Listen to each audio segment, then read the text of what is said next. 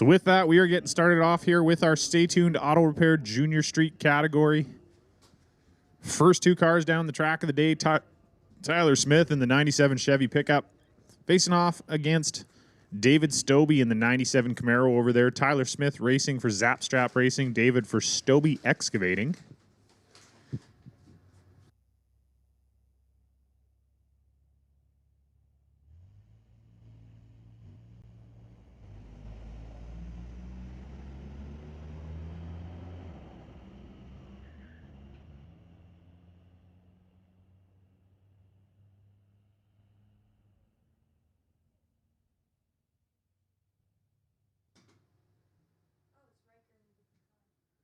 So Tyler Smith going 1086 at 64 mile per hour. David going 945 at 75 mile per hour. Bringing up Riker Tosin and Jenna Monroe. Riker in the left lane driving that 24 Kia for Ryan's Custom Concrete. Jenna Monroe in the right lane in the 2009 Tahoe. Racing for Bubba's Speed Shop, Winter Harbor Marina, and RV.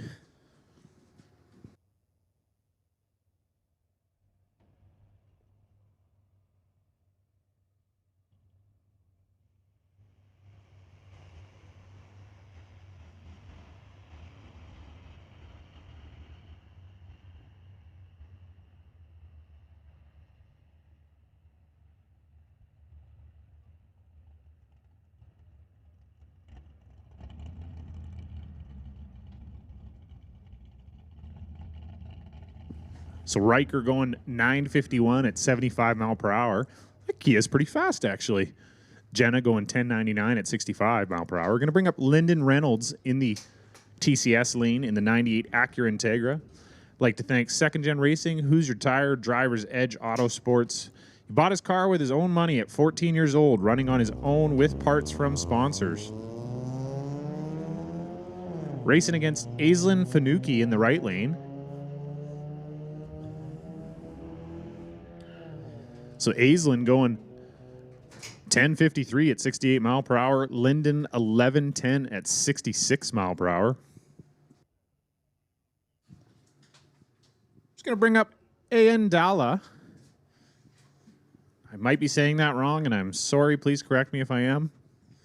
And James McNeil. James McNeil in the right lane. Aeon in the left lane. Aeon driving a 2015 Acura TLX. And James McNeil driving a 2000 Ford.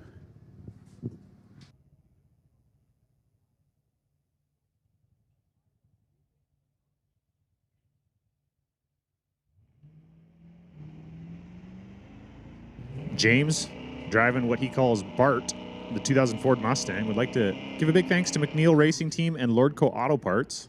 James going 957 at 73 mile per hour. Aeon going 973 at 74. Going to bring up Jack Johnson, not the singer, the drag racer in his 2009 Chevy pickup truck. He calls Clifford. I love these guys. Are all the Junior Street kids are giving all their cars nicknames. It's awesome. So Jack would like to give big thanks to Investors Group. Racing off against Josh Klosky in the 90 S10 Blazer. Josh would like to thank Design Flooring and Bailey Boys Racing.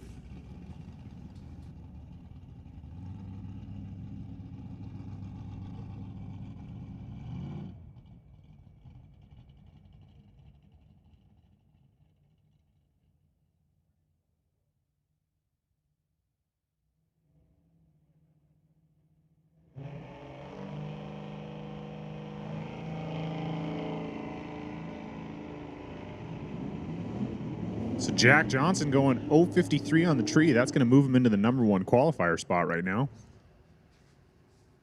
Crossing through the beams, 1091 at 65 mile per hour. Josh Klosky going 984 at 54 mile per hour.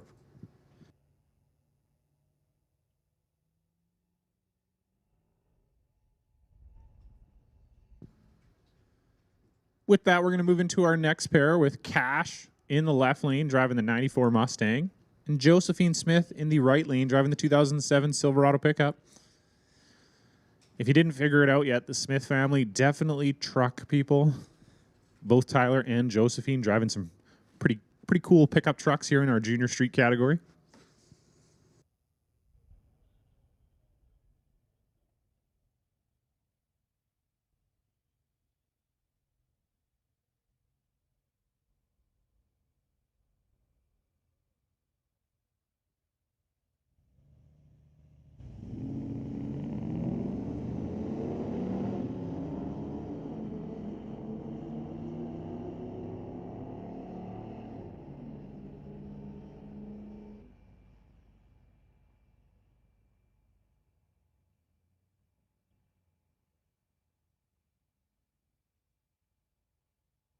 So Cash going 988, 70 mile per hour. Josephine going 978 at 73 mile per hour. We're just going to bring up Sophia Getz in the 2005 Ford F-250 and Taryn Monroe in the 97 Chev pickup.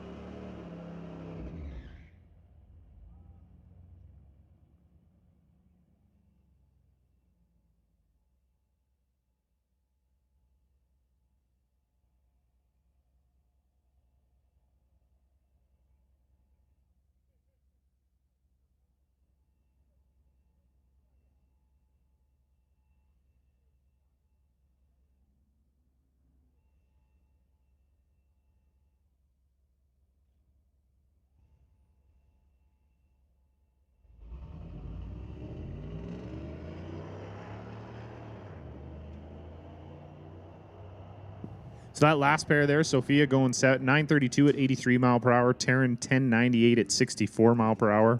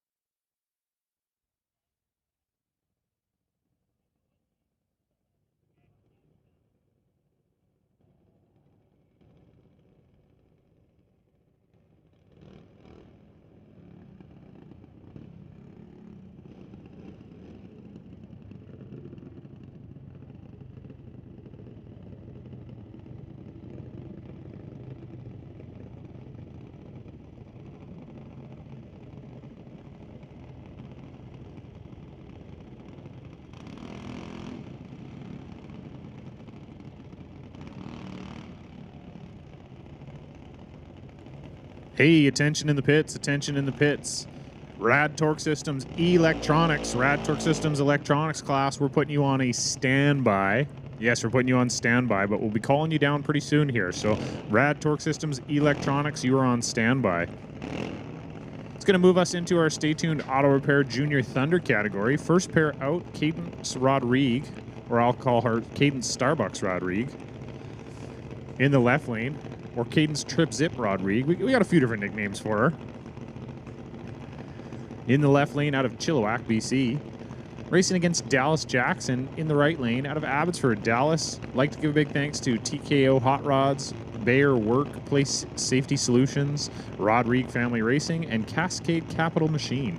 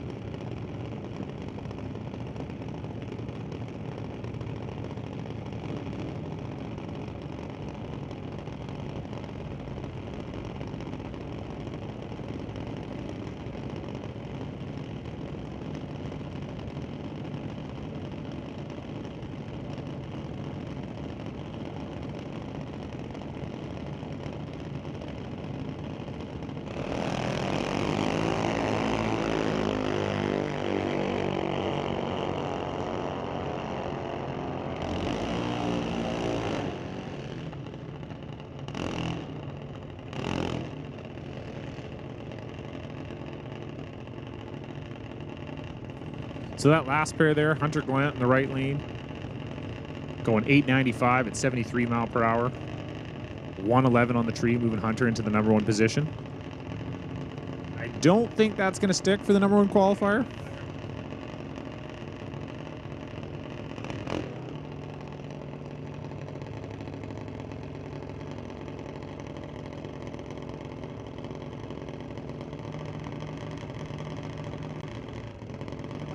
Hey, attention in the pits. Attention in the pits. We're going to make the call. Rad Torque Systems Electronics. Rad Torque Systems Electronics category. We're going to call you down to lanes 1, 2, 3, and 4. So Rad Torque Systems Electronics, come on down to lanes 1, 2, 3, and 4.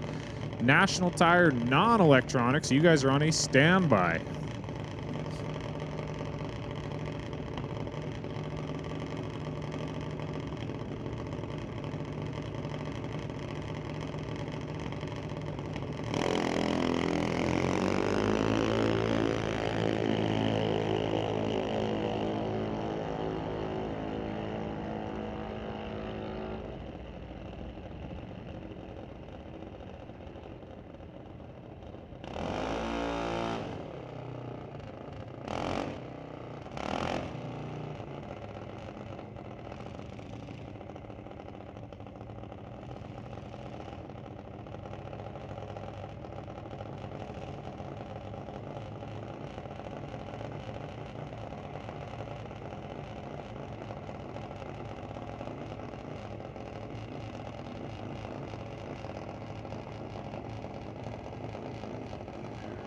So Alex Green there going against Owen Armstrong in the right lane. Alex was in the left lane. Alex going 899 at 73 mile per hour. Owen 1203 at 52 mile per hour. Going to bring up Nate Green. It says Nathan Green on my screen here for the first time. I wonder if he wants to be known as Nathan now, not Nate. Guess I'll have to do some digging into that one. So Nathan Green in the left lane, racing against Kira Harder over there in the right lane.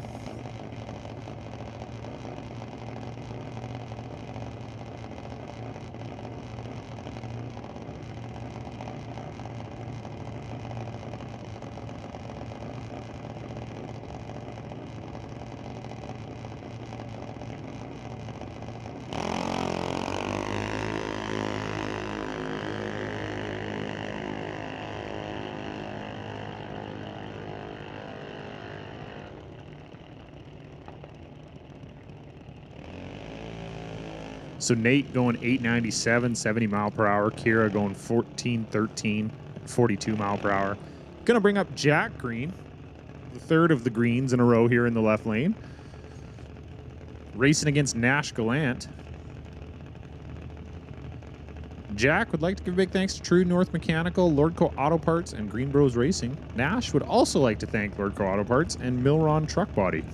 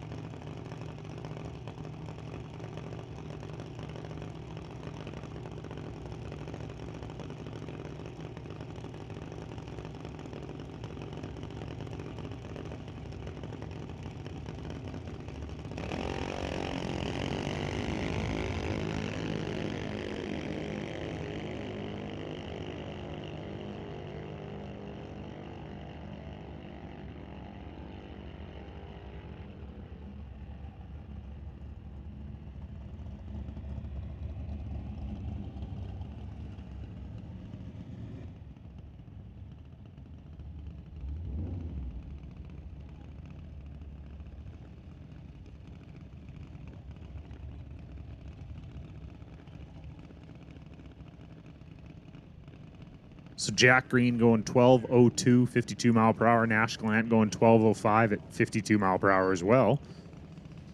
Going to bring up our next pair, Danica Harder in the left lane, racing off against Pearson Mass over there in the right lane. Danica would like to thank Anderson A1 Auto Haul, and Pearson would like to thank New Elevation Civil.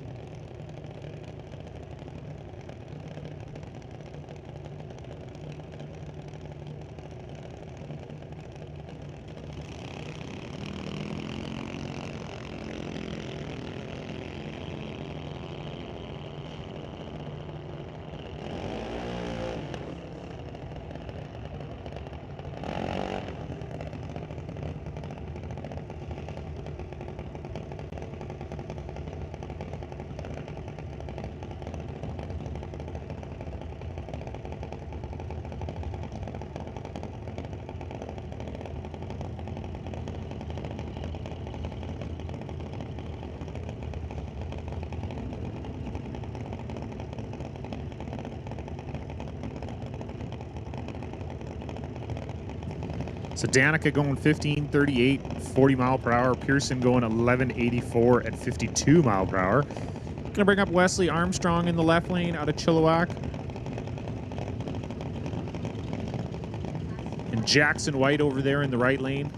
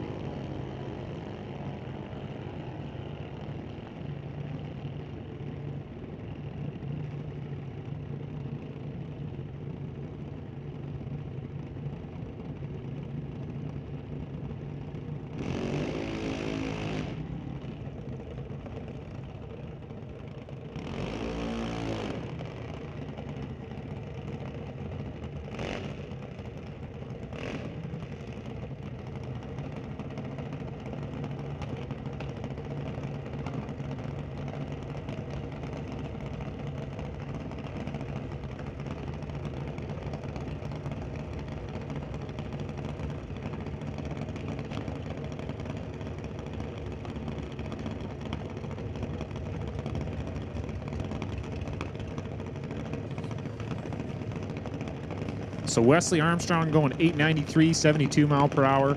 Jackson White over there 1452 at 41 mile per hour. Bringing up Ashton Katnick in the left lane, racing against Hunter Thompson over there in the right lane.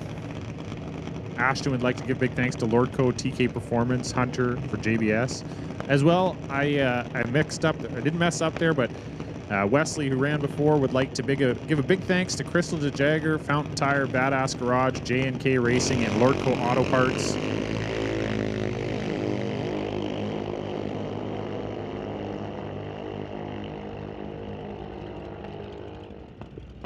So Hunter Thompson going 896 at 73 mile per hour. Ashton Katnick 901 at 71 mile per hour.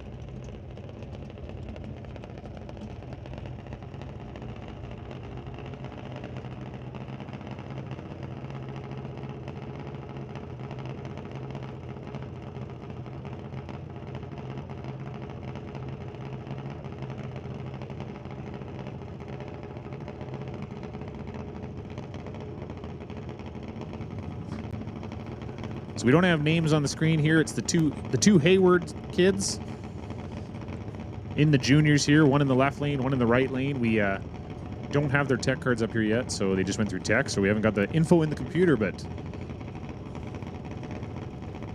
they will be in there shortly. 003 on the tree, going to move into the #1 qualifier spot with that one. Going 1020 at 54 mile per hour. Right lane 1110 at 55.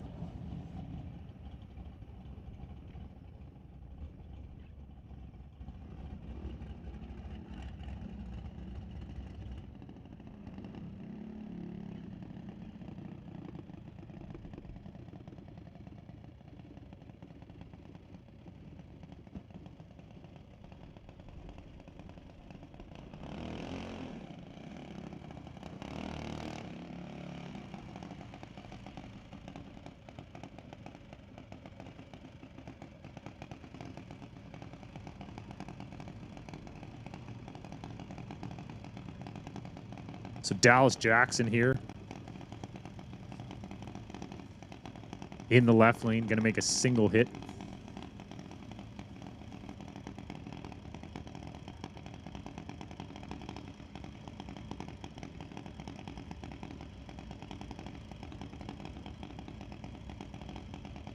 Dallas, if you're looking for a nickname for the car, I think we should call it Purple Drank.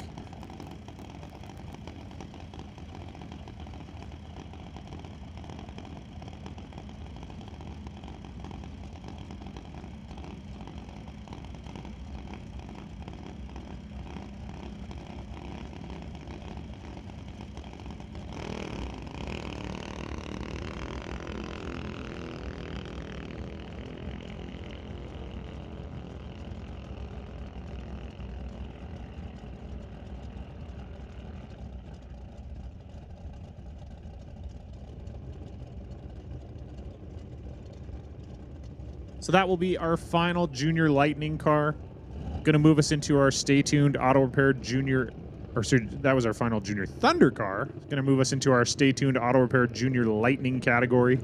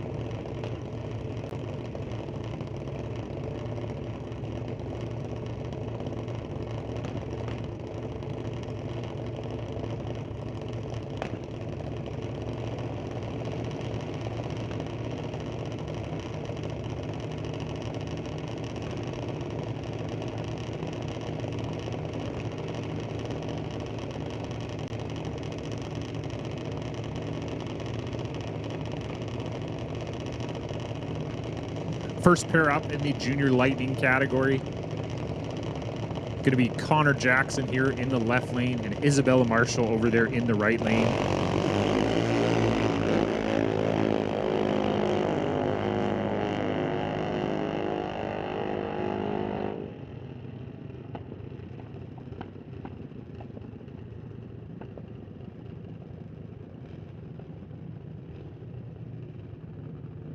Isabella going 796 at 83 mile per hour. Connor 789 at 81.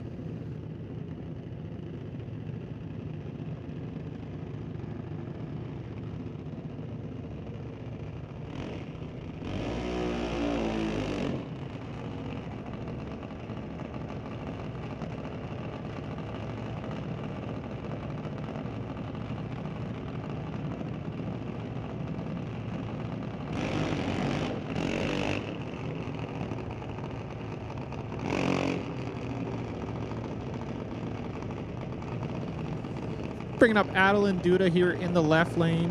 Nick Bond over there in the right lane.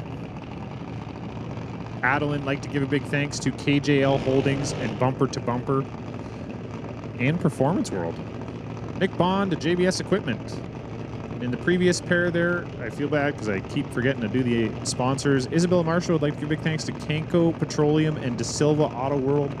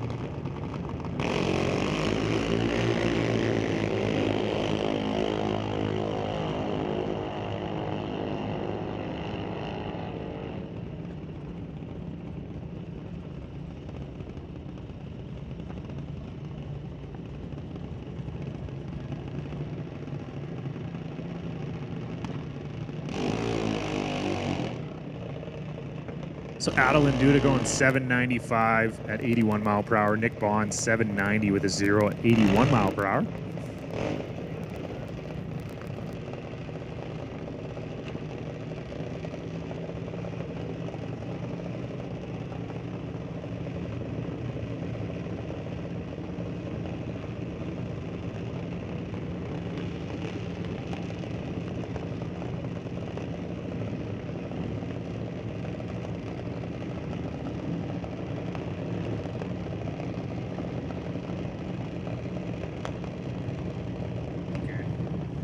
So a little bit of misinformation on the screen here. April Bond is not, in fact, running April Bond. A little mix-up on the computer up here, but we're all good. We got Bentley Johnson here in the left lane, racing for Johnson Motorsports. And April Bond over there in the right lane for JBS Equipment.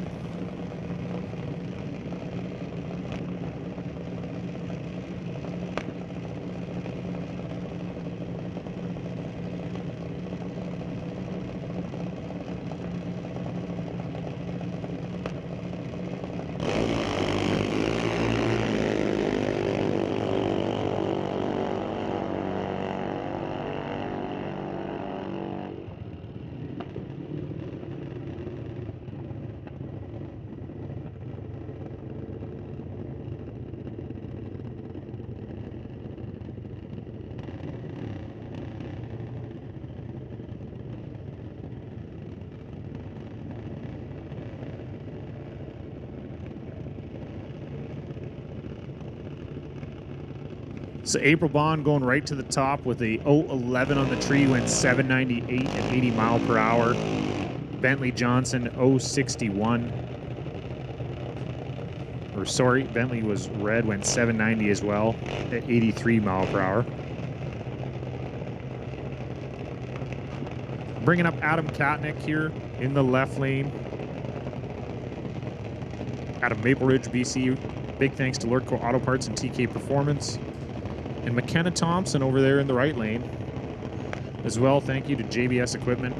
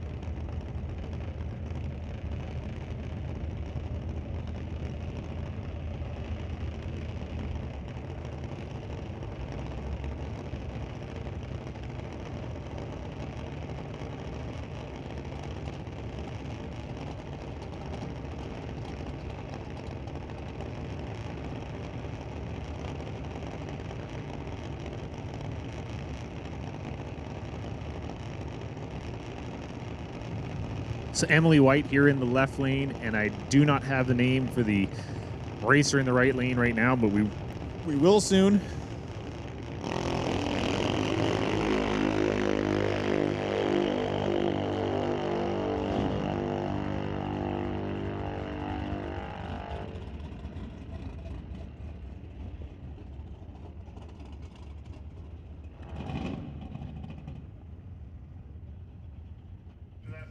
So Emily going 905, 70 mile per hour. Right lane going 784 at 82 mile per hour.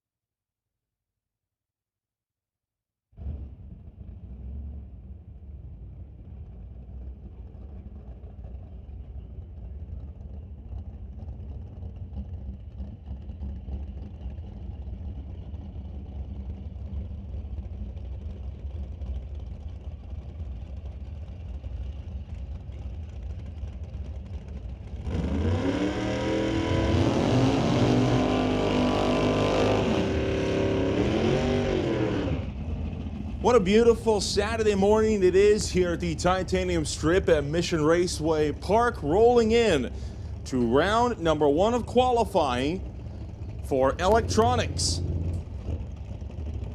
Kicking things off with John Jenkins in the West Coast Building Restorations S10. Squaring off against the 1934 Shawnigan Trucking Roadster, headed up by Ted Buss.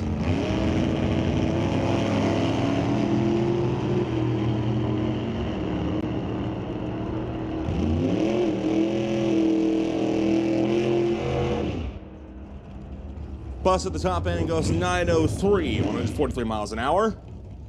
Jenkins going 1046 at 126. From there, we'll roll in Daryl Tippy in the Chevy 2, squaring off against Brad Powell. Powell supporting Ken Specialty Auto, STR Racing, and Outlaw Garage Customs in his 1967 Chevelle.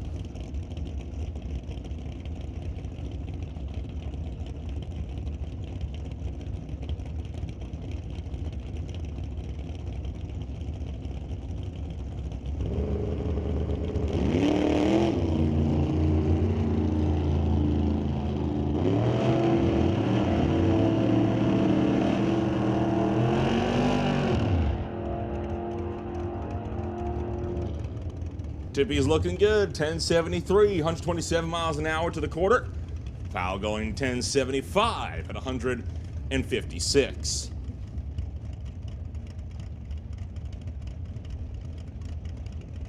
Next up, it's Stephen Roberts, the Evil Bucket Chevy Rose from 1934, racing Javon Brar in that 1978 Chevy Camaro Z28.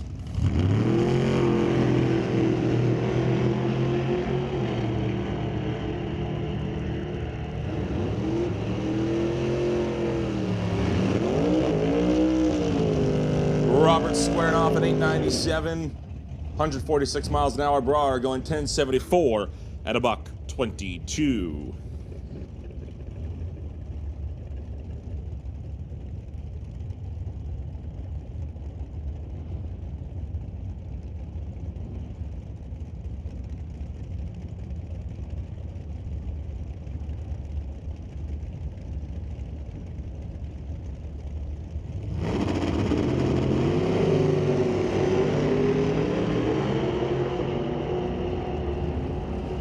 Young going to turn on the red light. His R10's racing Camaro right hand side goes 837 at 160.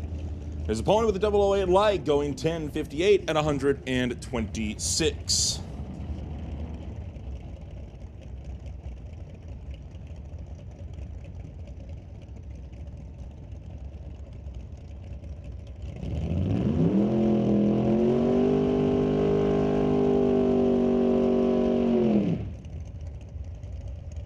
Just cruising on through electronics, Ron Fawcett doing a burnout across the line with the straight line race cars.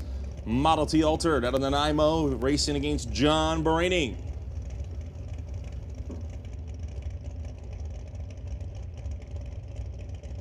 Two longtime racers here at the Titanium Strip.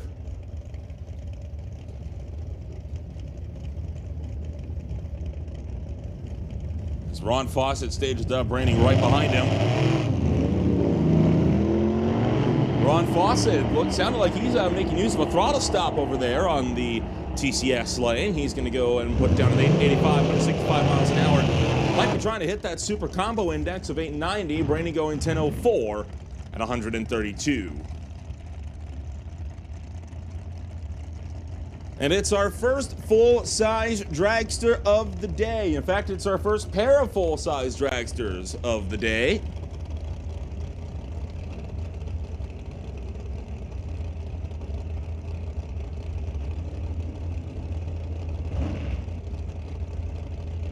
Aaron Young bringing it up here to our side. Lordco side, it's going to be Colton Morin in the Modern Motorsports Race Tech Dragster, sporting 615 cubic inches of big block Chevy motor behind the pilot.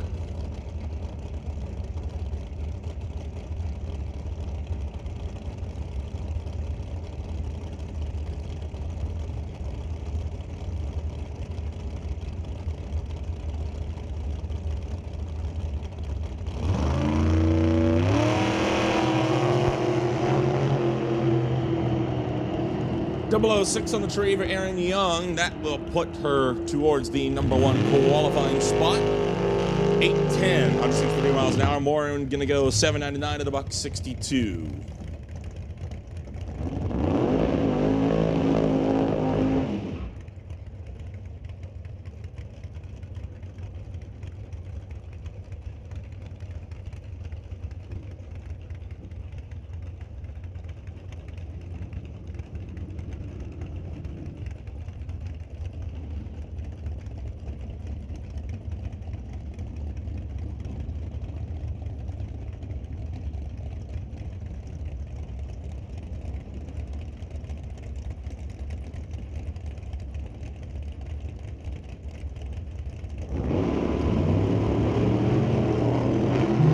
Kevin Garlock fires off in the Georgia Straight Line Collision Straight Line Race Cars Camaro, shouting out his grandson Aiden Garlock for crewing for him. Steve McKenzie will run down with the Cavalier going 932 at 149 miles an hour. Garlock 878 at 151. Of course, like the junior dragsters here, qualifying off of reaction time. So right now the time to beat is that of Aaron Young with a 11 thousandths of a second on the tree is what you need to score or better if you want to take the #1 qualifying spot. That's no easy time to beat. And no doubt drivers are going to be having a time of it trying to chase that time down.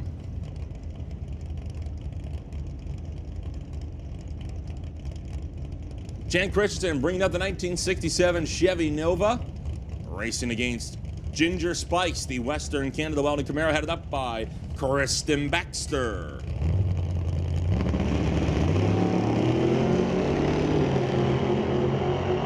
Red light start for Christian. Of course, red light's not a problem in qualifying. Christensen going 860, 156 miles an hour. Baxter going 1027 at $1.25.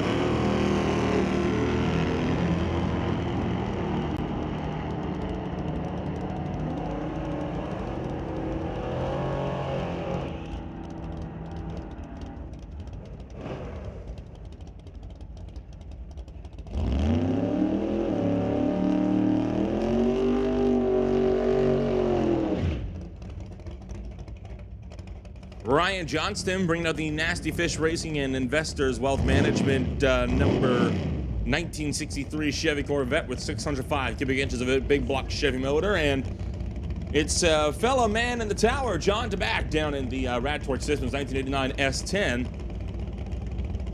Set to kick off his Smoke Fire and Thunder Saturday with a good run.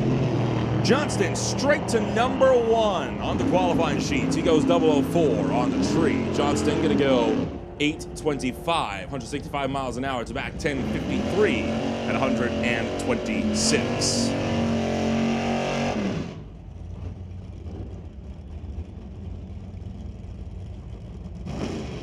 Attention in the pits, attention in the pits. We need NoBox, non-electronics. Come on down to lanes 1 through 4 for your first and only round of qualifying. That is NoBox, non-electronics.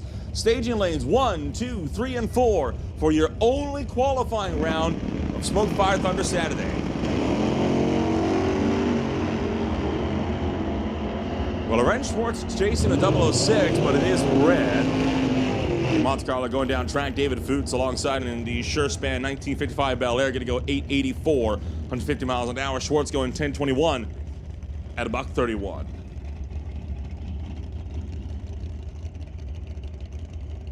Next up, it's Emma Debris Coos with the BD Lift Truck, Shawnigan Drucky Competition Tree Services, Bowtie Ventures, and Straight Line Race Cars. Art Morrison Dragster from the 80s. Racing the 2001 Undercover Dragster for Sheer Solutions and Just Mechanical, piloted by Emily Gerard.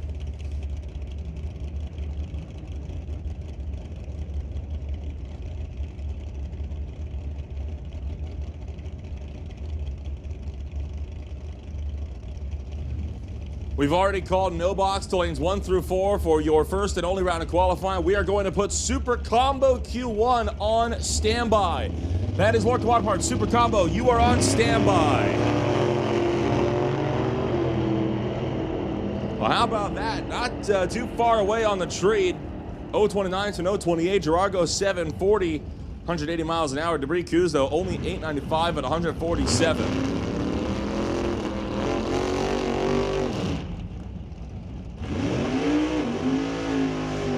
Next up, we'll bring Andy Hatton with the Bubba Speed Shop 1969 Chevy Camaro. Nothing yet on file for this car on the Lordco lane, but it does look to be a Corvette, and it looks like it might be a super gas car. So likely to use a throttle stop, might be trying to hit a 990 index.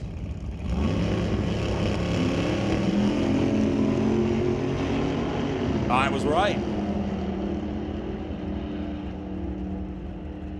Hatton 009 on the tree, goes 895, 113 miles an hour, and well, I was right about it being a potential super gas car, but it was not going for the super gas index, as That Corvette going to go 1073 at 134, so likely instead going for the Super Street Index of 1090.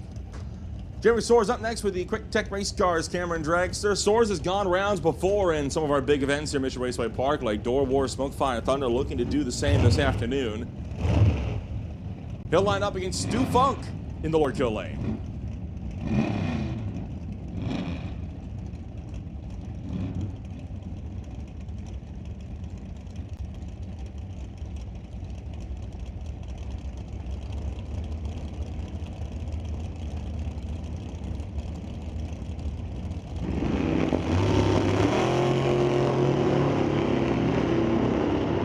Well, Funk's got to work on that reaction time, over half a second on the tree. Soares going to go with a 732 at 179 miles an hour, and Stu Funk just now tripping the beams at the quarter, goes 1305 at 94. Now here's a familiar side that we haven't seen in quite a bit. Steve Baskerville. He's been running a 3-liter Dodge Charger for a good chunk of the season, and in fact, pretty much all of last season as well, but used to run a 2-liter Volkswagen Golf, and it looks like he has broken out the Golf once again for racing action at Smoke Fire Thunder. He races against Jamie Bailey with the inline drilling 1969 Chevy Nova.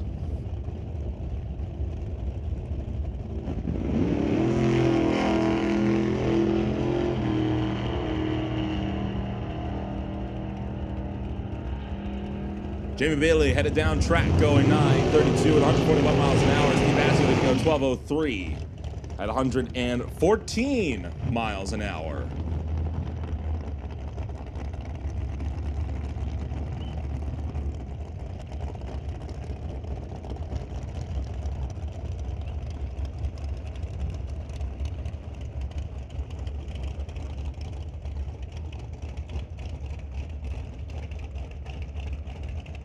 Pair of drags on this one, we bring up Monique Ambrosi for the JBS Motorsports dragster alongside Greg Dowdy with the Rad Torque Systems machine.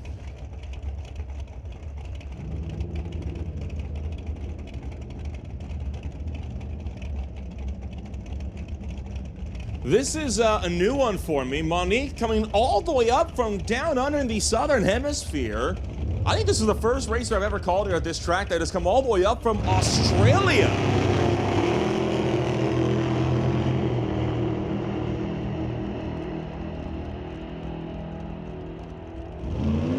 Likely sorting some things out under the car. Goes 791, 167 miles an hour. Greg Dowdy going 771 to about 71. Drag racing scene quite popular down under. Good to see some Aussies coming on up here to race with us here this afternoon. Steve Thorne brings up the 1964 Plymouth. He'll race against Cade Shirk in his own dragster.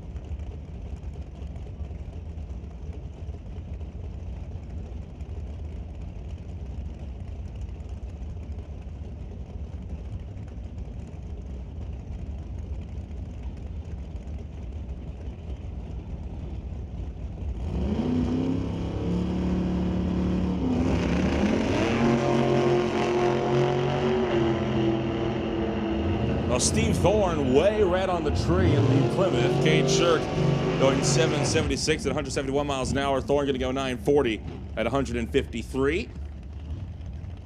We will now bring up Craig Johnson, the BC Scale Johnson's Customs Exhaust Malibu wagon.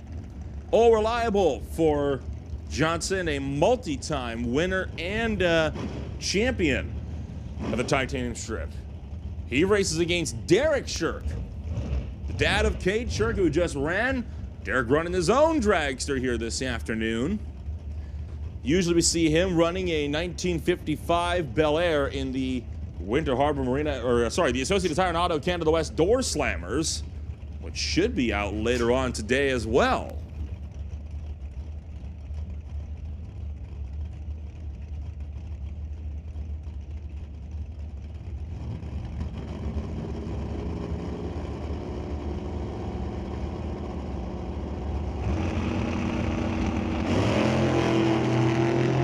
Wheels up high for Craig Johnson, pulling the contingencies out from the wheelie bar, or the wheelies on that car. It would seem it was Derek Shirka to go 787 to 169 miles an hour.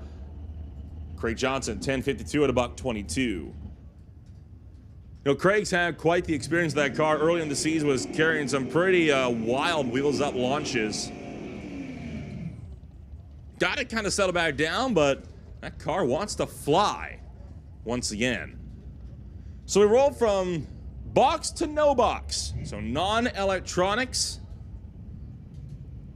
No electronics allowed in these machines, as Jessica Armstrong brings out the 1975 Dart for Crystal DeJager, Fountain Tire, Badass Garage, and J&K Racing.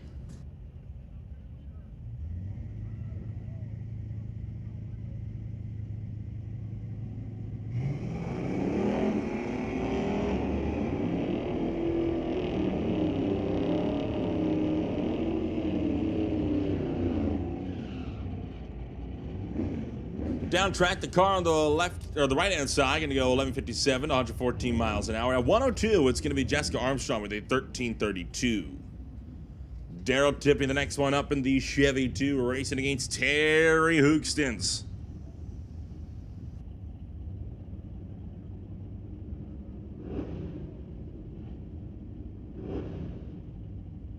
Driver out of Maple Ridge, running in a 1966 Chevy.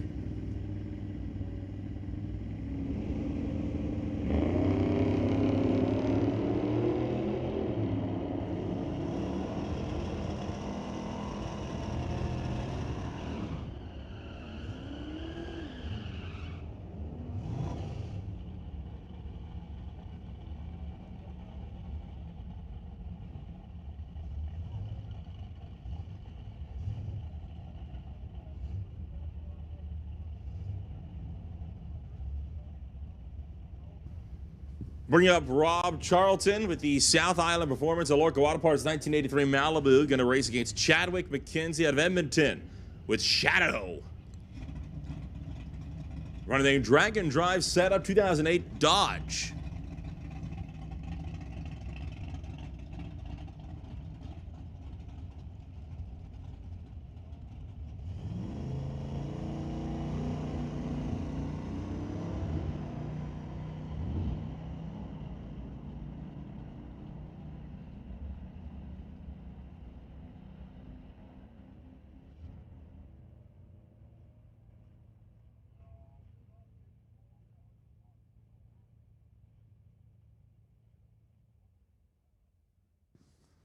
Charlton can go 14-12, 93 miles an hour. Chadwick McKenzie 11-73 at 117 miles an hour. Now bringing up Joel Smith with the Zapstrap Racing and Gibson's Transmissions 1968 Chevelle out of Abbotsford. Racing against Kai Jessman with the 1985 Regal.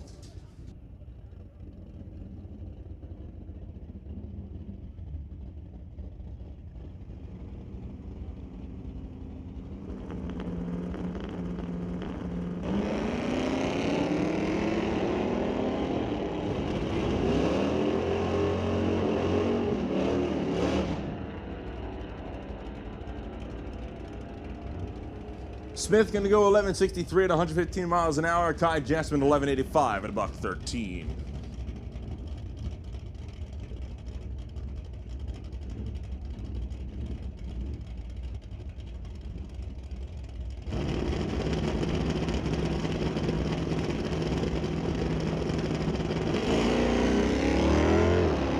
Bring up Mount Patterson, the Malfunction, Albion, Thailand, and Maple Ridge Valvoline Express Care. 1968 Acadian racing against Rob Getz with that diesel Ford F-150.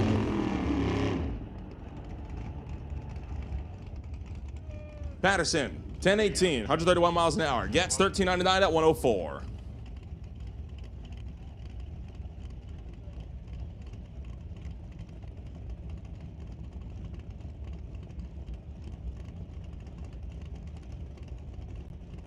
Bring up Claudio Fisher with the Viewpoint Construction Chevrolet, racing against Ray Bollinger with the Just Mechanical and AA Custom Brokers Pontiac.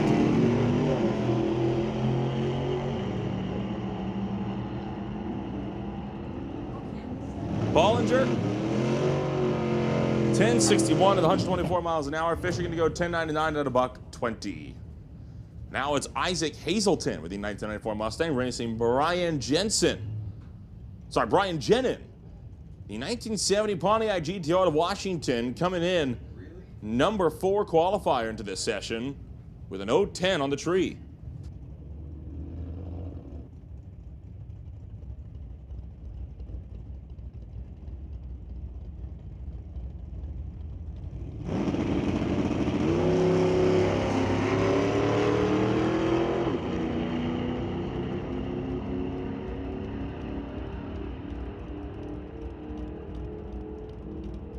Well, Jennen close to his best reaction time of the day. Going to go 10:62 at 126, was 0:11 on the tree. Just 1,000th off of his current fastest reaction time. Isaac Hazelton going to go 15:27 at 90 miles an hour. Bring up Dave Shirk, the 1986 Blaze for Bubba's Speed Shop in Comox Valley, Bobcat and Excavating. Right-hand side, we saw Terry Hookstins up earlier today. Hookstins was the number 5 qualifier entering this one. Now, the other half of the Hookstins, it's Sylvia Hookstins.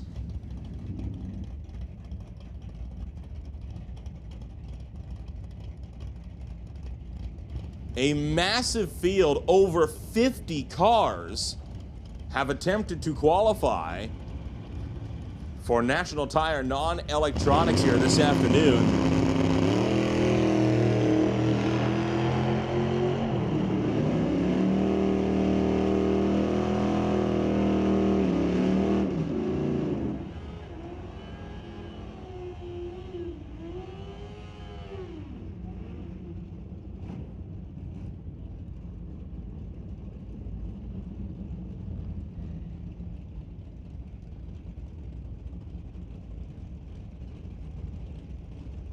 Total number of cars that have bought in, 81.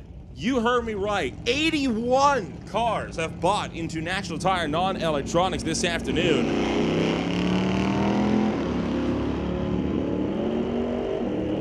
$81. Holy cow. That is a number I never thought I would ever say.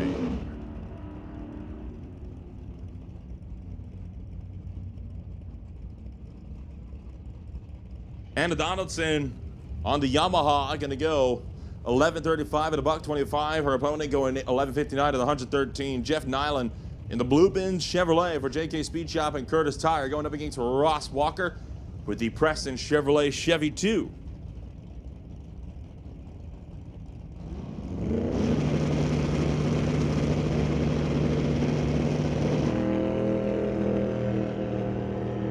Oh, in trouble for Ross Walker as the car going to lose fire on the line.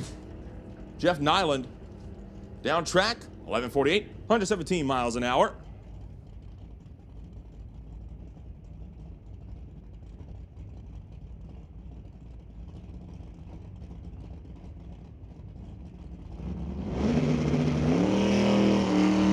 Now he's off. Although that reaction time, not going to be something to write home about. You know it's bad when it's got 5 digits to it, and it doesn't show up all the way on the scoreboards.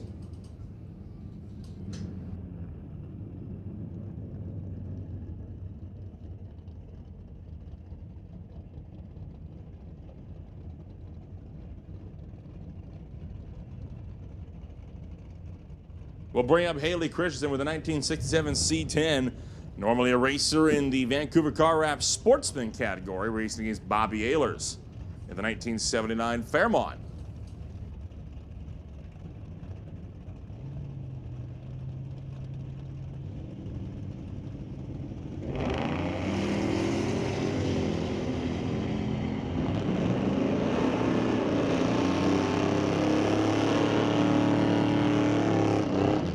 Ehlers going to go 966, 140 miles an hour. Christensen going to go 1171 at $1.13. Now we'll bring him Neil Cuthbertson. The Chevy pickup racing Colleen Davis for the Skeleton Crew racing a Lordco Auto Parts Chevy 2.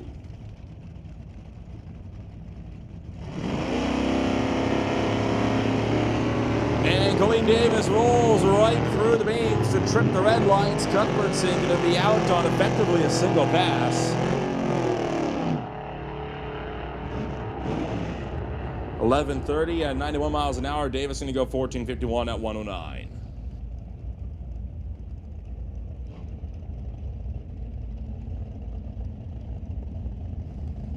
Next up, it's Warren Jacobson. Jacobson racing against Ryan Wilson with the Wilson Mechanical Limited Chevrolet on the far side.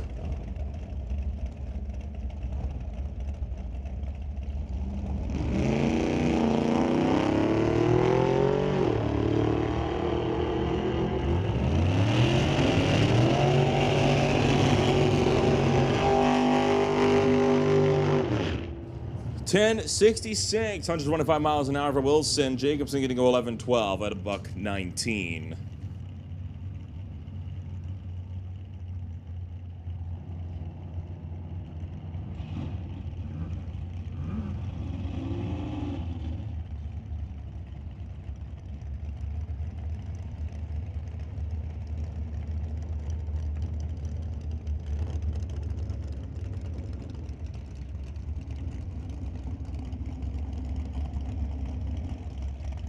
How about this pair of alters? Lauren Dufour, Tower side, Lordco side. It's Jamie Wellwood.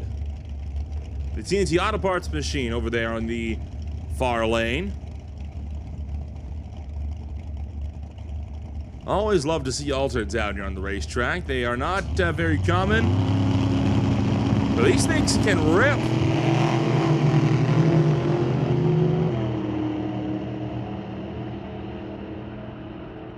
Dufour, top end, 803, 162 miles an hour. Wellwood, 805, 165.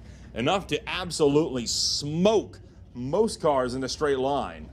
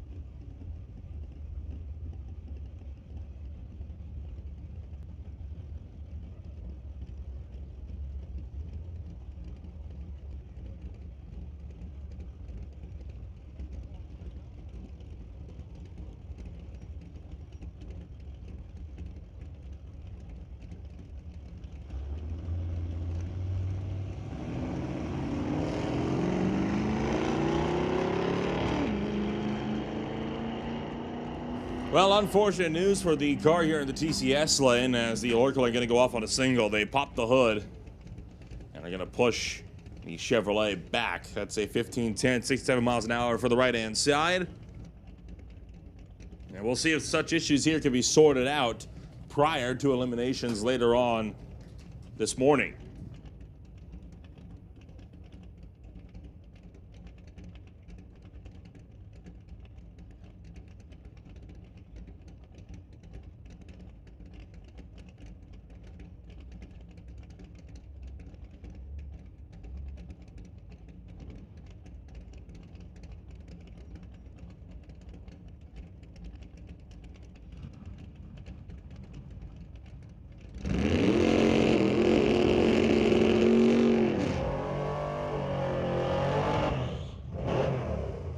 So John, back to party here this afternoon. The Rad Torque Systems S10 double classing in both box and NoBox here at Smoke Fire and Thunder Saturday.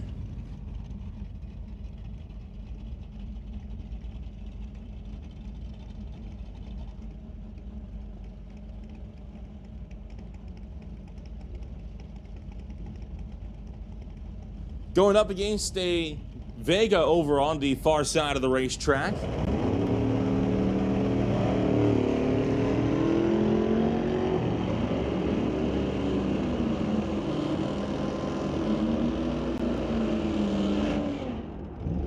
To back 1048, 126 miles an hour. The Vega 976 at 129. Veronica Hodgson, the next one up to bear.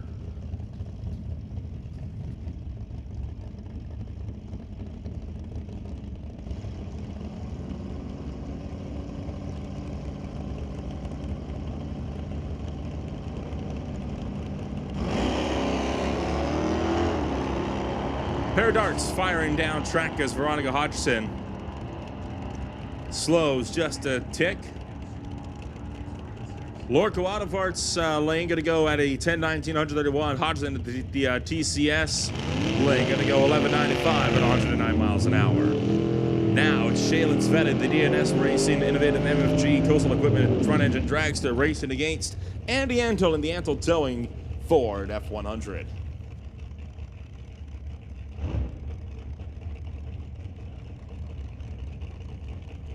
Attention in the pits, attention in the pits. Lordco Auto Parts Super Combo to lanes 5 and 6. Super Combo, make your way on down, lanes 5 and 6. And then we are going to put McLeod Clutches BC Super Shifters on standby.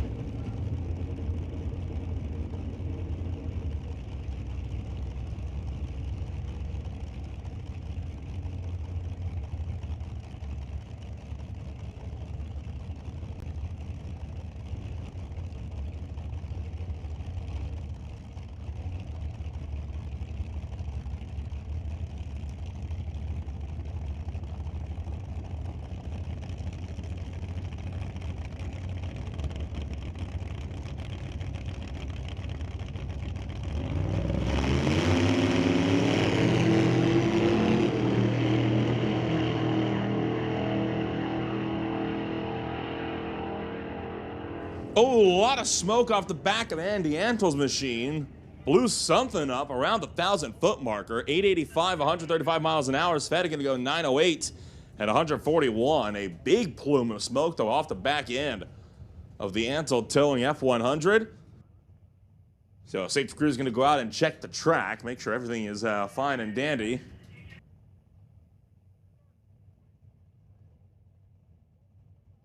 So might be down for a minute here as we investigate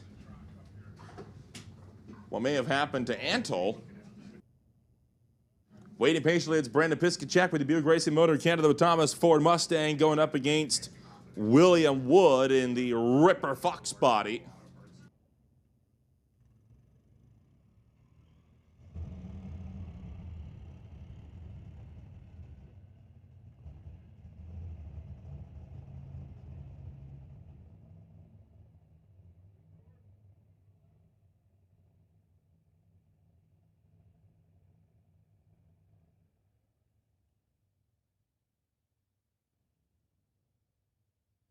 So not the news we were hoping to hear. There is water that has been put down on the racetrack by Andy Antle's F100 at the top end. So we are going to be down for a bit here while we clean that mess up. And then we will be rolling back into the remaining parts of non-electronics here in just a few moments. So if you're up in the stands, you haven't gotten breakfast yet, now would be a phenomenal time to go and get yourself some lunch from the Half-Track Snack Shack. Maybe pick up some MRP apparel down at the Pro Shop right across the way. If you're over on the Lordco side, over in the pit side grandstands, I know it's hot out there. Make sure you're all staying hydrated as well over on that far side. And if you do want to take a look at the cars up close, your ticket does come with a pit pass. You're more than welcome to utilize the Lordco Auto Parts Spectator Bridge and make your way on over and come take a look at all these beautiful race cars up close. Super Combo, we have called you to lanes 5 and 6, but we are on a bit of a delay, so not the most urgent rush at the moment for you guys, but in a timely manner. McLeod Clutches, BC Super Shifters, you remain on standby. Of course, Combo and Shifters will be getting 2 qualifiers today. Everybody only has 1. 81 cars. That's got to be a record of some description here in NoBox. It is a record. Confirmation on that one. I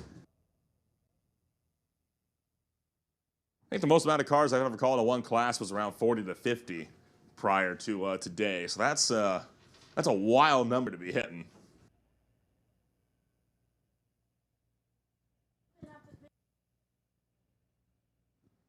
It's a tight battle for number 1 right now. The top 3 on reaction time separated by only 5,000th of a second. Ryan Ledre currently holding the number 1 spot with a 1,000th of a second reaction time. Chris Stone hot in his heels though with a 005. And Monty Beagle still clings on to 3rd with a 006. For those of you that are looking forward to stuff like the Doorslammers and the Pro Modifieds and all of our Outlaw classes, they will be scheduled to come on up along with Top Comp at 1 o'clock p.m.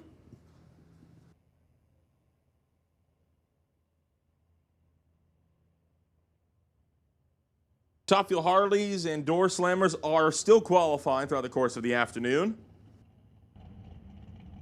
The first Jet Car Pass scheduled for about 5 o'clock in the afternoon, along with Nitro Fuel Altereds and the Hard Knock Stunt Show right before them. They will also be up at 8:30 later on this afternoon. So Nitro Fuel Altereds and Jet Cars up at 5 and 8:30 this afternoon.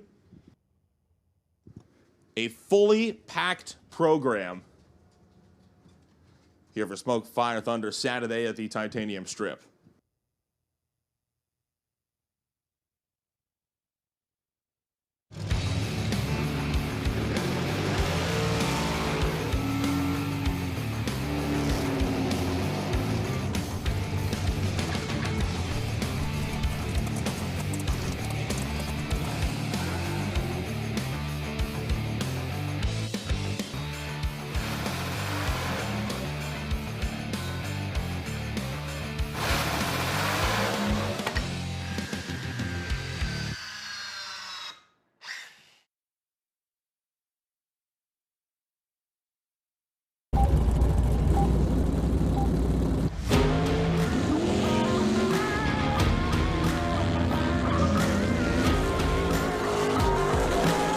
At home with the live feed. The little Ford Ranger, the Vanishing One stunt team. And the wind light. Association here looking for that outside line. We are going to ramp it up big time from here. Expecting pro competition. A beauty. $2,500 cash winning prize. Really awesome. Sir, the replay provided by Valley Tech Production Group. This is just the beginning, folks.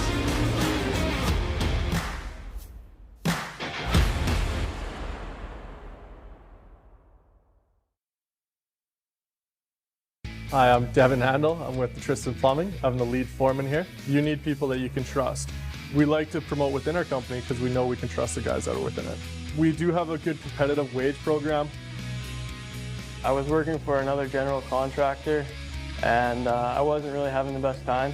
I talked to the foreman there. I saw opportunities with the Tristan. I decided to take them and it's been great. Workers, people in their mid-20s, or even people looking for just a new kind of career, it's been an awesome opportunity to get in right now. At the end of the day, I go home happy, you know. You kind of see what you build here. You can walk away from it and be proud. If you're ready and eager to build a career that grows with you, look no further than a Tristan McCansell.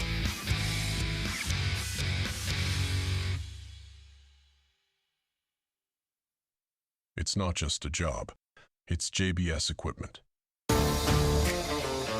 People work here because they're proud of this equipment. And customers are buying this equipment and they're proud of it. When everybody gets around a piece of JBS equipment, there just becomes that feeling in your gut where you're like, this stuff is really awesome. It's built by good people. That's how we can move mountains, and that's what we do here.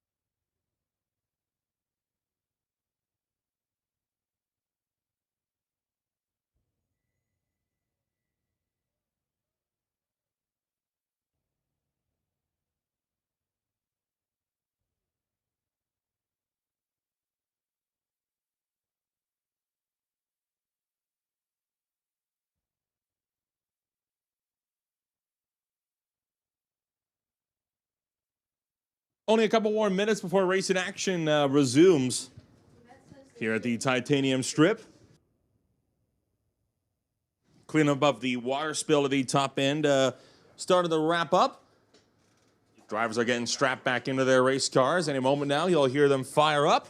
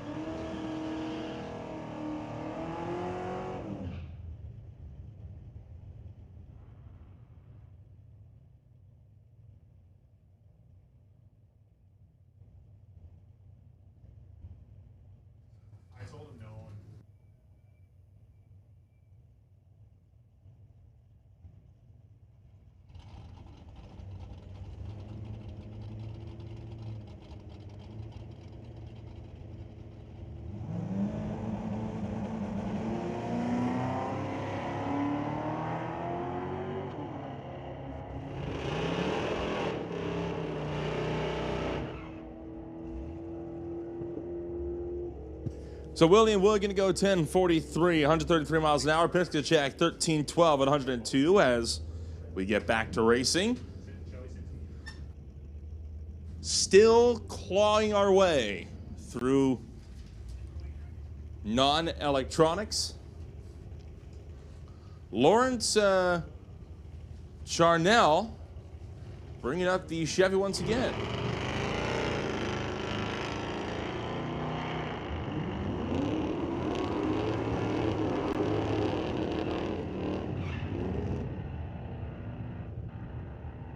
Lawrence on his first attempt, they didn't let him stage. Something's going on with the car. It wouldn't start up, so they backed him out, and now we're good to go.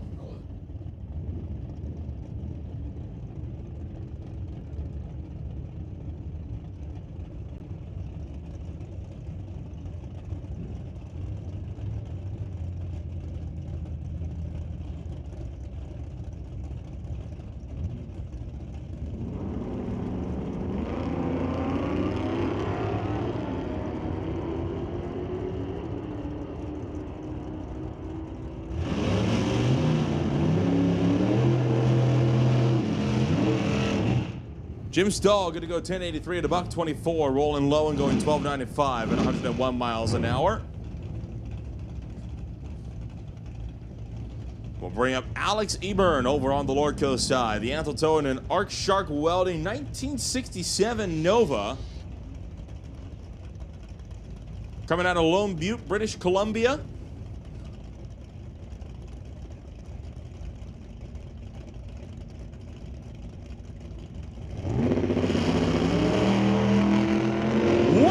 Up high for the TCS lane, slams back down, and now on a power run out to the quarter mile. Eburn going to go 903, 146 miles an hour. Left lane going to go 944 at 141.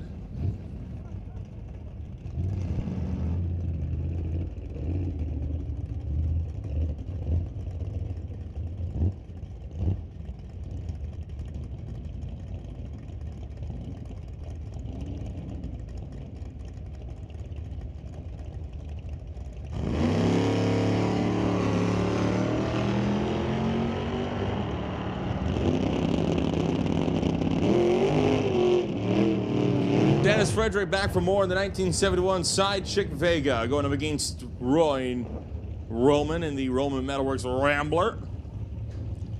Frederick 1039, 127, Roman 1130 at 117. We saw Brendan Piskachek. Now we bring up Daniel Piskachek, coming out of Burnaby with the Buick Racing Mustang Fox Body Racing. Cody Marshall in the Intimidator Nova. The Bambo Time Machine out with a 015 red light.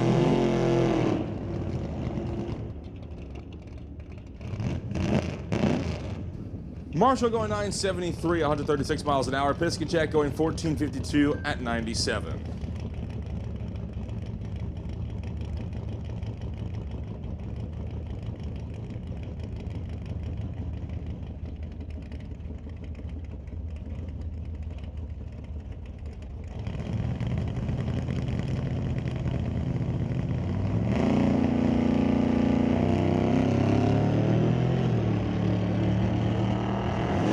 Bit of wheel spin for Darren Martin in the 2005 Sierra pickup. Left lane going to go 11:29 at 121 miles an hour. Darren Martin will clock in 17:10 at 81 miles an hour.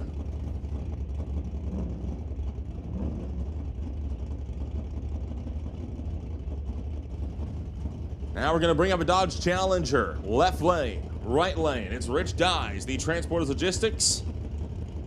Giving a bit of a thank you to John DeBack for doing an LS swap with the 1973 Nova. Oh, and the Challenger, way red.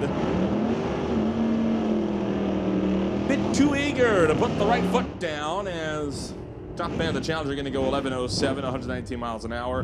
Dyes 11:14 at $120.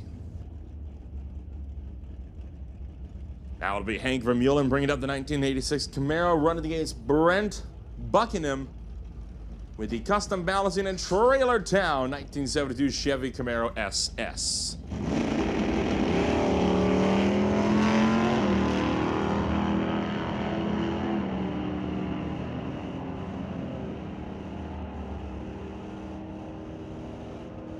Buckingham going 10:53 at 126 miles an hour, and Vermeulen going 11:54 at 118. Now it's Archie Limpright. The McRae Septic 1981 El Camino racing against Richard Love with the 2003 Extreme pickup for Lightning Wash and Detail and SS Motorsports.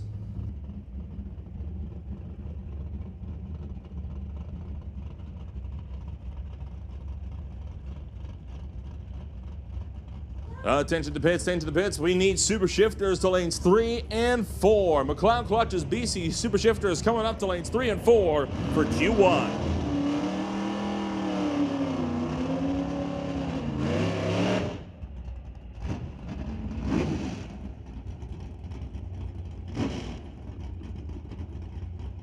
We're also going to put juniors on a standby. That is all junior classes. This is your standby call.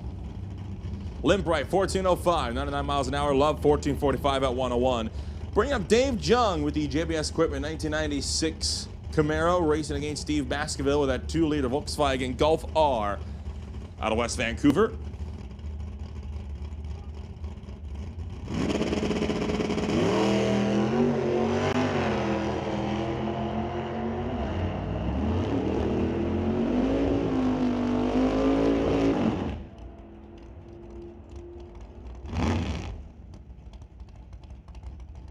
Jung gonna go 10:63, 126 miles an hour. Problem sent it in for Steve Baskerville as he slows quite dramatically, cruising down to about 55 miles an hour the whole way down the right-hand side. 18:14 at only 55 miles an hour.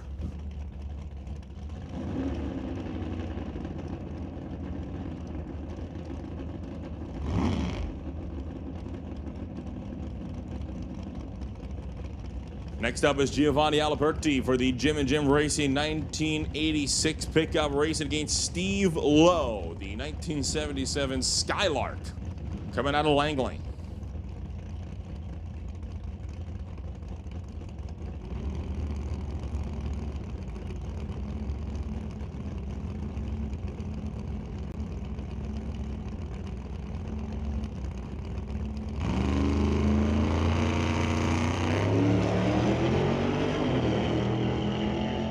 Aliperti, number 2 qualifier, puts down a 004. Steve Lowe, though, going to pull it off to the right-hand side and roll to a stop right around the 8-mile mark.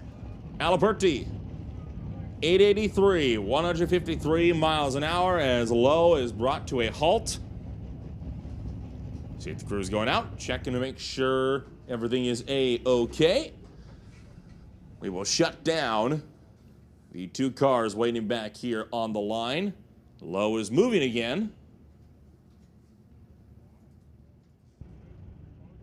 May have had a temporary issue.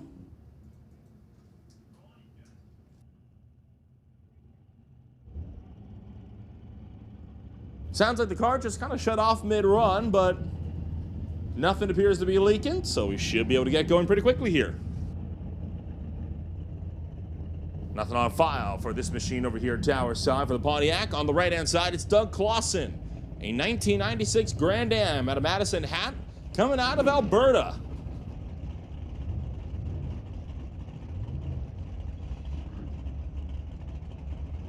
Could not have hoped for a better day for Smoke, Fire, Thunder Saturday. It's warm. It's pretty much all but clear skies. Nice little breeze in the air. Hard to remember the last time we had a Smoke, Fire, Thunder Saturday that looked this optimistic.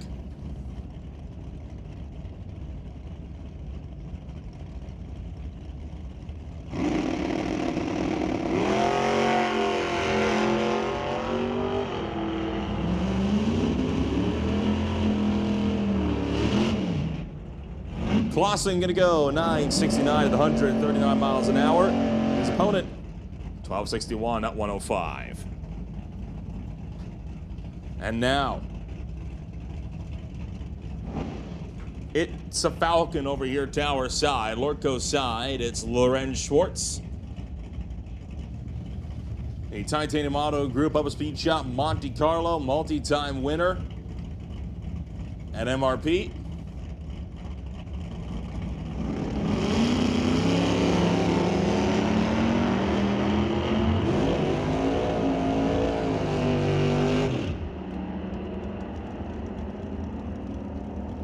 Top end, the Falcon goes 981, 138 miles an hour. Right lane goes 1019 at $132.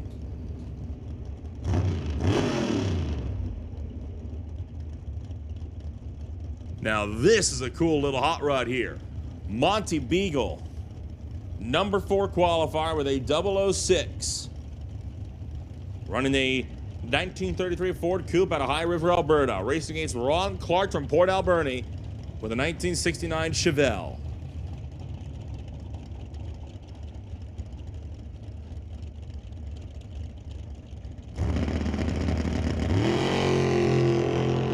Well, he may not improve, but he is on it. 007 on the tree for him. As Beagle going 9-9, 146 miles an hour. Ron Clark 002 red on the tree. 1253 at 106.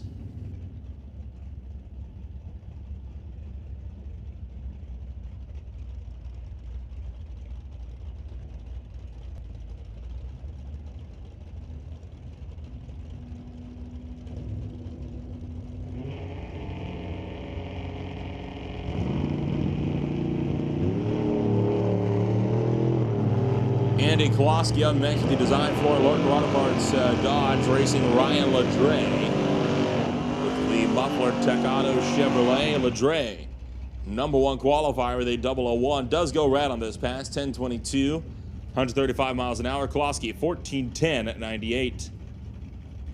Kevin McCauley up next with the BDL Automotive Cutlass out of Maple Ridge. He races Jesse Gard with the Lavish Landscapes 1982 S10.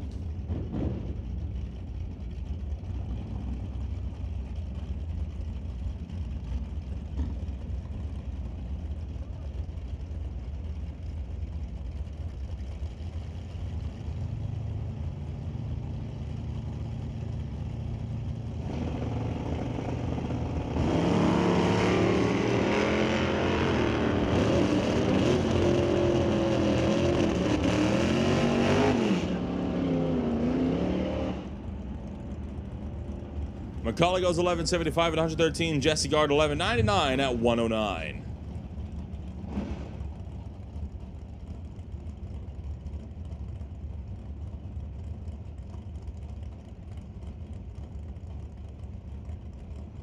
Attention to the pits, attention to the pits. We need juniors to the lanes. Juniors to the lanes. We're calling Junior Street to lanes 5 and 6. Junior Thunder to lane 1 and Junior Lightning to lane 2. That is Street to 5 and 6. Thunder to 1 and Lightning to 2.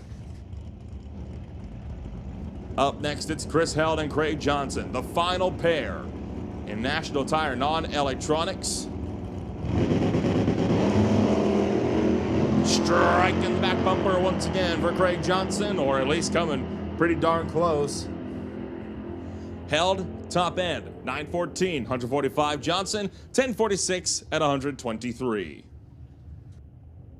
That rolls us into Lordco Auto Parts Super Combo. Drivers have to dial in to one of the 3 NHRA indexes, either Super Street at a 1090, Super Gas at 990, or Super Comp at 890.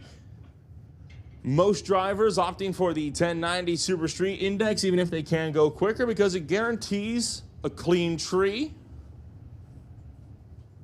9 times out of 10, that's usually better for both drivers involved.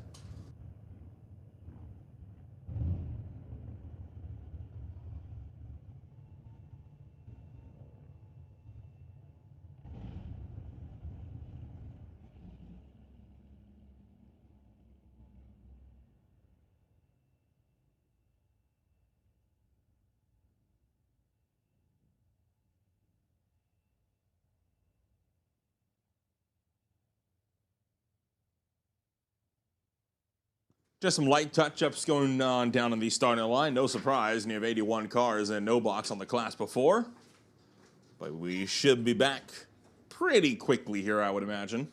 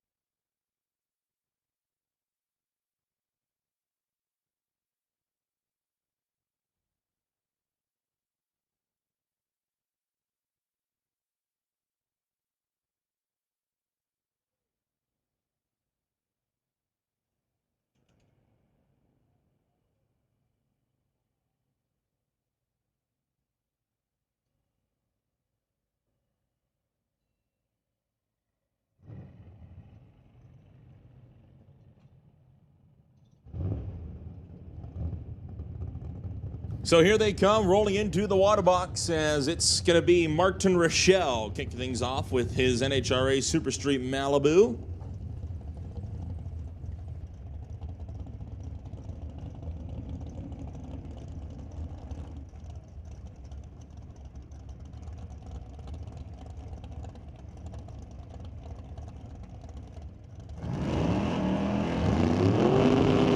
Over on the right-hand side, Sylvia Hookston's driving Jerry Epps' old 1966 Ford Mustang. Both drivers, again, looking to hit a 1090 Super Street Index.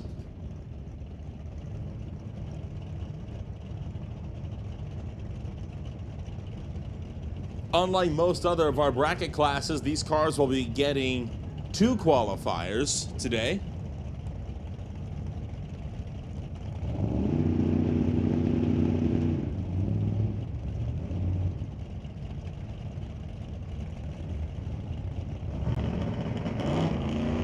And Hookston's going to bump right through the beams, not going to get a time. Martin Rochelle headed down track.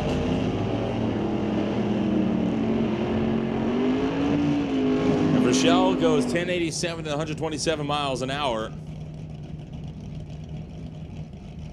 But again, Hookston's getting no time. We move on down to Curtis Munson and Glenn Eagleton. 1981 Malibu squaring off against a 1969 Corvette.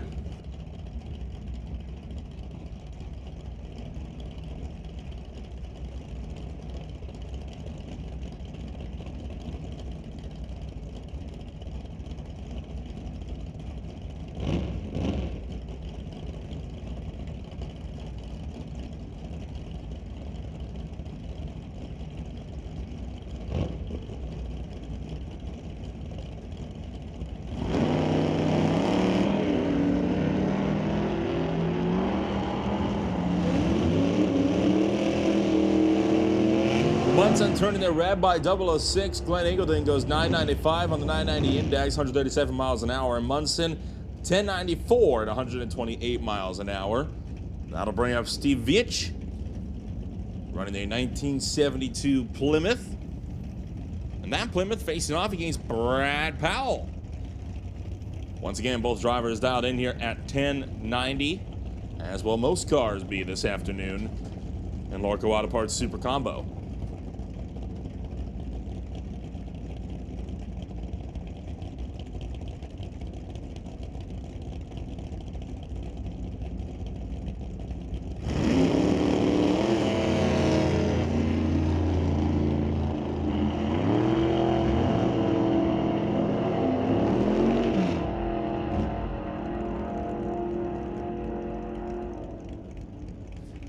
Powell going 1081, 153 miles an hour. Veitch 1086 at 126. That brings up now Warren Jacobson, running a 1967 Chevy 2, dials in 1090. Dan Parsons in the P&W Adventure, racing that quality racing Duster, going up also with a 1090 index. Of course, drivers right now just qualify off of their respective indexes.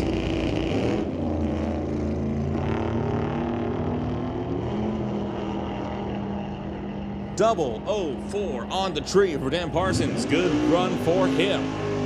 1052 at $1.31.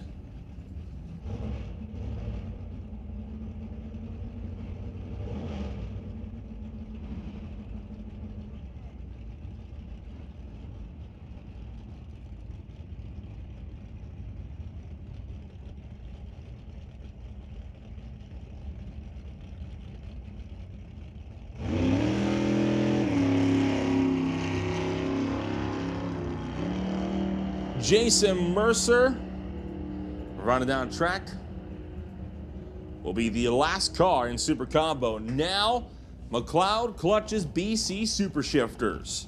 All four limbs in use. 1 foot on the gas, 1 foot on the clutch, 1 hand on the shifter, 1 hand on the wheel.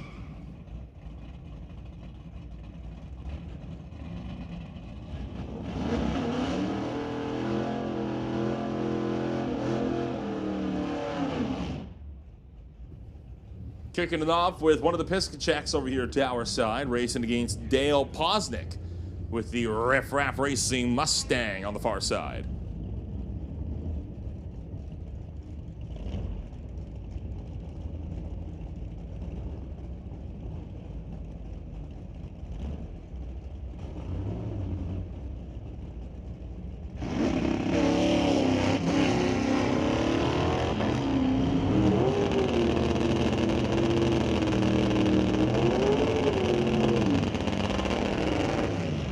Dale Posnick up to the top end, going 1055 at 130 miles an hour. The Piscachek to go 1424 at 97.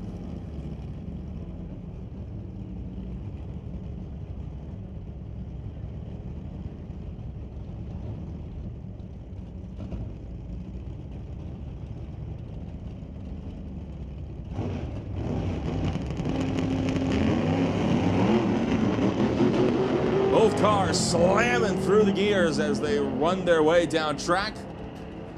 And looking like problems. Tension setting in for both drivers. The left lane slows in the right lane. One of the winter bottoms just didn't really manage to shift up into second gear there.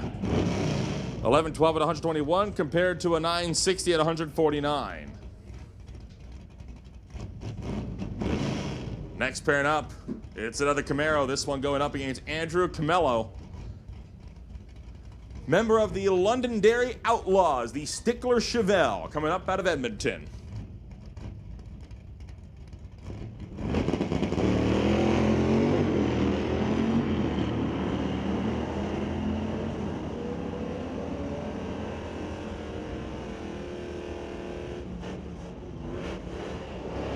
$10.14 to 131 for the left lane. Camello going to go 11.89 to 116.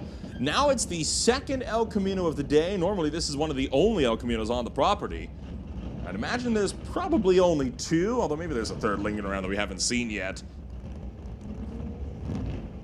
But the El Camino racing against Dan Gray in the Gray Performance Ford F-250.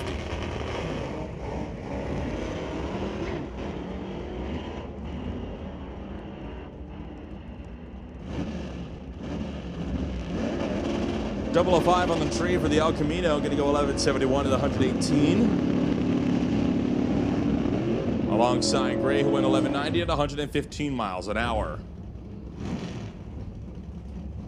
Now it's Will Zorick. Zorick going up against Scott Winterbottom.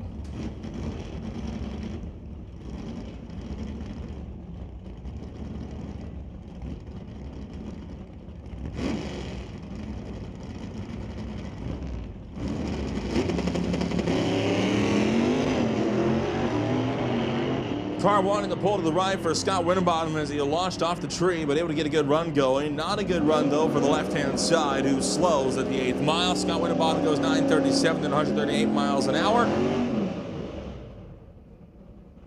And the right lane with a slow cruise at the top end. Final car here, then. McLeod clutches BC Super Shifters. It's going to be Jim Van Cleve with the Van Cleve Motors 1967 Fairlane out of Morton, Washington. Wanted to thank members of the Van Cleve family, as well as Mike Merck, for getting that car down track here this afternoon.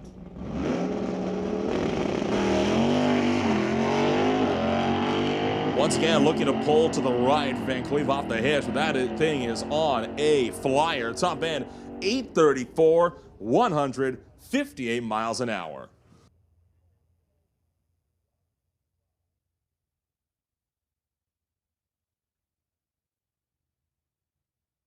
And now we roll into our first round of eliminations on the day. It's going to be Junior Street rolling into the water box.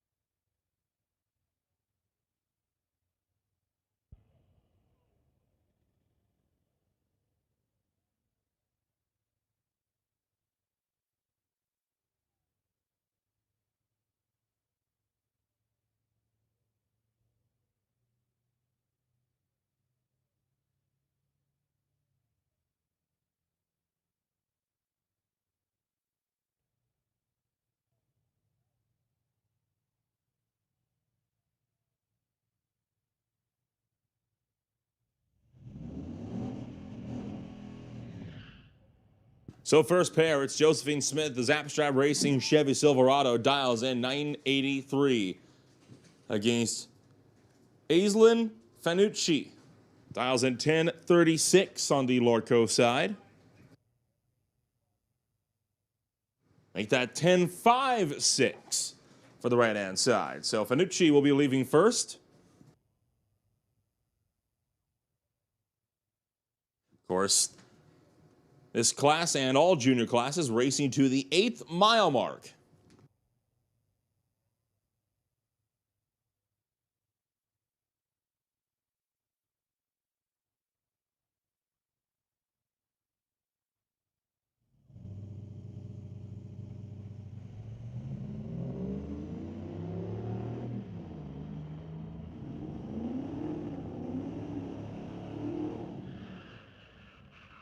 Eighth mile mark. Josephine Smith, the first driver to advance in competition on Smoke, Fire, Thunder Saturday, besting Aislinn Fanucci. We'll bring up Cash, running a Mustang out of Chase, dials in 984. To Cash's right, it's David Stobie with the Stobie Excavating 1997 Chevy Camaro, dialed in 949.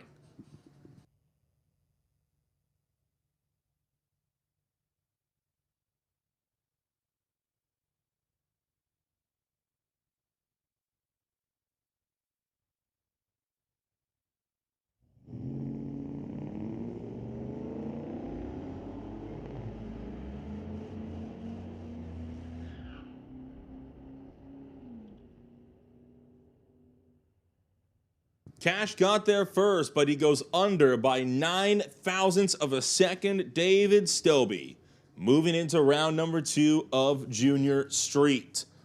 15 cars initially qualified earlier this morning.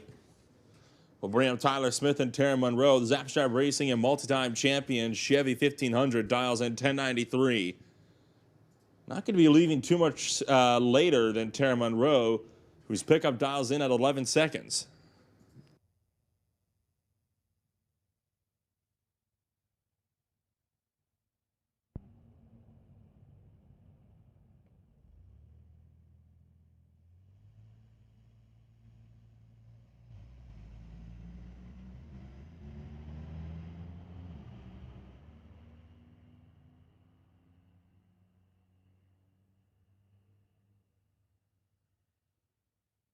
Tyler Smith dials in 1099. Monroe dials in 1101 at 63 miles an hour. So Tyler Smith moving to the next round by about 600ths.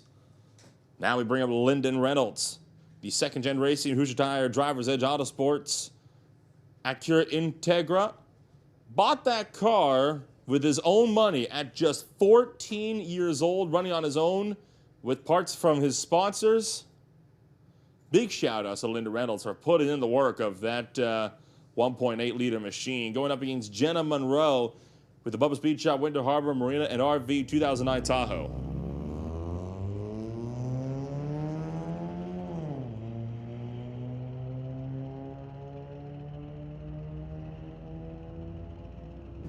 And it's going to be Jenna Monroe moving on. That race won on a hole shot down on the starting line. We'll bring up Jordan Ormsby alongside Ian Dalla. 1993 Pontiac Firebird dials in 1005 against the 2015 Acura TLX. Dials in 960.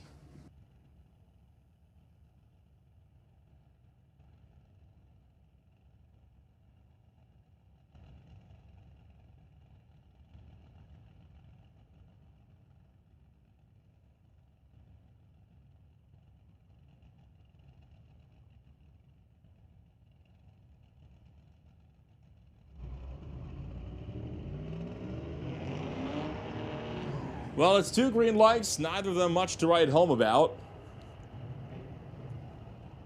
Top end, it'll be Aylin Dalla, getting there by about 3/10.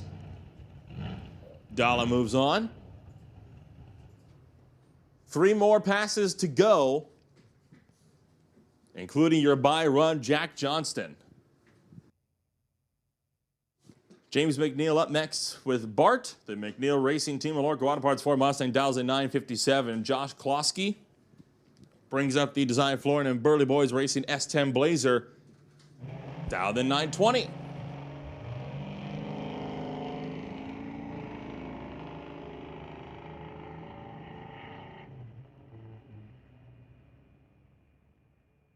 McNeil going in at 959, 73 miles an hour. Josh Klosky going 980 at 55 miles an hour.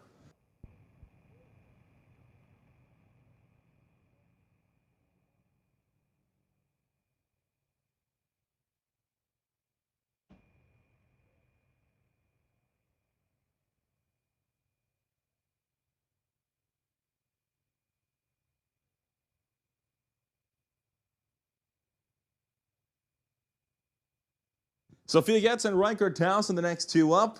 Ford F-250 going up against the 2024 Kia for Ryan's Customs Concrete. 931 to a 950 dial.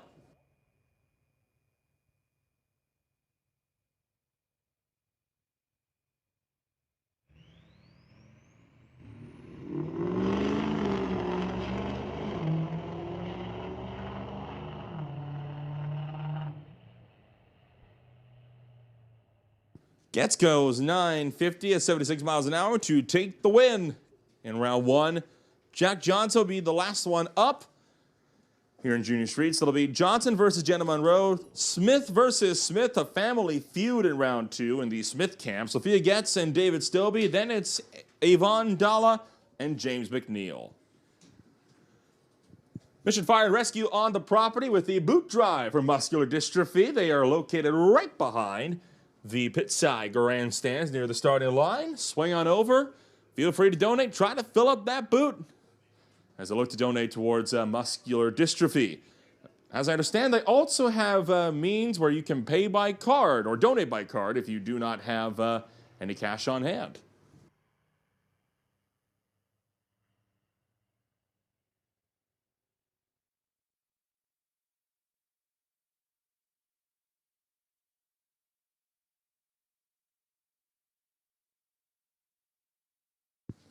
Round 1 officially in the books for Junior Street. Next up, we will roll to Junior Thunder.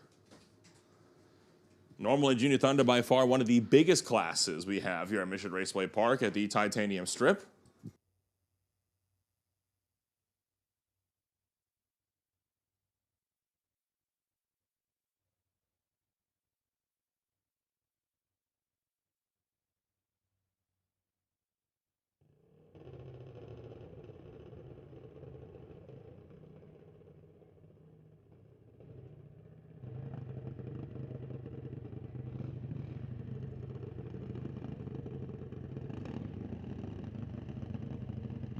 $18 cars have qualified. We will be having no buys in the opening round.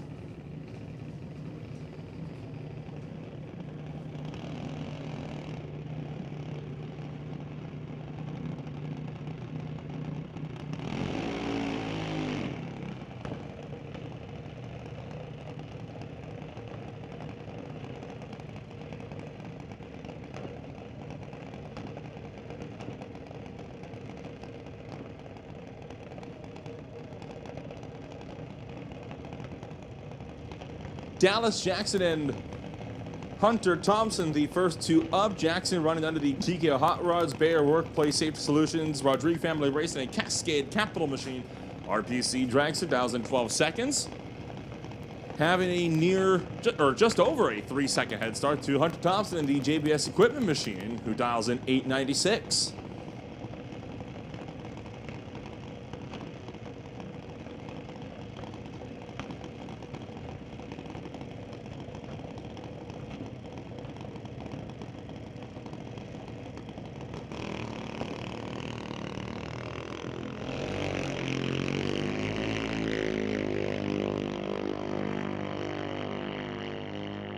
Two green lights, 8th mile.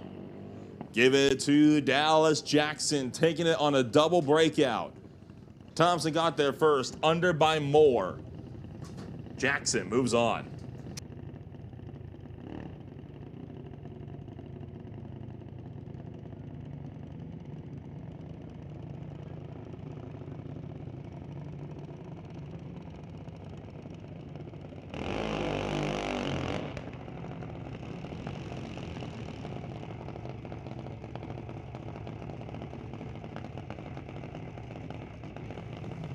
Sibling rivalry down here on the starting line as we bring up Hunter and Nash Gallant, both drivers running for Lordco Auto Parts and Milron Truck Body. Gallant dials in 891, younger brother Nash dials in 1199.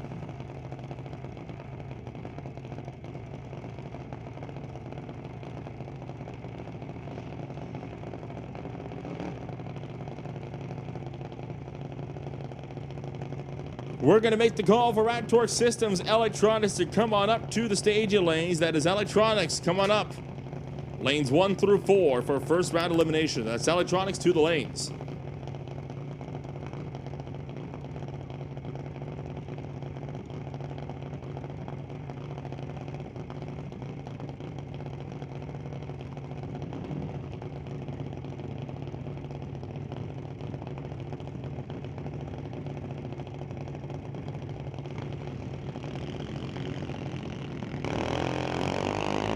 And Hunter goes red by 0.03 of a second. Couldn't be patient enough on the starting line. Nash with the freebie into round 2.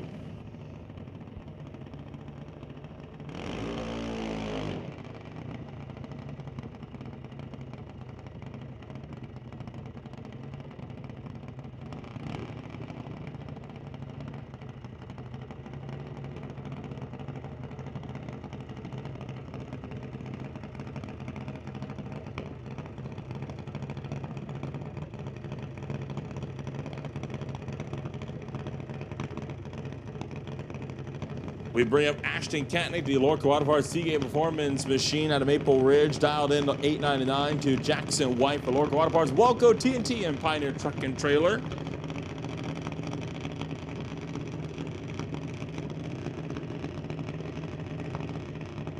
Other drivers in the junior categories in the White family include Emily and Abigail White, Jackson, making his debut into the drag racing scene in 2025.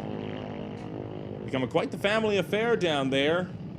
Unfortunately, Jackson will watch this one from the sidelines as Ashton Katnick beats him there.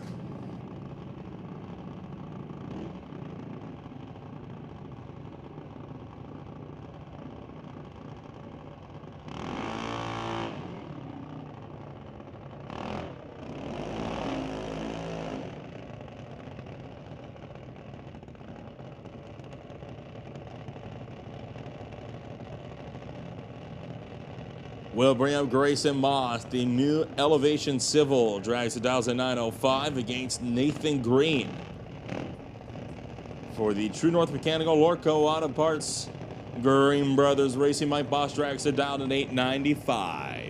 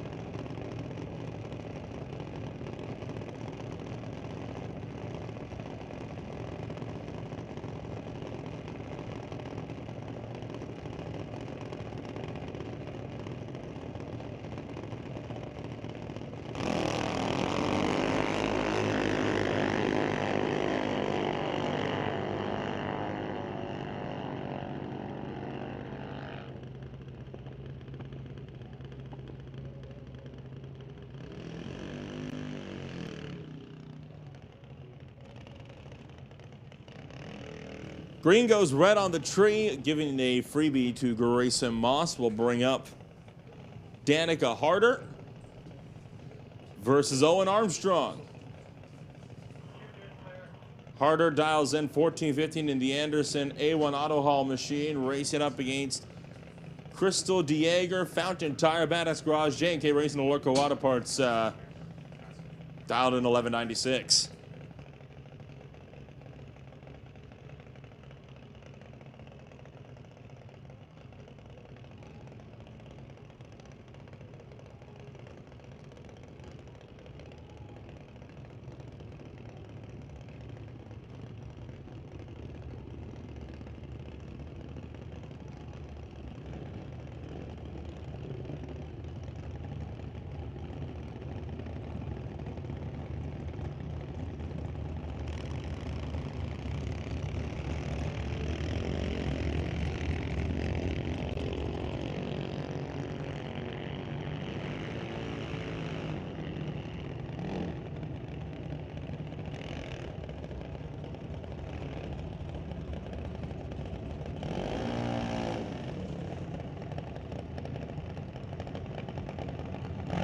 Harder gonna go for the win as Owen Armstrong breaking out up at the top end of the racetrack by almost 2/10.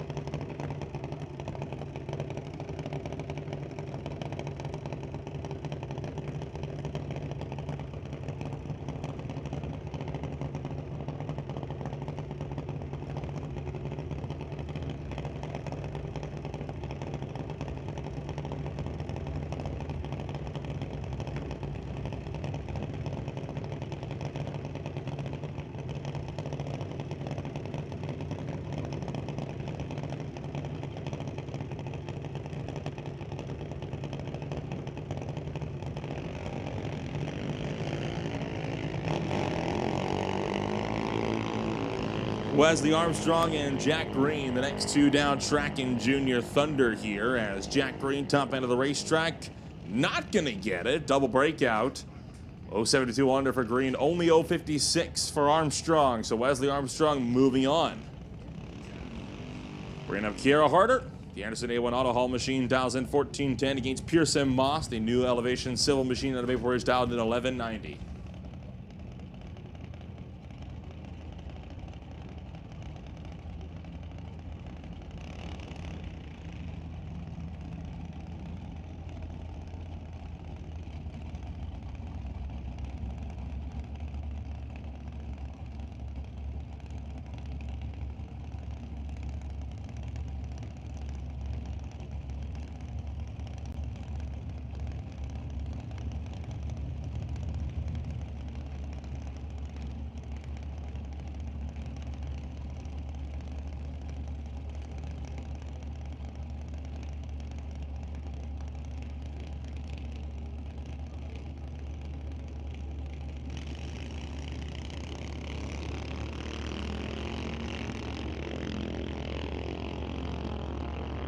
Pearson Moss turns it red on a tree by a bunch. Kira Harder will be cruising into round 2 of eliminations here in Junior Thunder.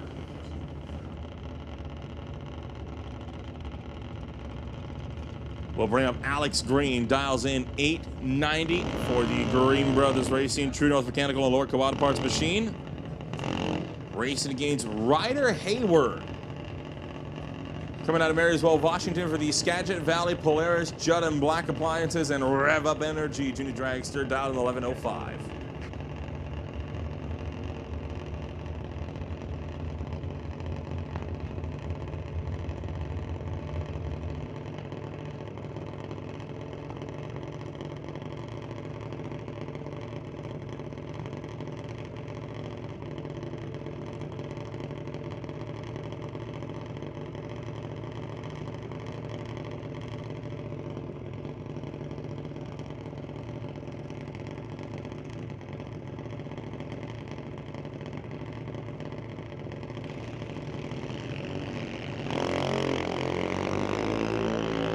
Green lights for the pair of them. And then down track, it's going to be Green, taking it on another double breakout. So Green by 200ths will move to the next round, and that will do it for Junior Thunder. Next up, we're going to be rolling into Lightning.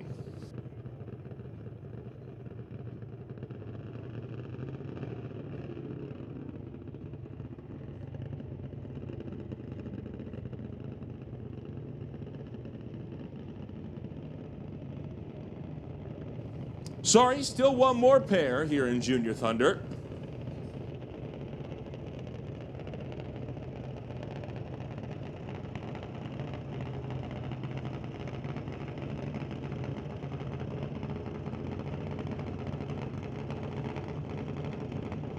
Aubrey Hayward brings it on up. 1,892. We'll race against Cadence Rodrigue. Rodrigue dialing in 891, so the time at which these two leave the line, if they both nail the reaction times, you shouldn't even be able to tell who's got the head start.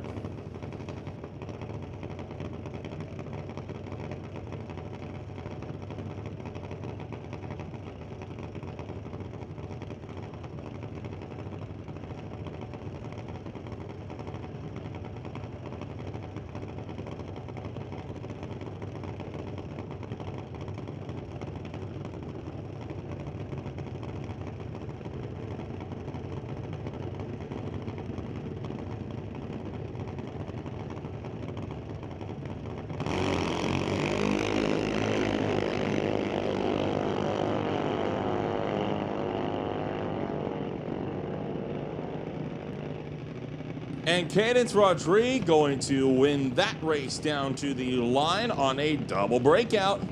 Hayward got there first, but went under by almost a quarter of a second in doing so, so Rodrigue moves to the next round.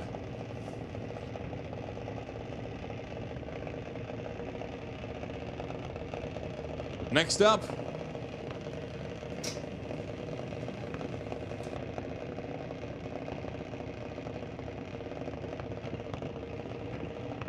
it's actually Junior Lightning. This time, April Bond brings it up with the bye run.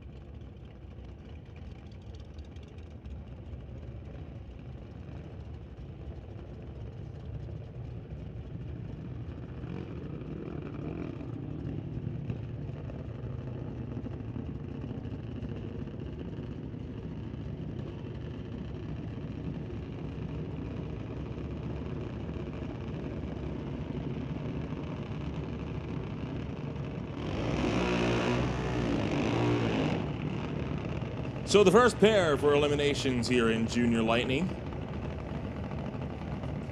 TCS side dialed in at 794. For KLJ Holdings Bumper to Bumper Performance World, it's Adeline Duda. Lordco side dialed in 796 for Lordco Auto Parts Walco TNT and Pioneer Truck and Trailer, it's Abigail White.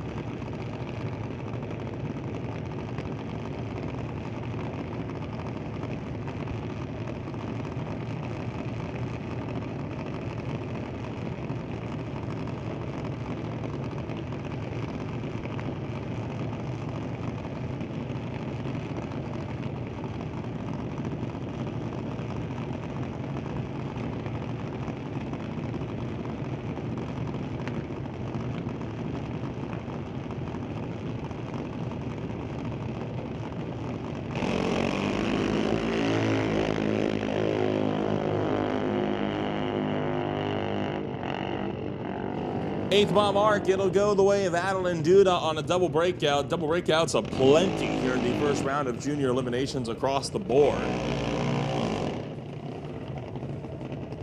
Isabella Marshall and Buchanan Thompson, the next two up.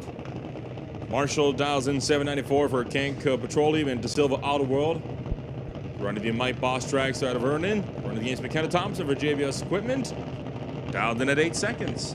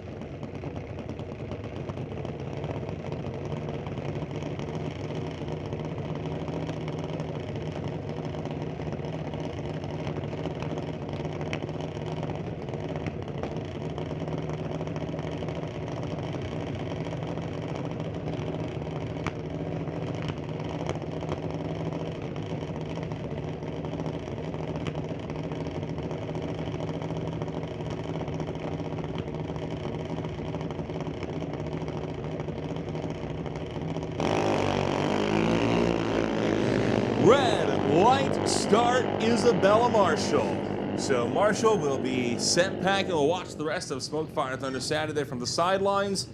Thompson moves on to the next round.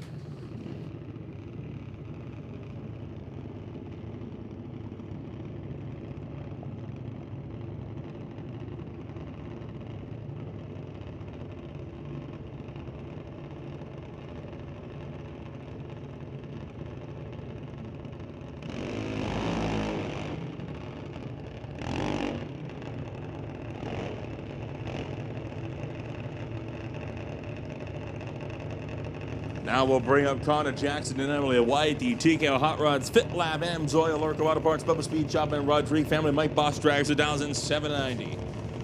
Emily White brings up the Lordco Auto Parts Walco TNT and Pioneer Truck and Trailer Machine, dials in 904.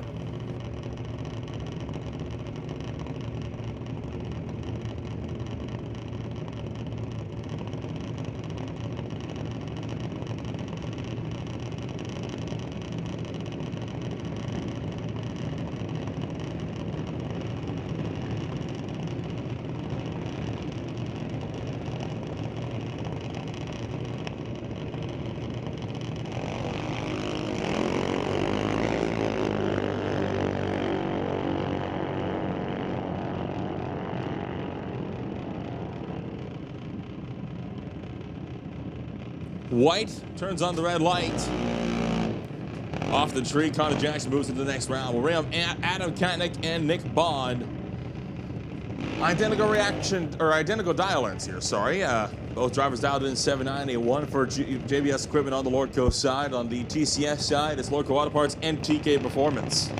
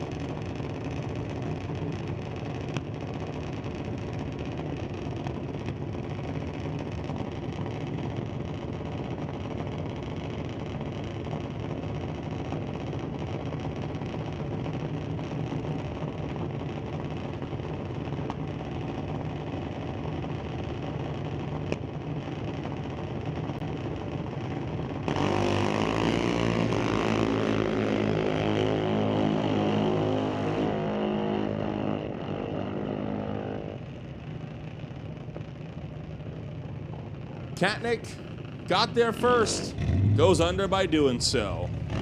Nick Bond, only 6 thou off the dial, is moving into the next round. We'll bring up Bentley Johnson and Brandon Peck.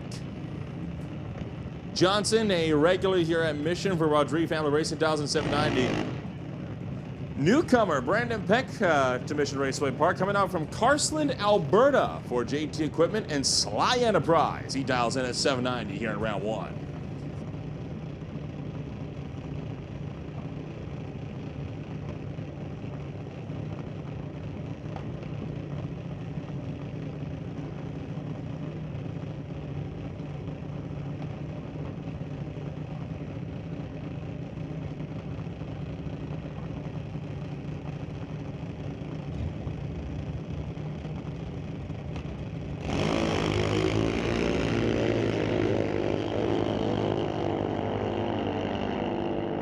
Peck turns on the red light. Bentley Johnson will be moving on into the next round.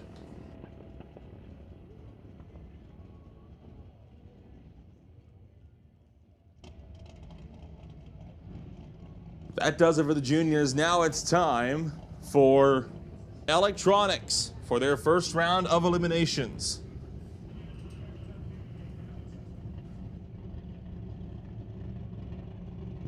Chris Stone going to make one test hit prior to going down track for the box eliminations.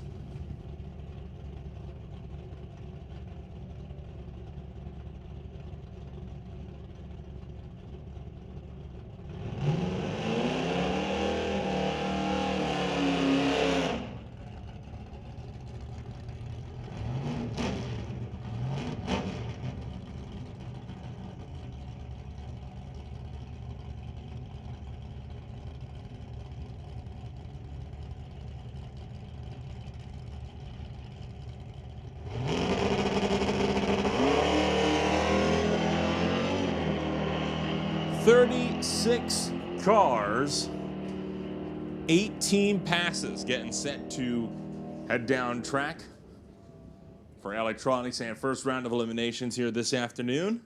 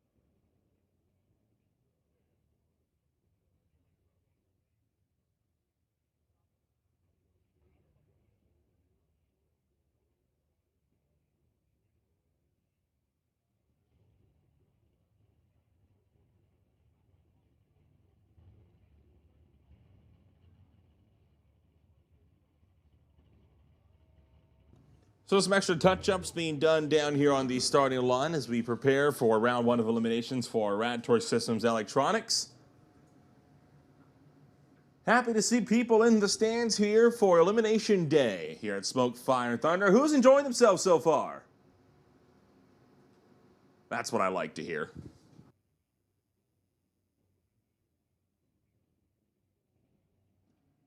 For those watching along at home, Pro Mods are expected to be up around 1:30 right after Top Comp. They will be joined by Doorslammers as well as all of our Outlaw classes this afternoon. Of course, Doorslammers and Top Fuel Harleys are still qualifying throughout today. They will be eliminating tomorrow on Sunday. For those in the stands, we are going to be having the Hard Knock Stunt Show coming on up later on this afternoon alongside the Nitro Fuel Altereds and the Jack Cars. Those will be at 5 and 8:30 p.m.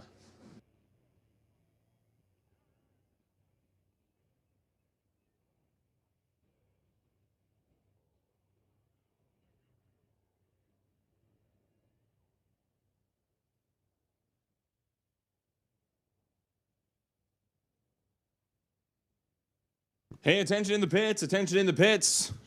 Or I guess more attention in the staging lanes. NoBox, you guys have not been called yet. We have not called NoBox. So please remain in your pits until we call. Please remember, there is 81 of you here this afternoon. Those staging lanes can fill up really, really quickly if we have people coming on down when they are not supposed to be. Please wait for your lane call. Right now, we should only be seeing electronics cars in the staging lanes.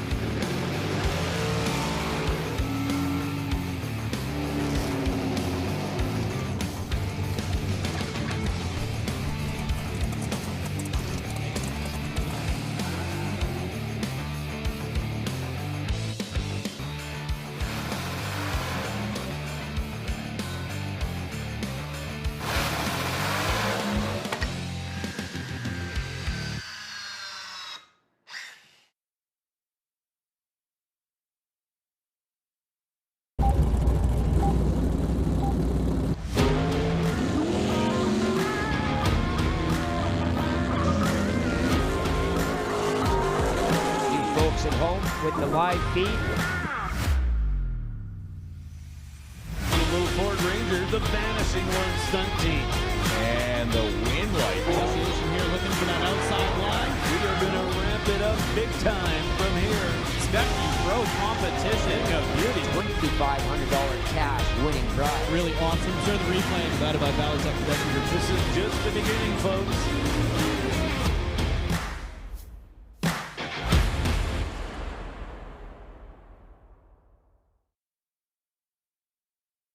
Hi, I'm Devin Handel. I'm with Tristan Plumbing. I'm the lead foreman here. You need people that you can trust. We like to promote within our company because we know we can trust the guys that are within it. We do have a good competitive wage program. I was working for another general contractor and I wasn't really having the best time. I talked to the foreman there.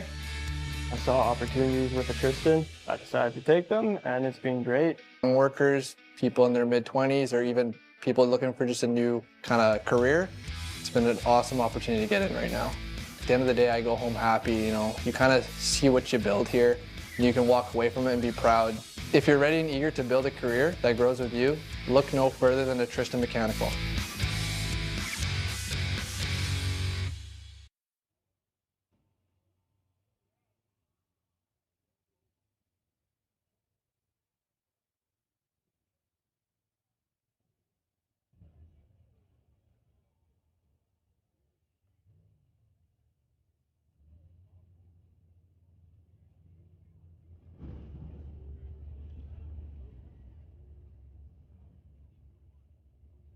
Engines fire up behind the tower. John Tabak will be the one to kick us off here with Radtor Systems S10. He starts alongside Daryl Tippy for round one of eliminations here, Radtor Systems Electronics.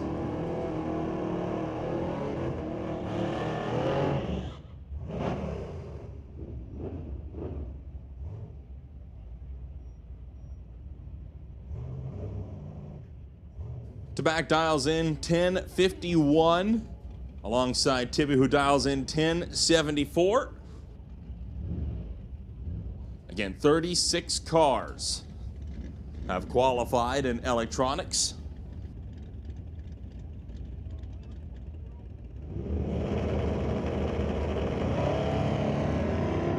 John Tabak, not a good start, red by 1,000th of a second, but he still has NoBox to try to turn his day around. Daryl Tippy clocks in a 1077 at 127 miles an hour. This is the first of what will be 6 rounds of competition here in electronics.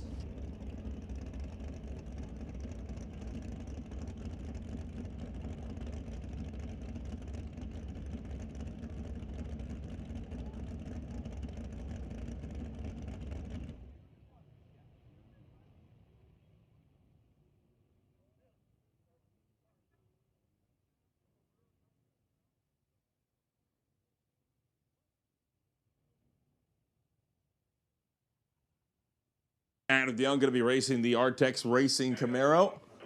That car has been a frequent runner in the Associated Tire and Auto Canada West Doorslammers series.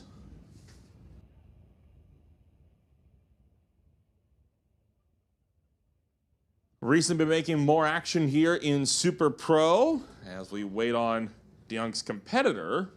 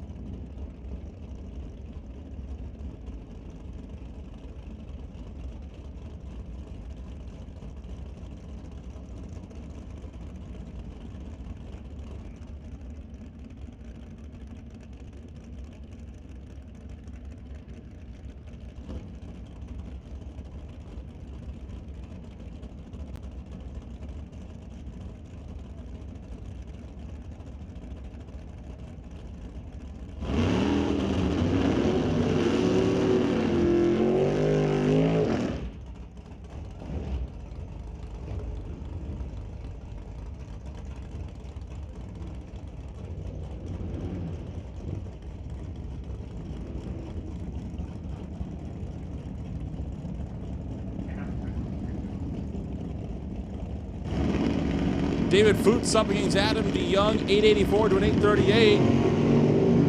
Red light start for Foots by 7,000. So David Foots sent packing here in this one. Adam DeYoung out the back door, goes 839 at 160 miles an hour.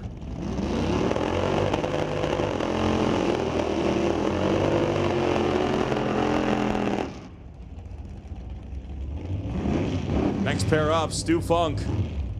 Running in at an 11:05, racing against the Kent Specialty Auto, STR Racing and Outlaw Garage Customs machine of Brad Powell, dialed in 1081 in the Chevelle.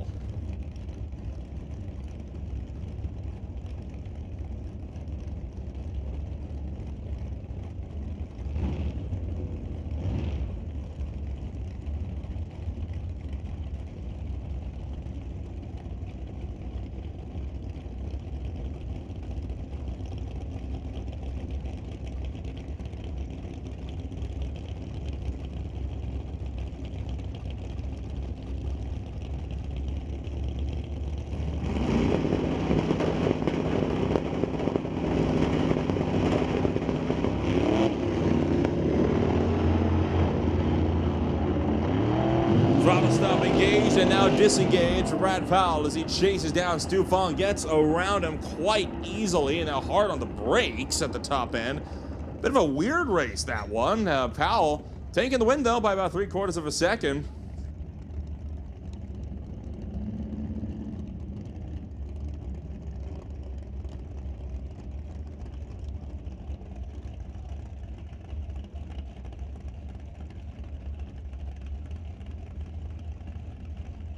Next up, it's Steve Baskerville. Dials in 1292 in the Volkswagen Golf R. Quite an intimidating opponent alongside him, as he's got a full-size dragster that tiny Volkswagen is going up against. The Shear Solution and Just Mechanical Machine dials in 742 for Emily Gerard.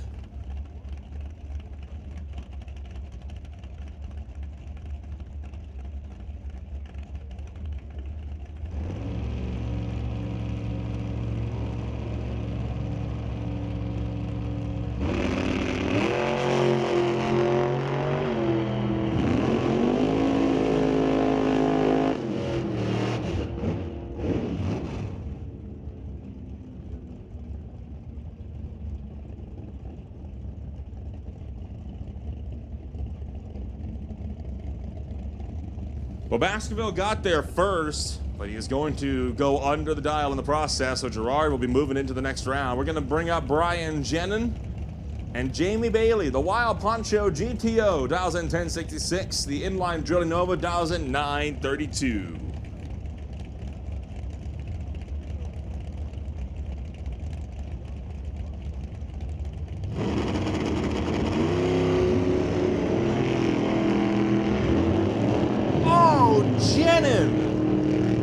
Trip zip with a 1, but it's red on the tree. Jamie Bailey moving into the next round. Heartbreak for Brian Jenin coming up from Cheney, Washington.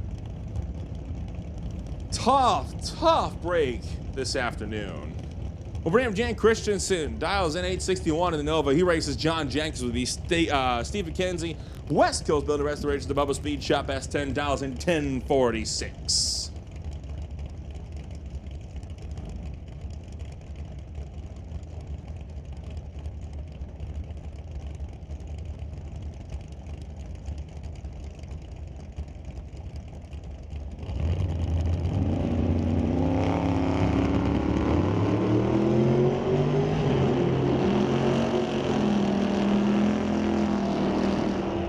Two green lights, quarter mile mark, give it to Jan Christensen on a double breakout. 9/10 thousandths of a second under, decided that one. Jenkins under by 0.32 with a 9. Christensen under by 0.32 with a 0, putting Christensen into round 2. Bring up Kristen Baxter, the Ginger Spice, Western Canada Welding 1970 Camaro, dials in 1026 alongside Steve Thorne. The Plymouth clocking in at 9:38.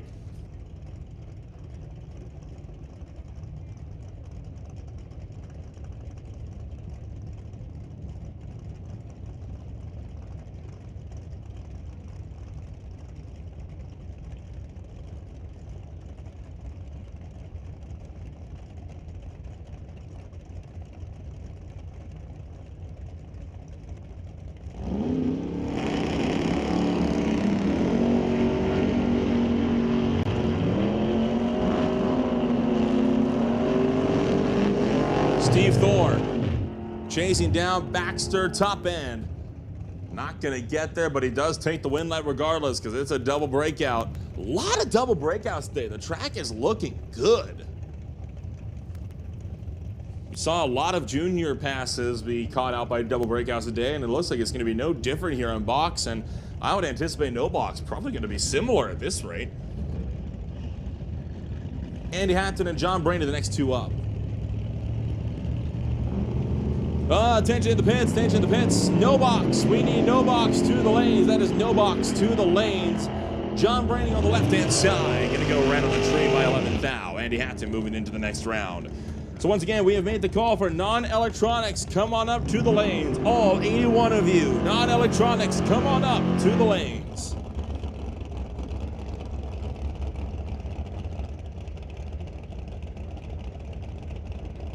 Next two up.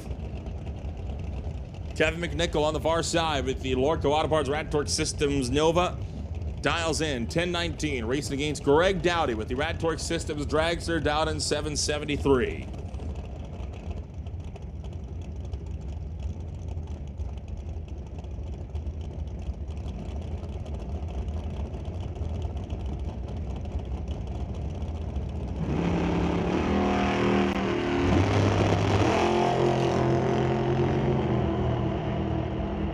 Dowdy in hot pursuit. Better on the tree. Better at the top end. McNichol got there first by 4,000ths, but he did so by going under by 400ths.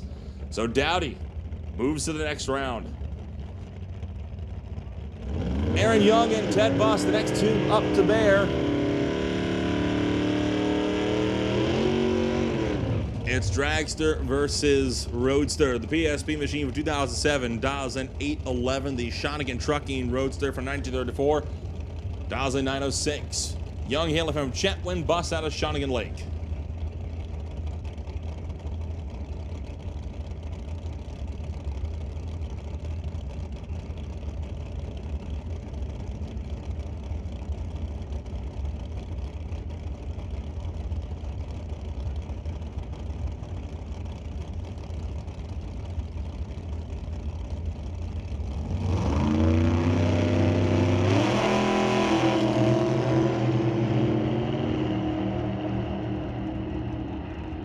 Well, the driver's taking off down track.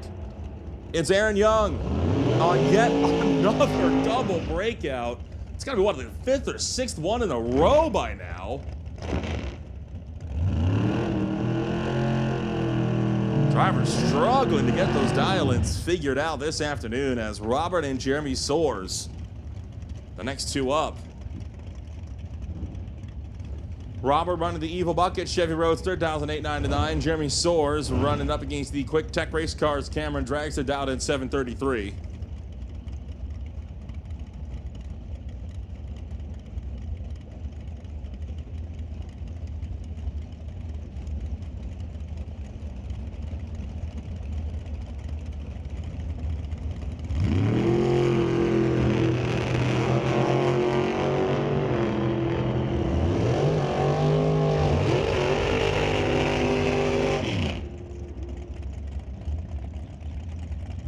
Stephen Roberts takes it on, say with me now, double breakout. As both drivers again go under the dial. Robert only 9 thou under, Soares under by over 200ths. Ron Fawcett up next now with the Straight Line Race Cars Model T Roadster, Altered, going up against Colton Moore with the Moore Motorsports Race Tech Dragster.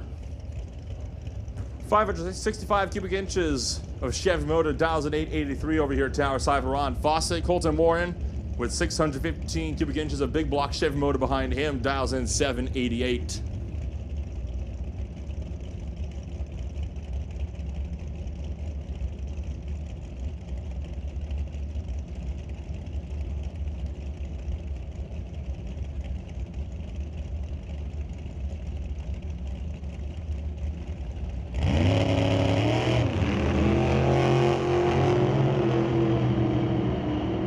Fawcett making use of a throttle stop as he takes off down racetrack.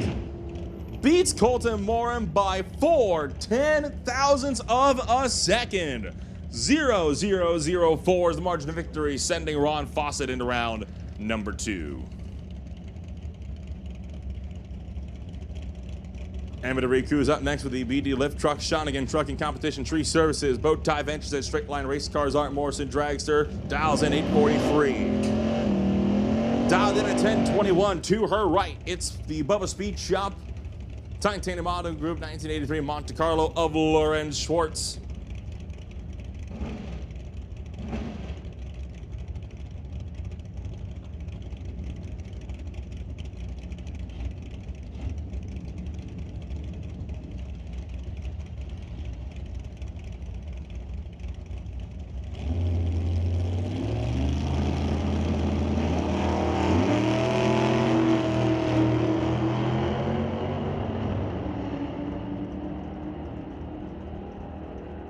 And at the quarter, Schwartz going on by 16 thou. Amateur Rikus could not catch him at the top end.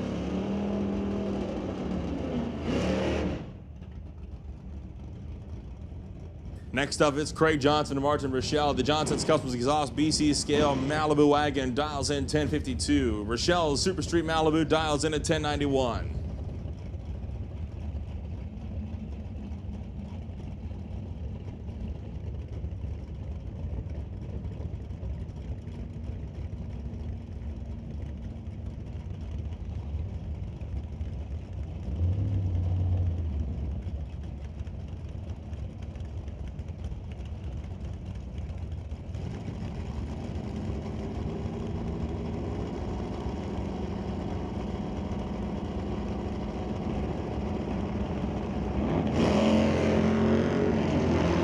Once again, Johnson flirting with the margins of how far that bump can get before it catches the racetrack. Double one of the tree, is it enough? Yes, it is. He takes out Martin Rochelle.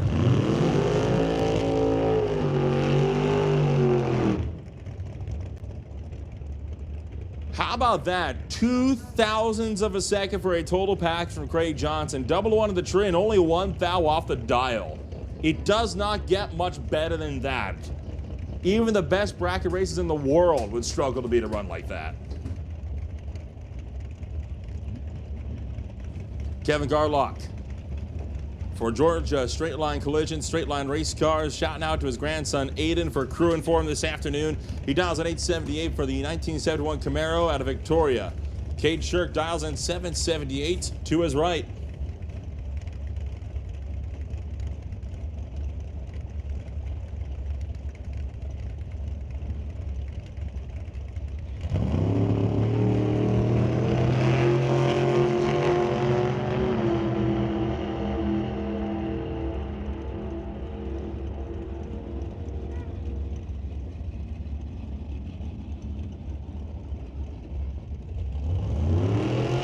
Well, that race was one of the starting line, no doubt about it. Kevin Garlock taking an easy win in round 2 there.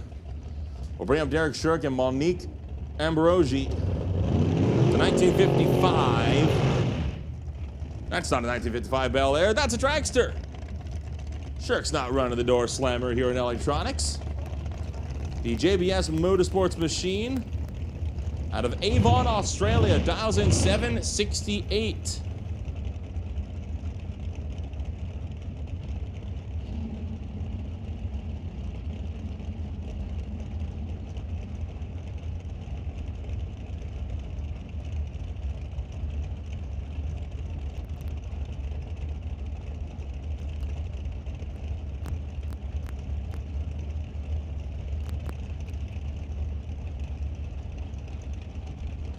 So both drivers of the 788 on the dial-in boards. They will be leaving simultaneously, making this, for all intents and purposes, just about a heads-up race.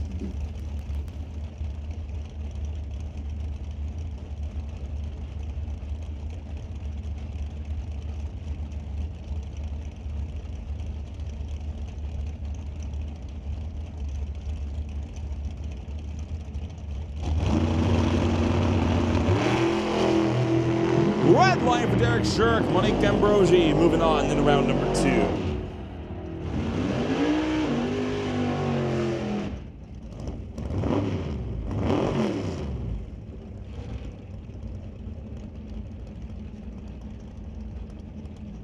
Steve McKenzie coming on up here, dialed in 899 in the Cavalier.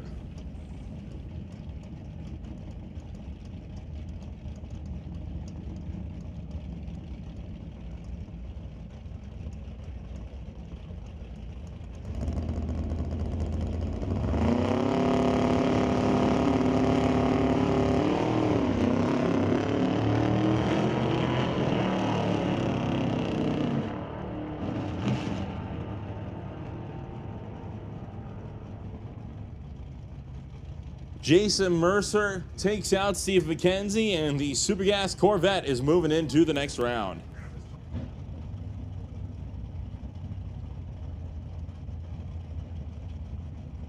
And that will leave Javon Brar with the bye here in electronics, and that will close out round number 1.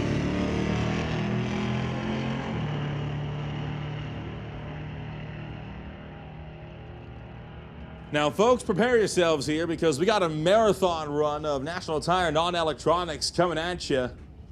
70 cars were on the qualifying sheets. 81 was how many tech cards we had here this morning. So this class, it's going to be a wild one all throughout the afternoon.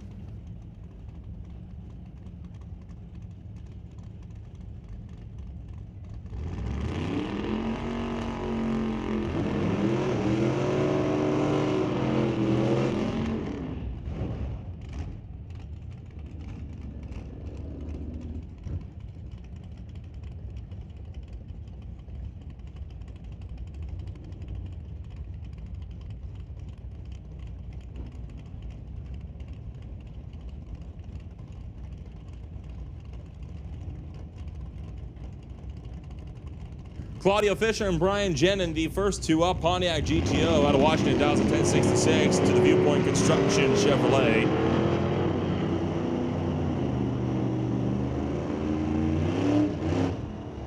And officially, the first person eliminated in NoBox will be Brian Jenin. Tough break going out round one in both classes.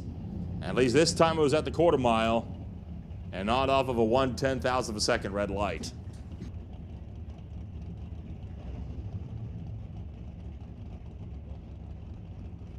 Rob Charlton, the next one up, with the 1983 Malibu for South Ida Performance at Lordco Auto Parts, 1390. Dave Shirk, 1068 for the Bubba Speed Shop and Comox Valley Excavating Blazer, coming out of Kelowna.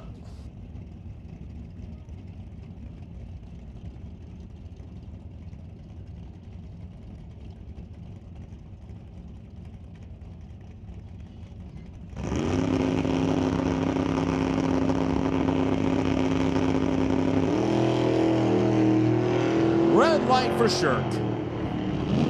So Dave Shirk going to be on the back foot here on this one as Rob Carlton takes to the quarter mile and moves on into round two.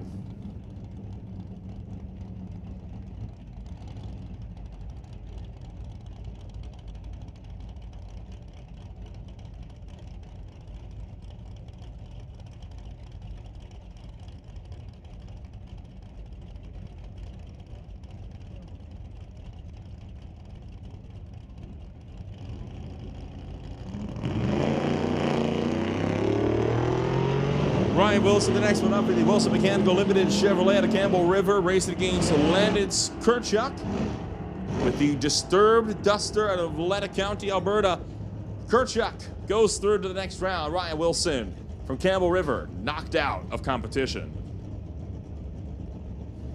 Another driver from Alberta, it is Bram Buckingham with the custom balancing and trailer town Camaro SS 1054, racing against Ron Clark out of Port Alberni with his Chevelle dialed in 1253.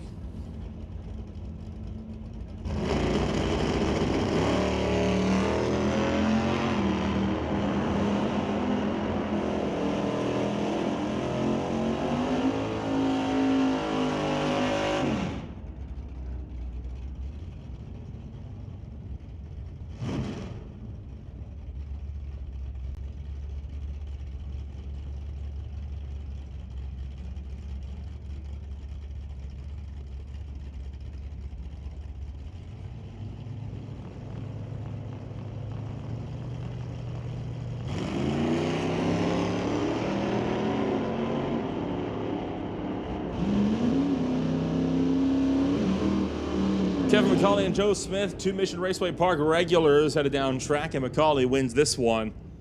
Joel Smith, tough break, he's going home, but at least both of Joel's kids, Tyler and Josephine, are into round two in Junior Street. Bring up Chadwick McKenzie, the Shadow, driving it up here with that Dodge Charger, specifically a drag and drive setup. Drove all the way down here from Edmonton, 1173, to Ross Walker with the Crest Chevrolet Chevy 2, 1014. Red light start for McKenzie, and Ross Walker's moving on.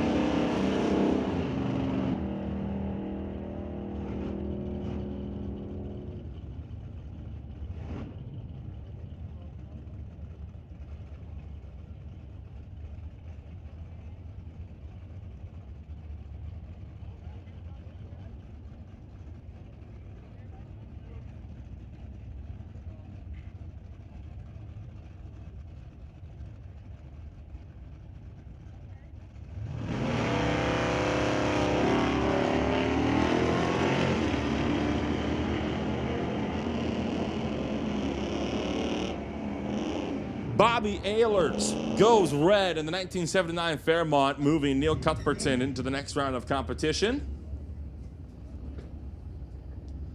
As we'll bring up Jessica Armstrong and Kai Jessamine. Armstrong driving for Crystal Dieger, Fountain Tire, Battis Garage, and J&K Racing. Dials at 1333. Kai Jessamine in the Regal.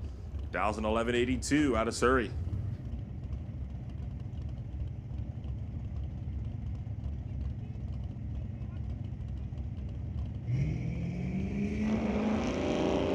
2 red lights, but Kai Jessman, the worst offender, moving Armstrong into the next round.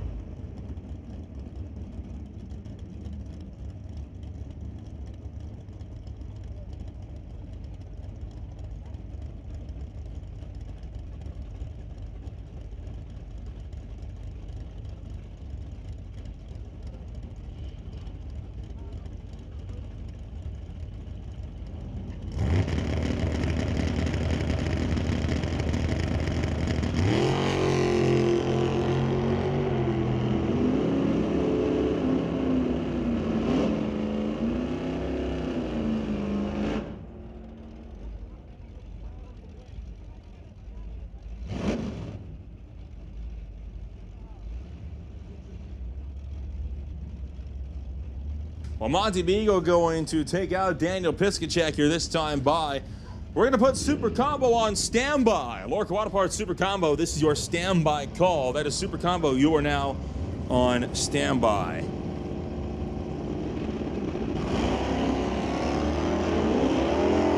Veronica Hodgson now going up against Mal Patterson. Hodgson going to go down and go 12:03, 95 miles an hour. That's enough to take out the Albion Thailand Malfunction Acadian out of Maple Ridge. Mitch McCartney, the next one up. 1,013.85 in his Ford Falcon. He races Shaylin Svetty with the DNS Racing Innovative MFG Coastal Equipment front engine dragster out of Langley. Svetty dials in 908.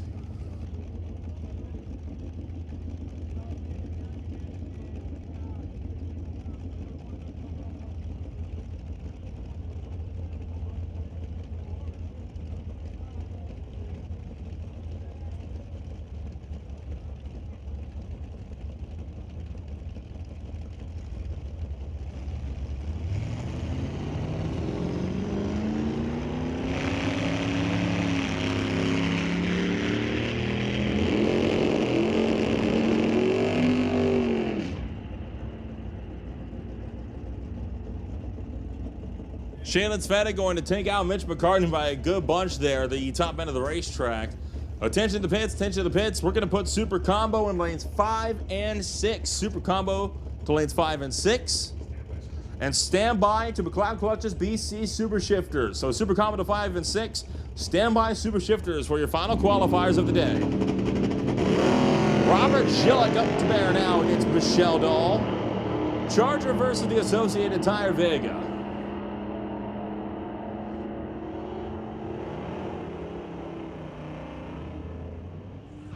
Gilla going 1088, 118 miles an hour. Michelle Dahl going to go 971 to the 129. That will put Robert Gillick into round 2 as Michelle Dahl goes under by 7 thou. Steve Lowe, the next one up. Dials in 1170 for the 1977 Skylark. And on the Yamaha, the low motorbike in the class this morning/afternoon, going to be Anna Donaldson at a 150 mile, dials in 1145.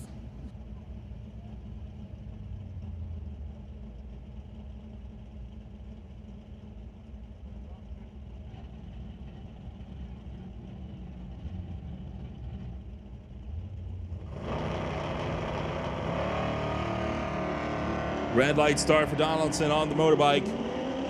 Steve Lowe moving to round number 2.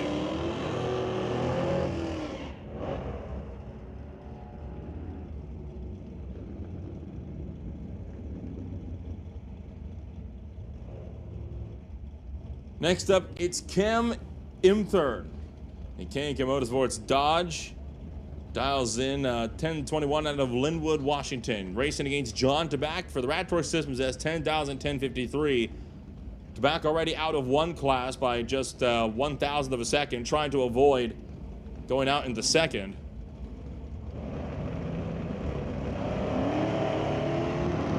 Well, it's a green light this time. As he tries to stay in front of Ken Imthern, and he's going to do it. back on a 002 live, moving into round number 2.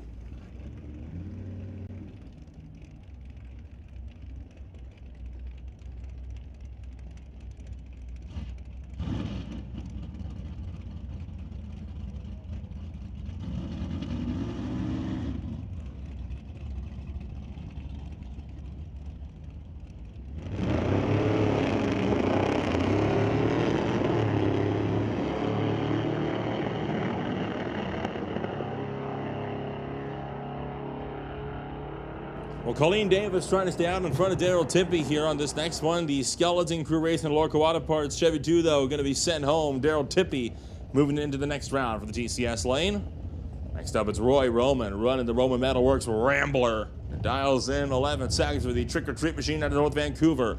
Isaac Hazelton coming out from Michigan. Mission, there we go. Dials in 15:30 in the Mustang.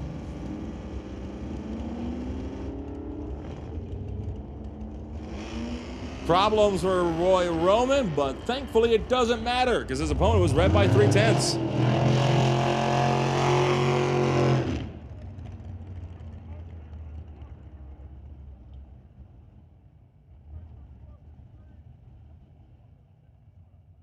Well, a long, smoky burnout all the way to 330 feet for Jamie Wellwood in the TNT Auto Parts Bantam Altered. 1,805, sporting 565 big block cubic inches of big block Chevy motor. There we go. Ralph Ayler's running the Junkyard Dog. It's the Mustang over on the far side. Dials in at 1083.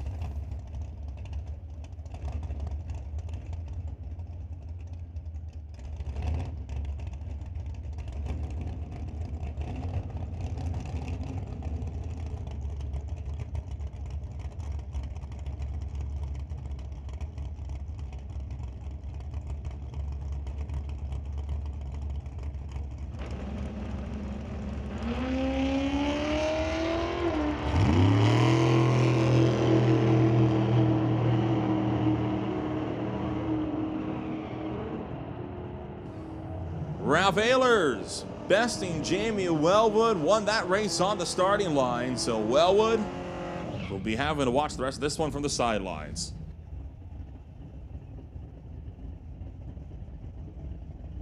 Now we'll bring up Ripper. Driven by William Wood, it's a 1992 Mustang Fox body, dials in 1035. Jim Stahl with his 2000s Ford Mustang, dials in 1085 out of Tulalip, Washington.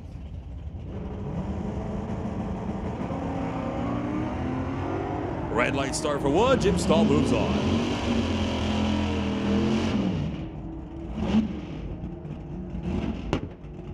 So the next two contenders here, it's Rob Getz on the far side of the racetrack. Dials in 14 seconds with the 2024 Ford F-150. He races against Gordon Baxter with a 983 second Ford Falcon, here TCS side.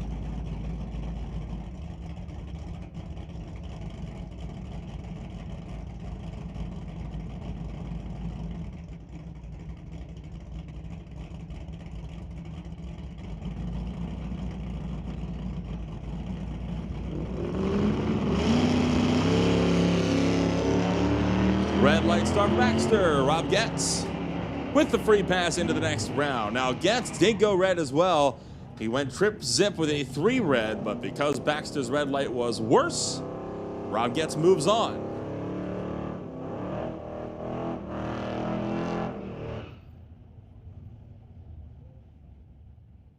We're going to bring up Andy Klosky now with the Design Florida Lordco Auto Parts Dodge. Dials in 1415 against Mike Render. The Fountain Tire Machine dials in 1094 for the S10.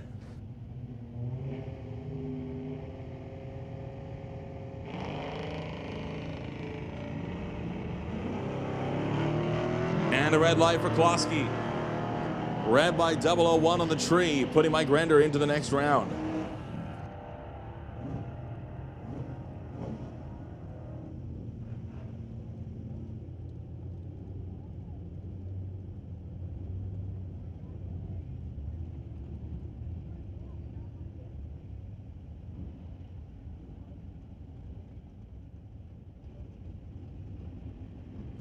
Rich Dives, the next one up now with the Transporters Logistics Nova, dials in 11:14. Racing Sylvia Hookstins with the baby blue Ford Mustang dialed in at 12:08.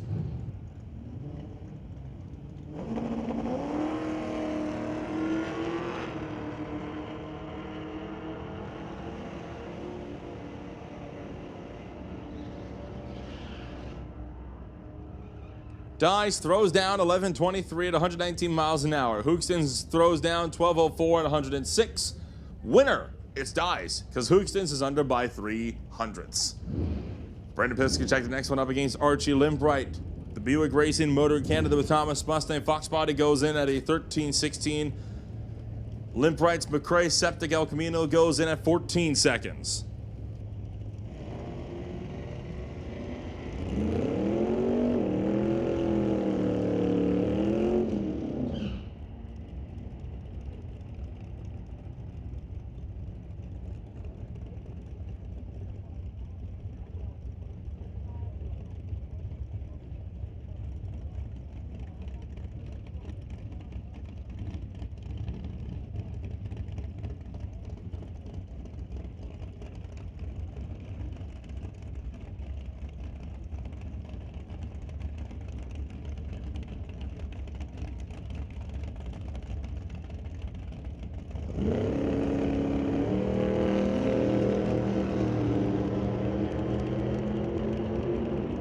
Well, Walter Johnson going to be sandpacking as he goes right to the tree against Jeff Nyland. Meanwhile, it was Brandon Piskachek to get around Archie Limbright.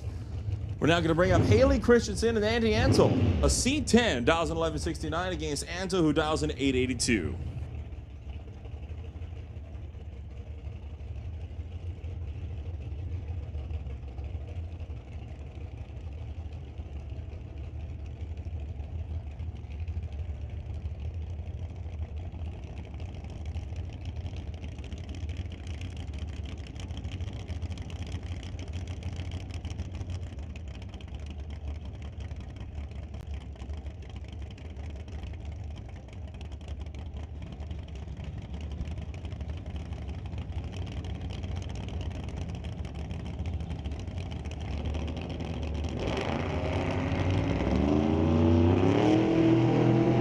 And Ansel could not be patient enough.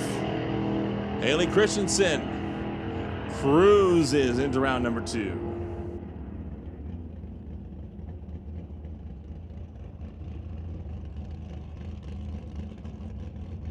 How about this one?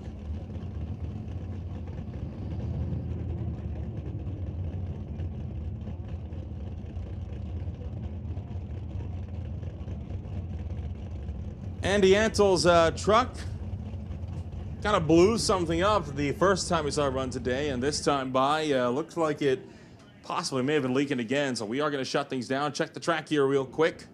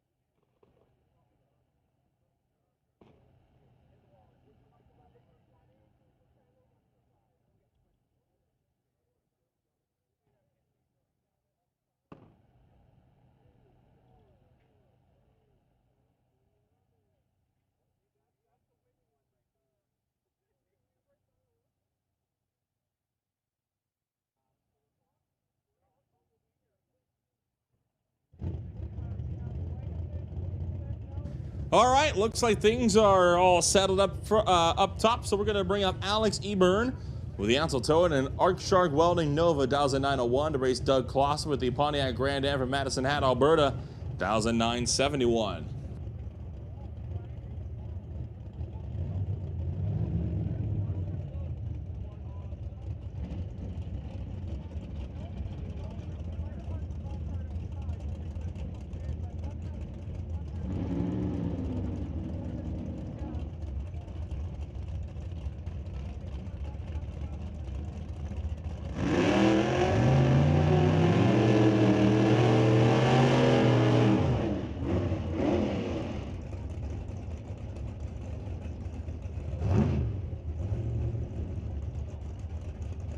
Burnout's complete as we continue to work through the first round of eliminations for National Tire Non-Electronics.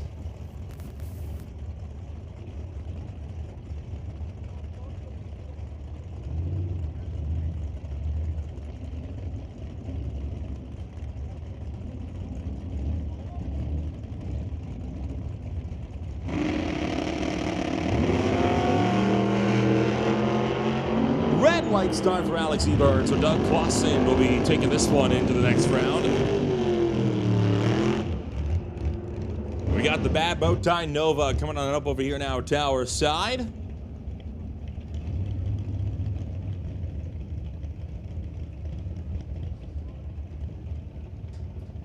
Cody Marshall running the Intimidator. 1971 TCS side. Lordco side, it's Dennis Frederick with the Side Chick Vega. Dials in at 1043.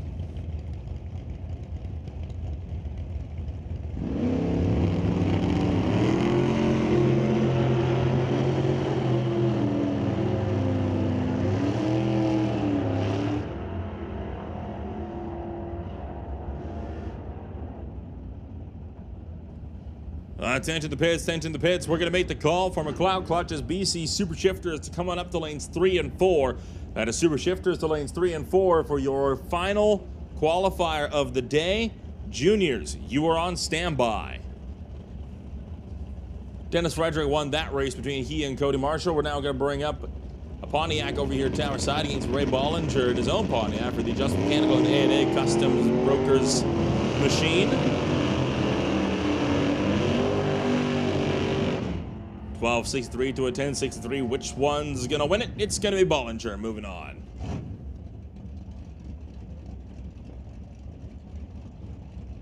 Now it's Jesse Gard. It's Chris Held.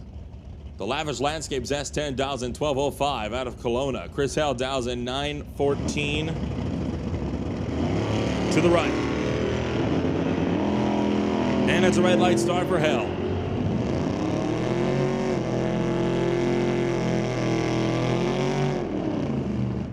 Jesse Gard is moving to round number 2.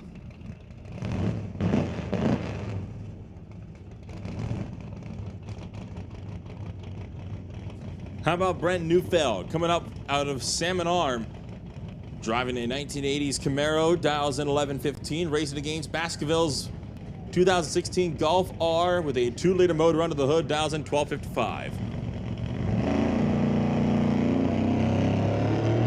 And Neufeld, holy cow, way red on that one, easily throws it away to Steve Baskerville.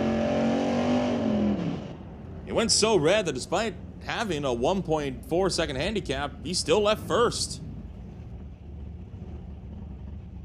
Bring up Lawrence Charnell, 1968 Camaro, Chevelle, it's a Chevelle, dials in 1295, racing against the Monte Carlo, headed up by Loren Schwartz, dials in 1025.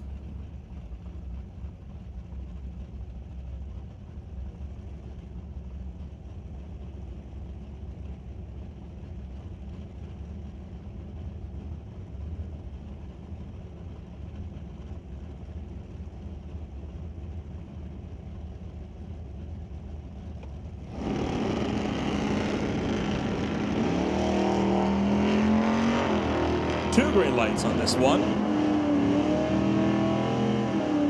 As Loren Schwartz seeks to chase down Lawrence Charnell. Charnell breaks out of the top end. Got there first, but under by 600. Gives it up back to Loren Schwartz. Time to bring up Darren Martin of New Westminster to the 2005 Sierra pickup 1724 to Dave Jung for the JBS Equipment Camaro out of Surrey. He dials in 1061.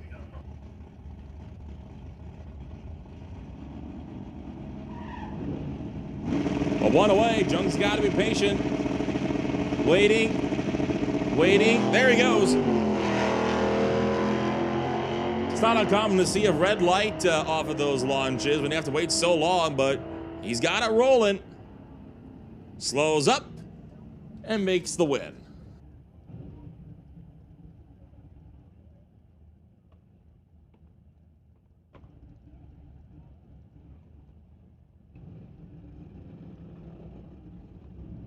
Rolling low and right now waiting patiently in the 1955 Meteor, just waiting on his opponent to come around the corner. There he is. Dials in 1295 for the Meteor on the right-hand side. Left-hand side is Jesse Grunland. To be done right performance, Chevelle dials in 944.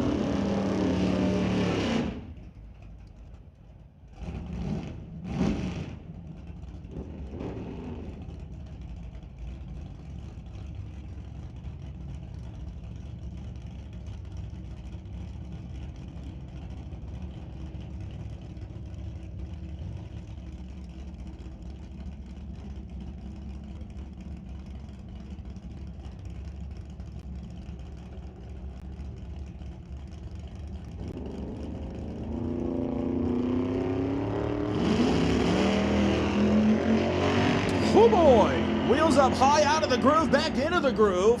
Nearly clipped the 330 block. Grunland trying to chase down, rolling low, and gets him on the win. A wild ride for Jason Grunland. The car launched high in the air, took a hard right when it came back down, was two wheels out of the groove, nearly nicked the 330 block, wrestled it back, and still got him by 3/10. Great pass.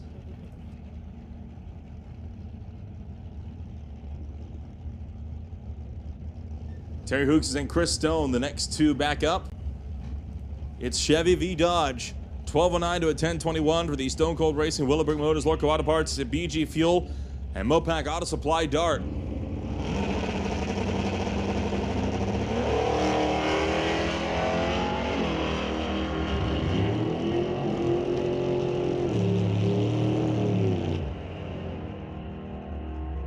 And at the quarter, it's going to be Stone as Terry Hookstons once again gets there first, but he's under in doing so.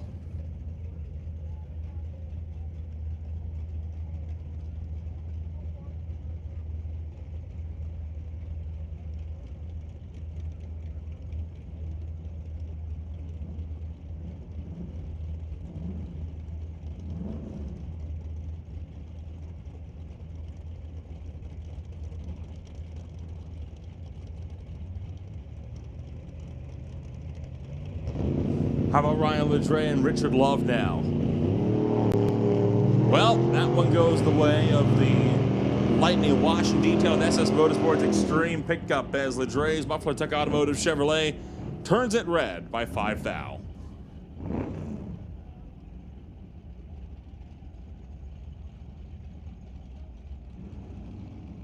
Hank Vermeulen, the next one up, running a 1986 Camaro dials in 1155 against Steve Sheffer with a 1969 Pontiac Firebird to dial in at 1151.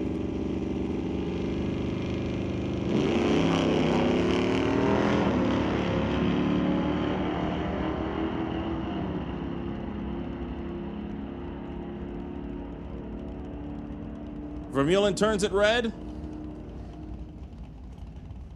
And at long last, it's the tail end of the NoBox field. It is Giovanni Aliperti and Craig Johnson. 9 seconds for the Jim and Jim Racing pickup here, tower side. 10.5 seconds for the BC Scale and Johnson's Customs Exhaust Malibu wagon on the far side.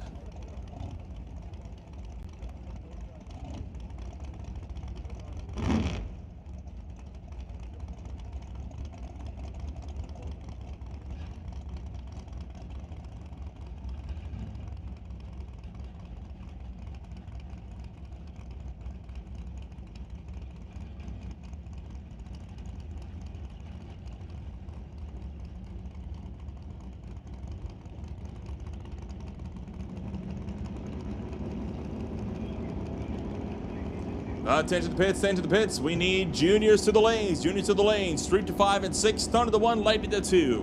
Once again, that is Street to 5 and 6, Thunder to 1, and Lightning to 2.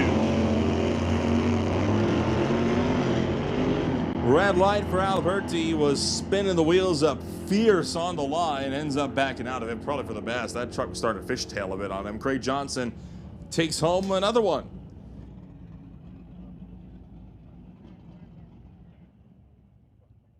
And we will now roll into Super Combo.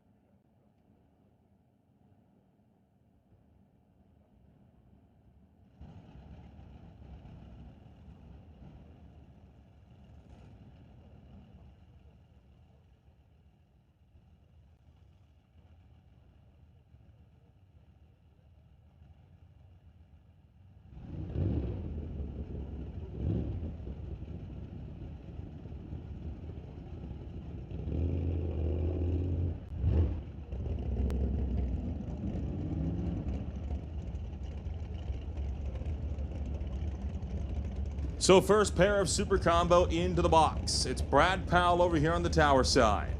It's Steve Veitch on the far side. Both drivers hitting the Super Street Index of 1090.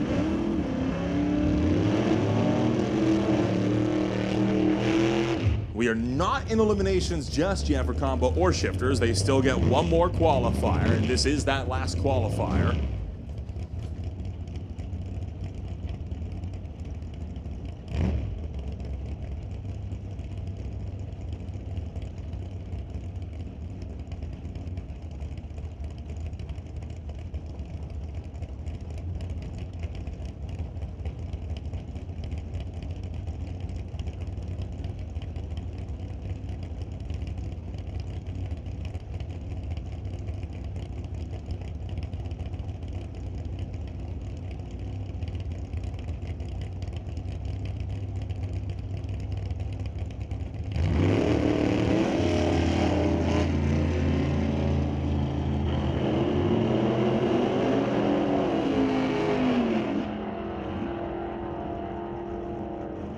Powell going 1107, 155 miles an hour. Veitch going 1104, 126 miles an hour. So taking a bit too much out. You might want to put a bit back into it. When they're looking to hit the 990 index for the Super Gas car, he runs a Corvette racing against Dan Parsons in the P&W Adventures Quality Racing Duster. Dials in 1090. For second round of qualifying. Of course, qualifying based on how close you can get to your index without going under.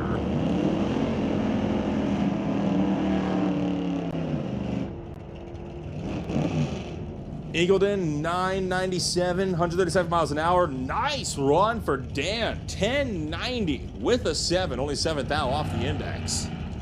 And that will easily put Parsons to the #1 qualifying spot.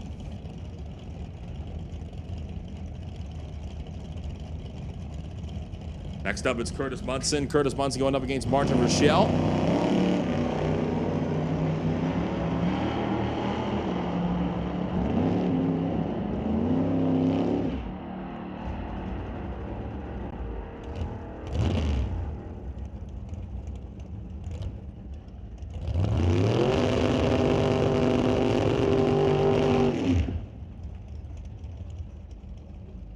We'll bring up Sylvia Hoekstens. We'll bring up Warren Jacobson. Hoekstens running the Epp. Jerry Epp sold Ford Mustang.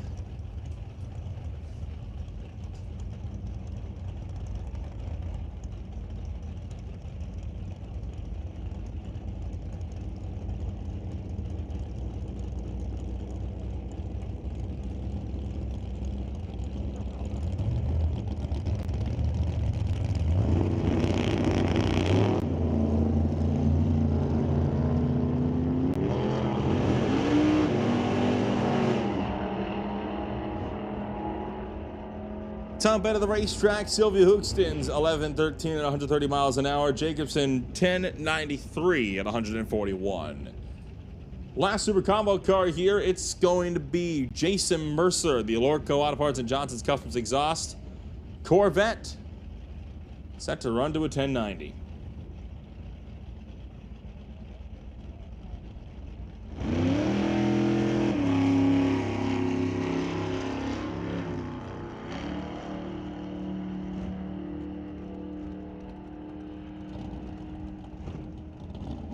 And on the 1090, 1089 with a 9. Not bad, but it is under, unfortunately.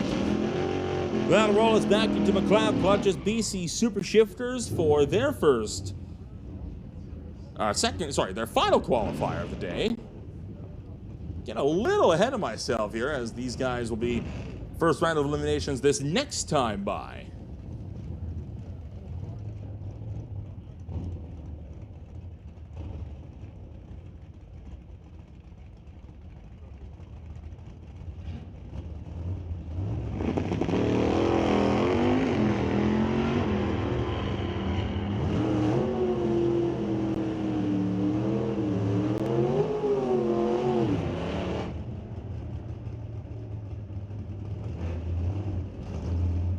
Started off with John DePorky, Dan Piskachek. Piskachek going 1450 at 96 miles an hour. DePork going 1012 at about 31. We'll bring up Keith Winterbottom and Rich Graves. The Rags Rich's Top Shop Lordco Auto Parts Camaro going up against the 1967 El Camino.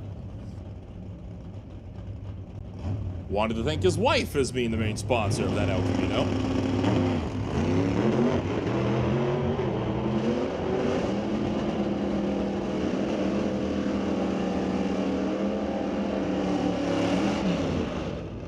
Winterbottom 931, 151 miles an hour. Graves going to 1168 at 118. That will now bring up Jim Van Cleve. For the Van Cleve Motors, wanted to thank James from the family and Mike Merck for getting that 1967 Fairlane down track. He races the Shin Kicker Racing Comet of Jamie Roth.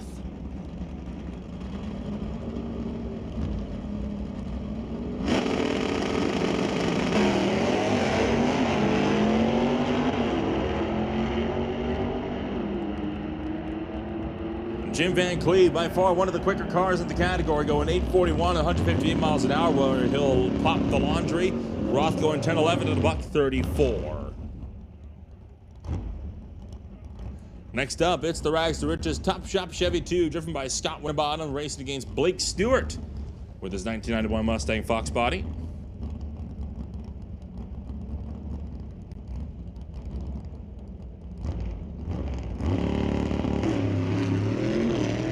Oh, another big lean to the right for Winterbottom there, as Blake Stewart, bit of a slower cruise at the top end. Winterbottom going 941, 138 miles an hour. Blake Stewart, 1434 at 96.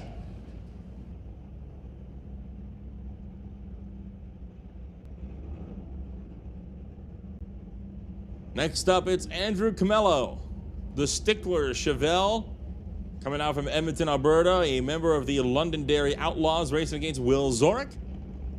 Thanking Gordon Merkley Racing Engines for getting that 1962 Bel Air down track at a Langley.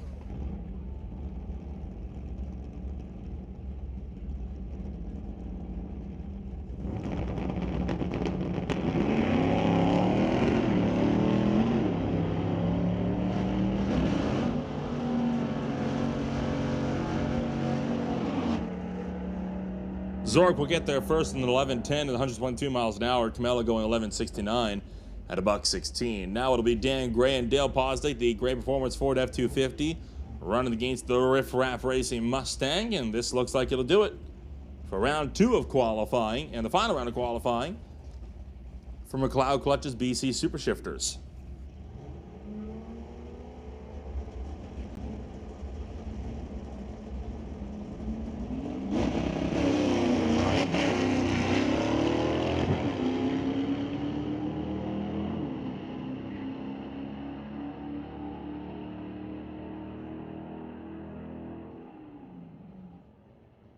Posnick goes 1060, 130 miles an hour. Gray, 1180 at 115.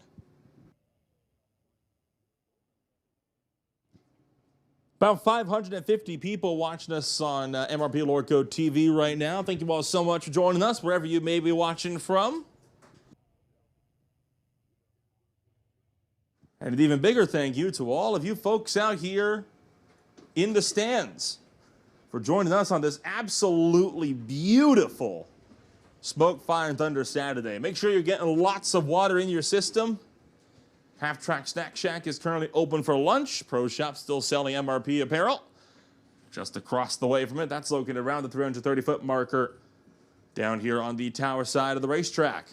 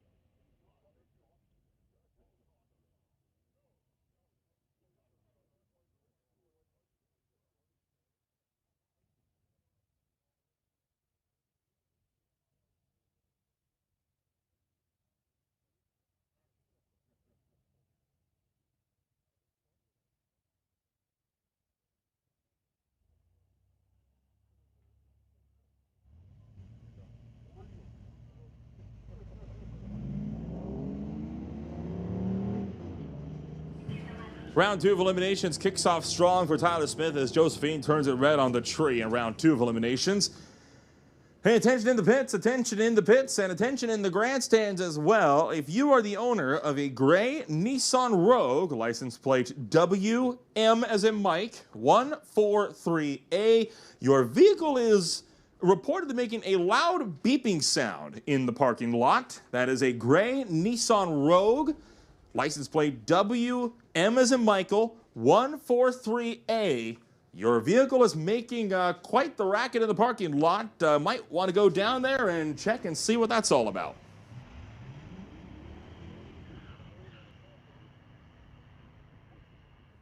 Josephine Smith goes out by a red light. So does Jenna Monroe. So Tyler Smith and Jack Johnson will both be moving on. They will face off against each other in the semifinals. Now we got to see who's in the other half of the semis.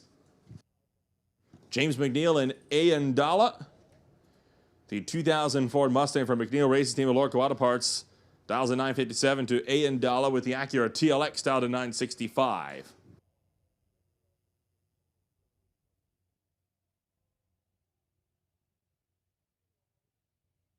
Attention to the pits, attention to the pits. Electronics, we need electronics to the lanes for round 2 of eliminations. That is box. Make your run up to the lanes for round 2 of eliminations. James McNeil moving on with this one as Ian Dalla will be put back. No sign of Sophia Getz, so it looks like this is going to be a competition single and a free pass for David Stobie into the semis against James.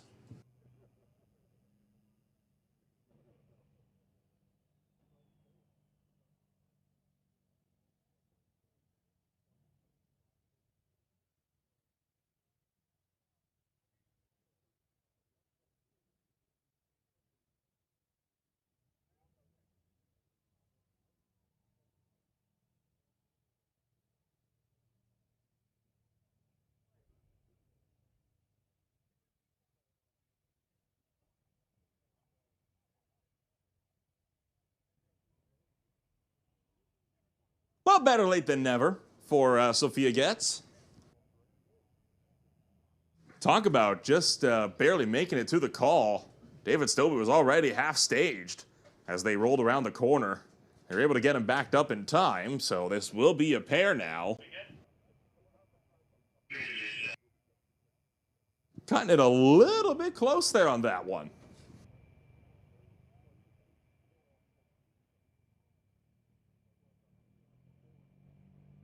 So a 931 to a 962, and now David Stobie's got his fight. He's got to fight his way into the semis.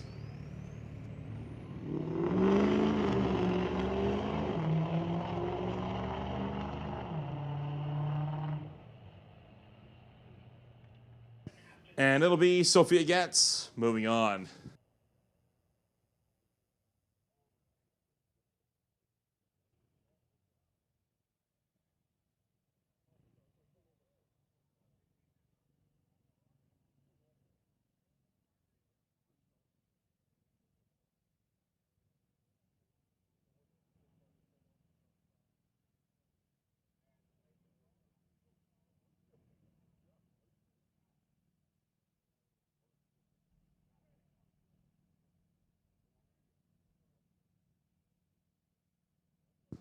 I see the Tomahawk jet car getting unloaded back here pit side.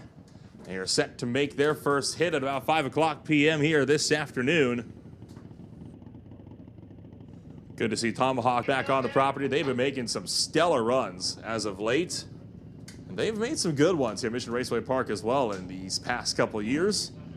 Looking forward to seeing them back for more.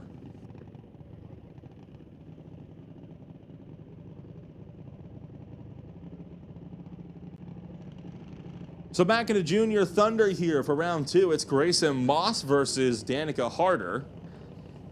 New elevation, civil at Maple Ridge, dials in here at 904. Tower side, spectator side is the Anderson A1 Auto Hall created dragster, dialing in at 1445.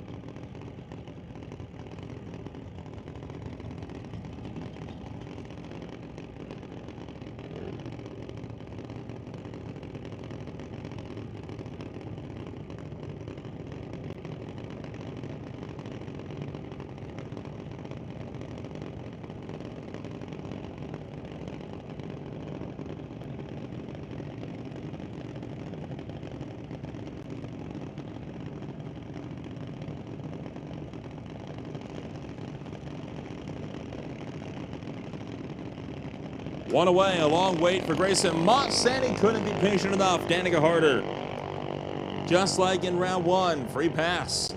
Now into round number 3.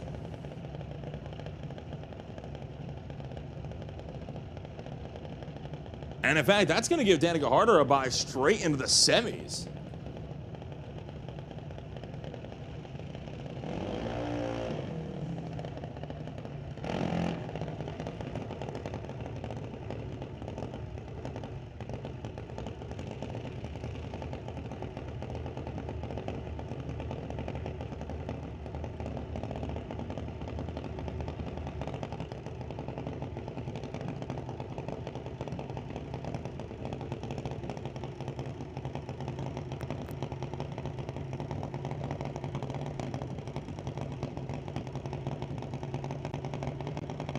Wesley Armstrong and Kiara Harder bring it up next. The Crystal Diego Fountain Tire Badass Garage J&K Racing Lordco Auto Parts Machine dials in 890.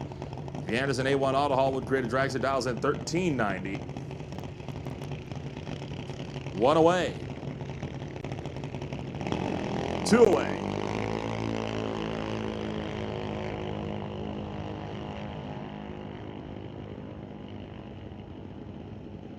Kiara Harder moving into round number 3.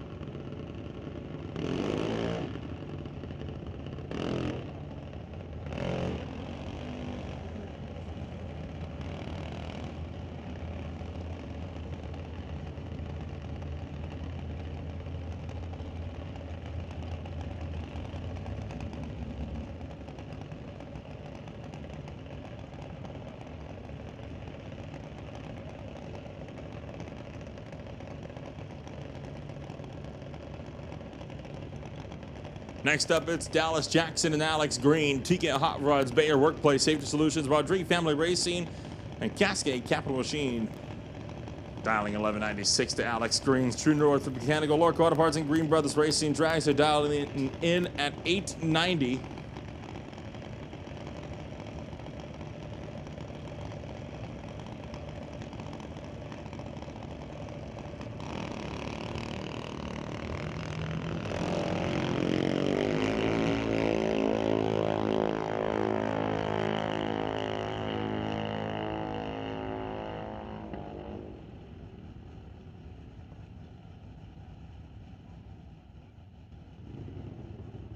Jackson goes through on a double breakout here on this one, so put Dallas Jackson through into round number 3 here on the afternoon.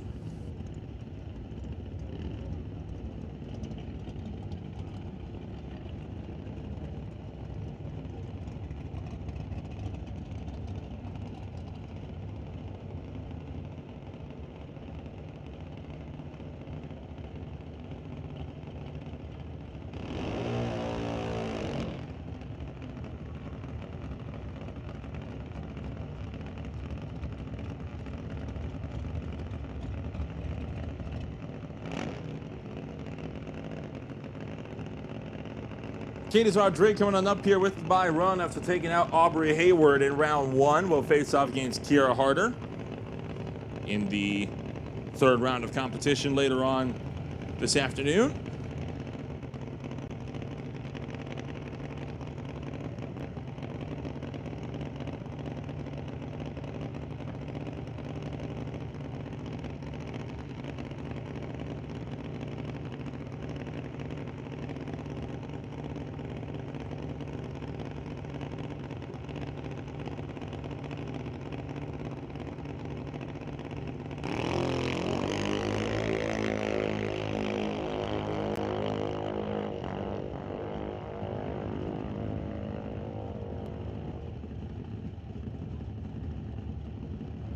And the last two up in Junior Thunder going to be Aiden Katnick for TK Performance and Lordco Auto Parts.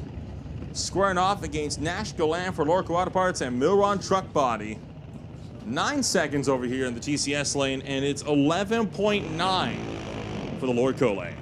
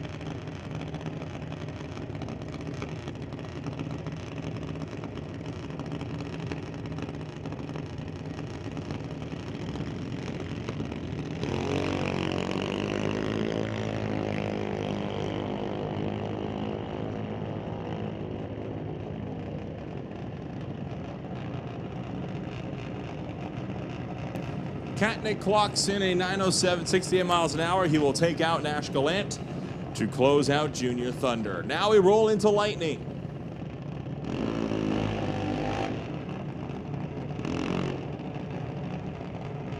Starting off strong with Nick Bond for JBS Equipment, dialing in at 790. Going up against Connor Jackson with the TKO Hot Rods, Fit Lab, Ambs Oil, Lordco Auto Parts, Bubba Speed Shop, and Rodrigue Family, Mike Boss Dragster. Identical reaction time, 790 on both sides.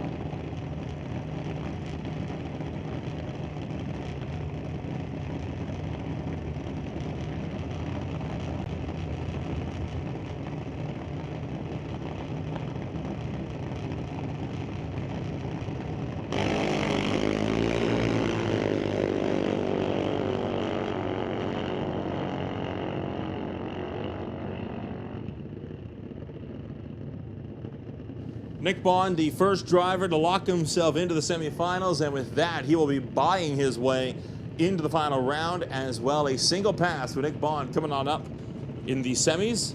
So I know, no doubt he is a happy camper with that one. The other two contenders into the semis, though, will have to race their way to the final, and we'll see who will be starting in the semifinal round. First off, it's going to be McKenna Thompson and Adeline Duda.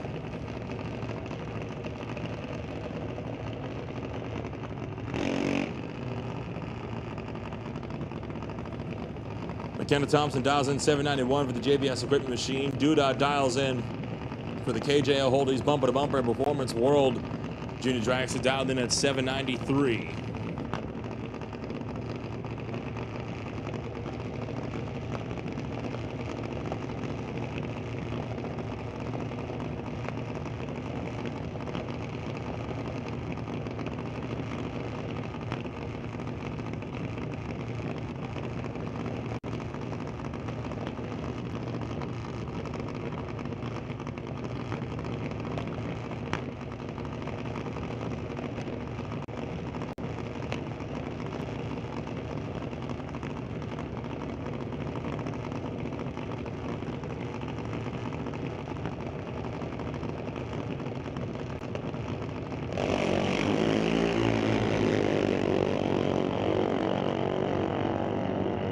Red light start for McKenna Thompson, so Adeline Duda is into the semifinals. Now, will she race April Bond, or will she race Bentley Johnson?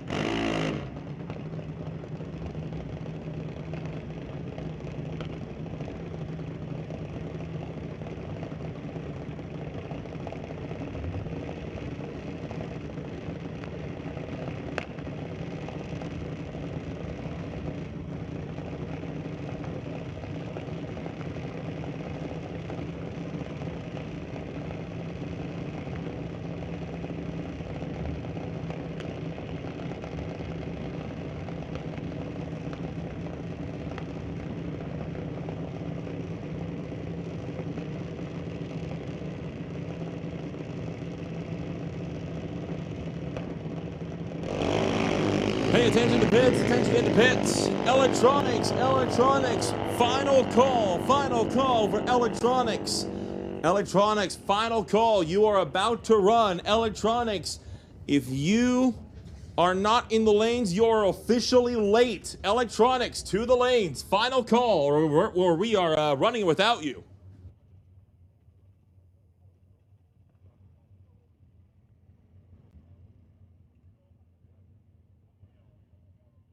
Bentley Johnson knocks out April Bond as Bond goes red on the tree, and that will leave us with Johnson versus Duda, and then Bond with the bye in the semifinals of Junior Lightning. We will now roll to Radtor Systems Electronics after another brief touch-up down here on the starting line.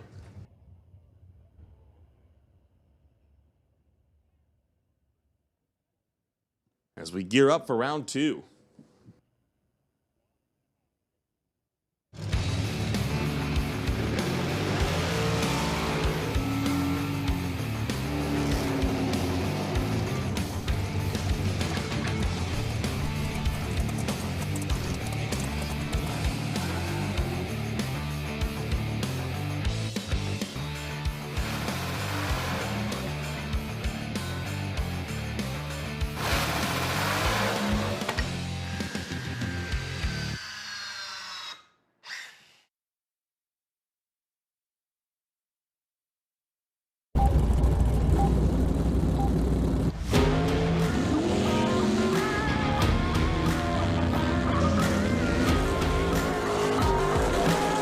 At home with the live feed.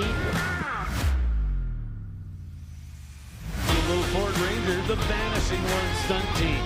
And the win light. Association here looking for that outside line. are going to ramp it up big time from here. Spectre Pro competition. A beauty. $2,500 cash winning drive. Really awesome. Turn the replay and glad about Valley Tech Production. This is just the beginning, folks.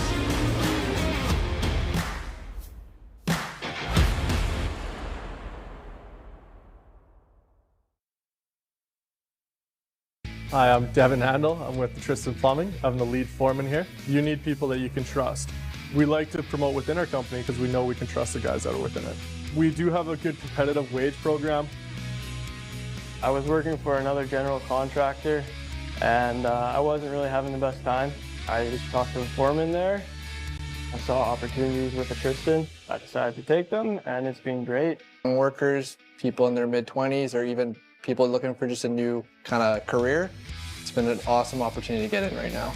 At the end of the day, I go home happy, you kind of see what you build here, and you can walk away from it and be proud. If you're ready and eager to build a career that grows with you, look no further than a Tristan Mechanical.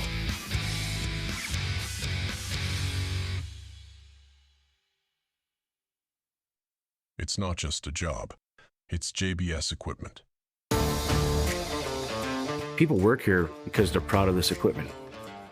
And customers are buying this equipment and they're proud of it. When everybody gets around a piece of JBS equipment, there just becomes that feeling in your gut where you're like, this stuff is really awesome. It's built by good people. That's how we can move mountains, and that's what we do here.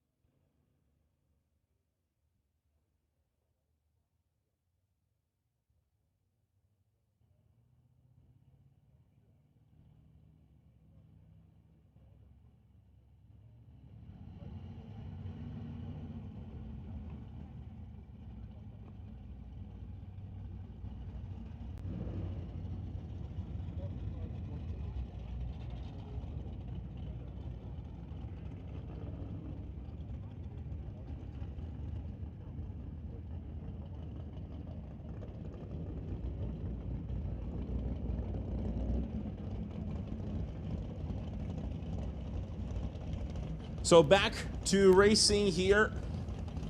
Round 2 of Ractor Systems Electronics.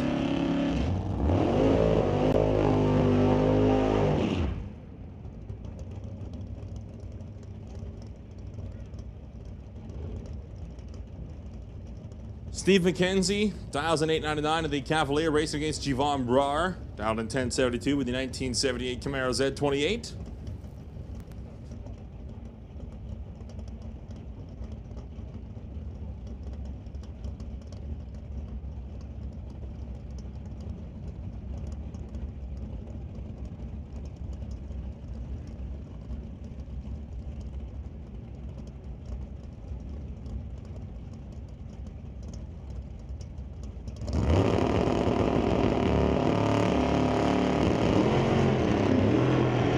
Oh boy, a bit of a sideways launch for Steve McKenzie. Able to get it back in the groove though. Trying to run down Javon Brar. Quarter mile mark. He does it. Steve McKenzie takes out Brar after a bit of an awkward launch. Good run from him.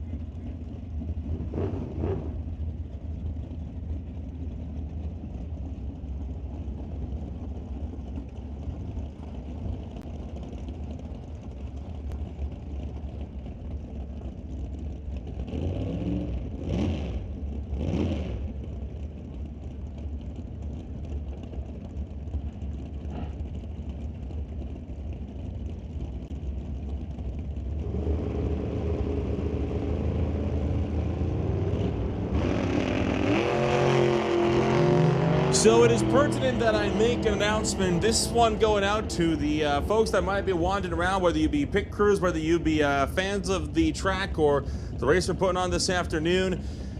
Remember, this is a racetrack. In the pits, race cars have right of way. You must be paying attention when you are walking through the pits. We just had a bit of a close call. So please make sure you are being aware when you're in the pits. Race cars do have right of way. And to our racers as well, please be aware that it is extra busy today. So please remember the 10-mile-an-hour speed limit in our pits as well. And to all parties, make sure that you are being hyper aware when wandering around in the pits. Just because you're not on the racetrack doesn't mean accidents are not possible.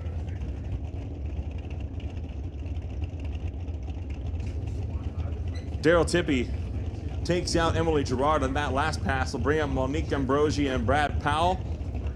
Driver out of Avon, Australia, coming up against the 1967 Chevelle.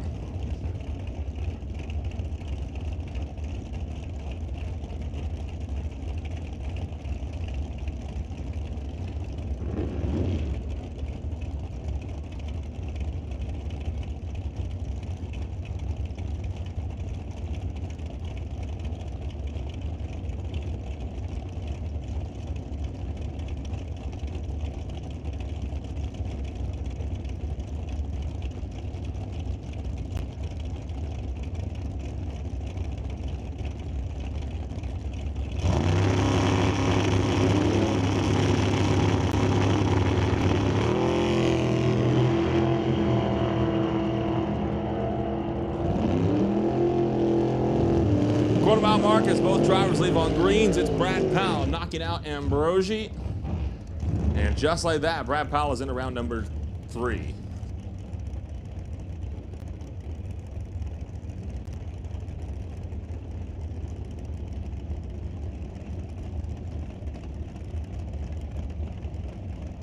We'll bring up Adam DeYoung now and Jan Christensen. 1967 Camaro for Artex Racing dials in 840 against the 67 Nova dials in 858.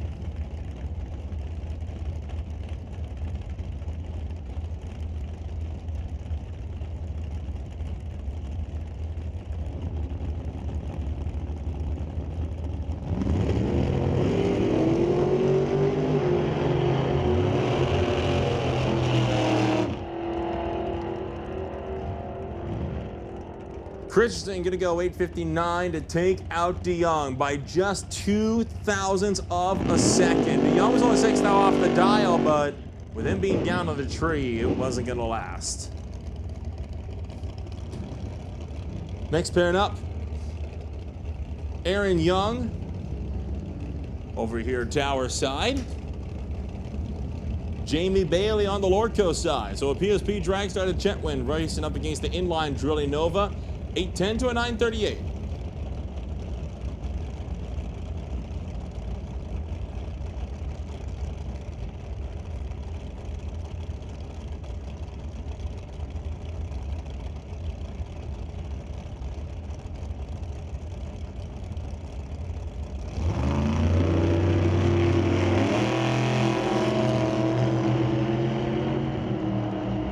something going awry on Aaron Young's car off the hitch. A very poor reaction time going to lead to Young getting the win because Bailey broke out by 300ths. You are kidding me. Down by half a second on the tree and still pulls off a win.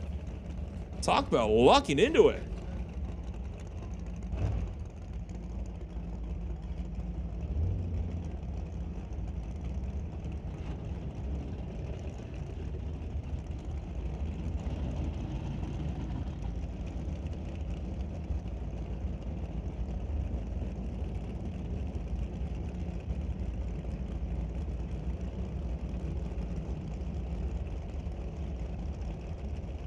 Steve Thorne and Greg Dowdy, the next two up. It's going to be a Plymouth versus a Rad Torque Systems dragster. 935 to a 771.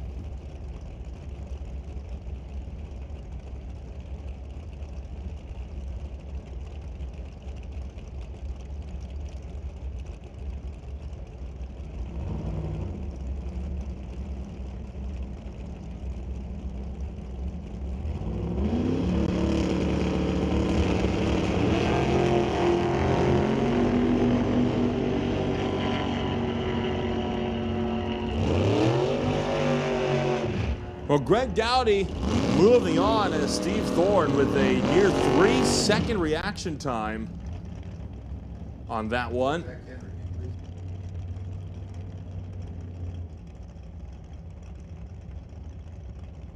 Hey, attention to the pits, attention to the pits. Second call for non-electronics, NoBox. This is your second call for NoBox to the lanes.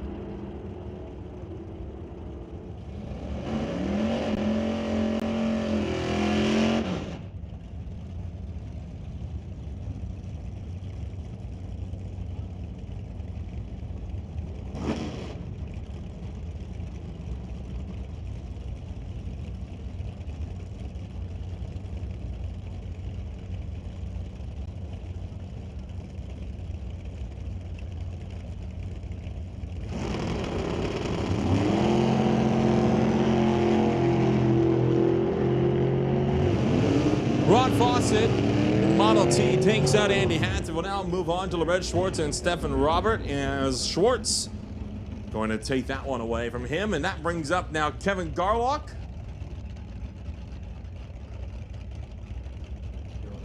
And Jason Mercer.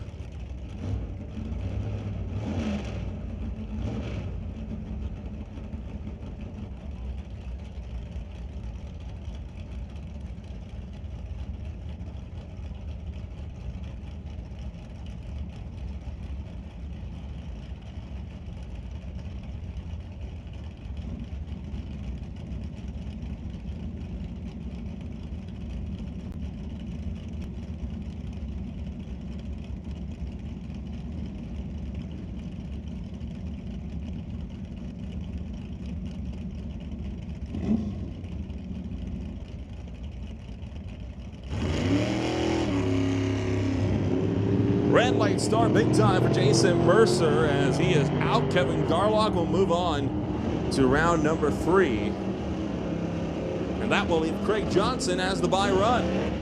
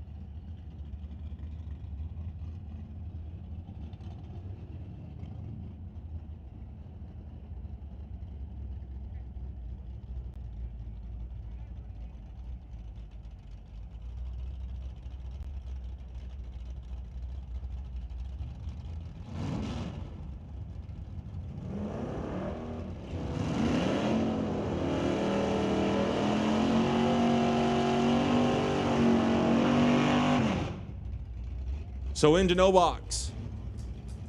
Kevin McCauley and Mike Render. The next two of the video Automotive Cutlass racing against the Fountain Tire S10 out of Chilliwack, out in 1094.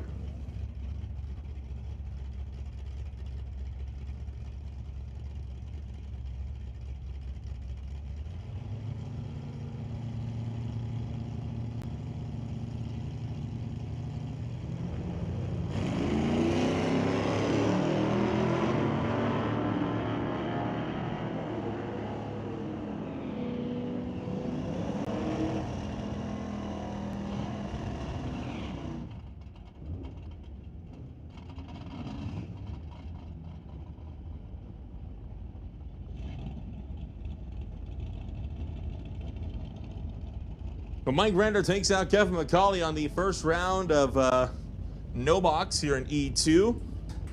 Second of 7 elimination rounds that we are battling through here this afternoon. Rob Carlton up next with the South Island performance of Lordco Auto Parts Malibu racing against Rich Dyes.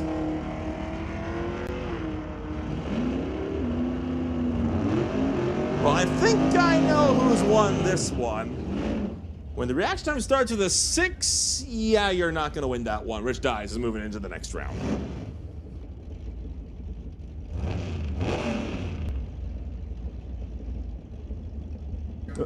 Attention in the pits, attention in the pits. We need Super Combo to lanes 5 and 6. That is Super Combo. Bring them on up, lanes 5 and 6. Super Combo 5 and 6 for round 1 eliminations, and we'll now put Super Shifters on standby.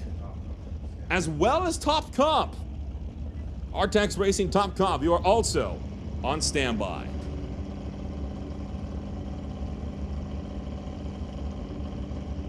Montebeagle and Veronica Hodgson, the next two up.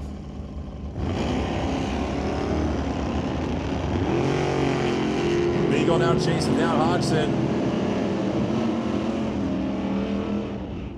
Can the Ford Coupe make the pass on the Dodge Dart? Yes, he does.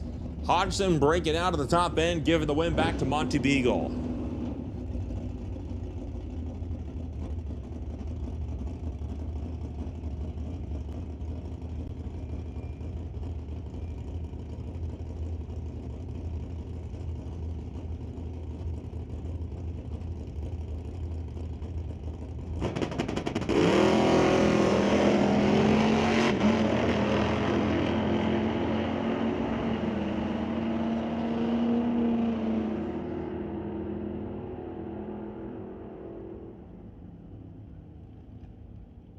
Jason Grunland moving on. Robert Gillick sent packing.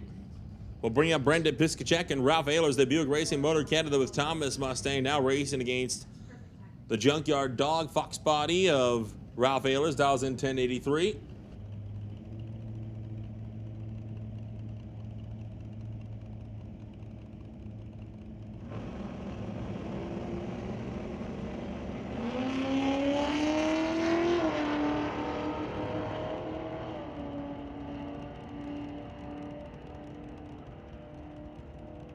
And top end of the racetrack, we're going to give it to Ralph Ehlers. Solid 1088 for him as he wins that one by just over half a tenth. Now it's Rob Getz and Shaylin Fedek, the 2024 Ford F-150, dials in 931 against the front engine dragster for DNS Racing Innovative MFG and Coastal Equipment, dials in 910.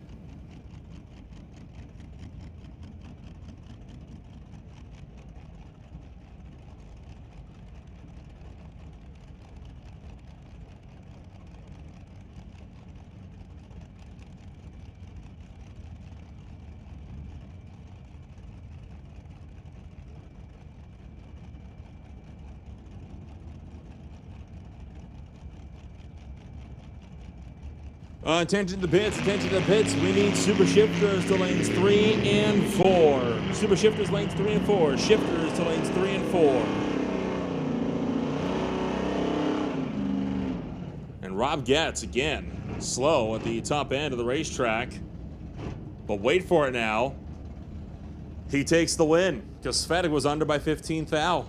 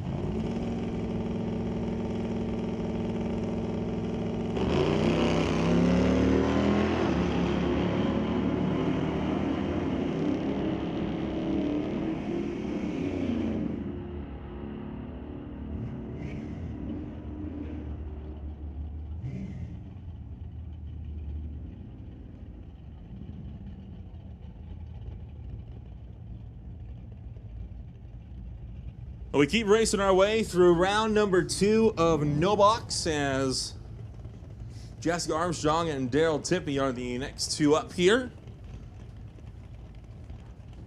Again, second of 7 rounds of eliminations here this afternoon. The first one sporting over 70 cars.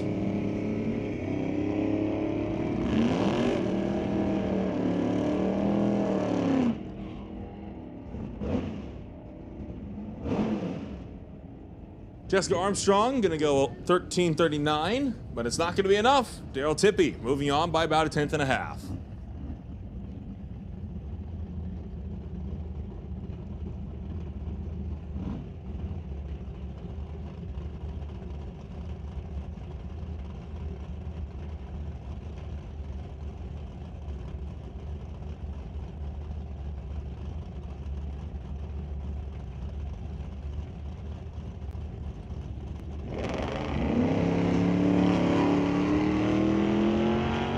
Red light start for Dennis Frederick off the hitch here, so Haley Christensen is going to be cruising into the next round.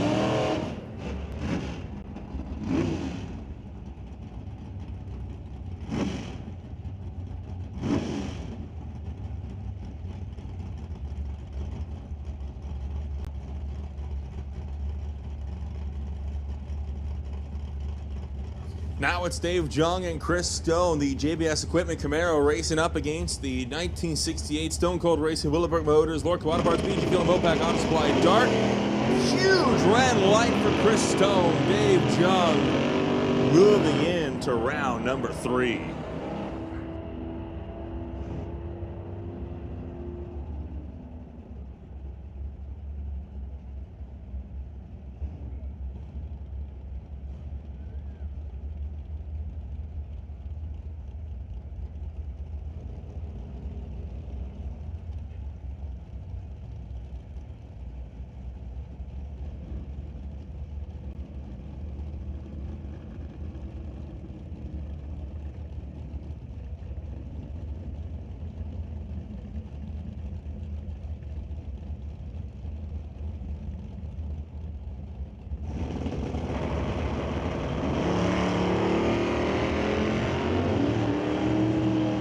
So Steve Lowe and Jesse Gard, the next 2 running down track as hit cruise at the top end, and it's a breakout for Gard. So Steve Lowe moving into the next round.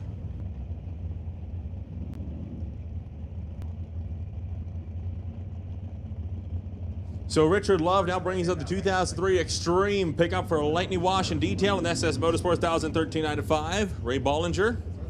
The Just Mechanical and AA Custom Brokers Pontiac dials in 1063.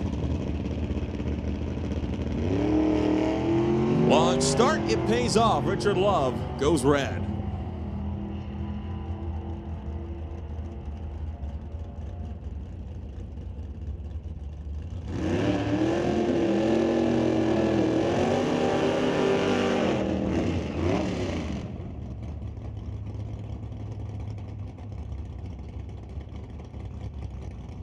So next up, it's Doug Clausen and Jeff Nyland. The 1996 Grand Am out of Madison Hat dials in 973 against Nyland with the Blue Bin JK Speed Shop at Curtis Tire Chevrolet dials in 1150.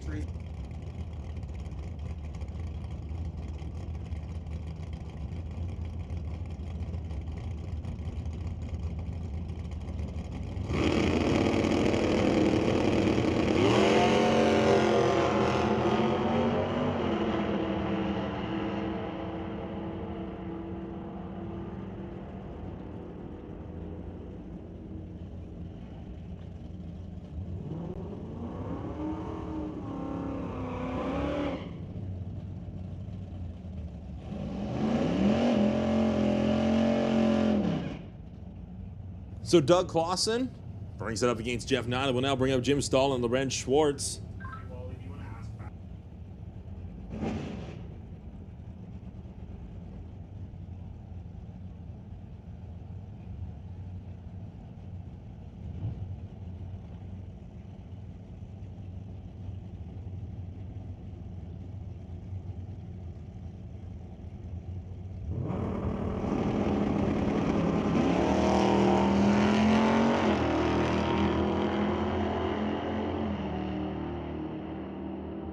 So Stahl takes off. He's going to be clear of Lorenz Schwartz.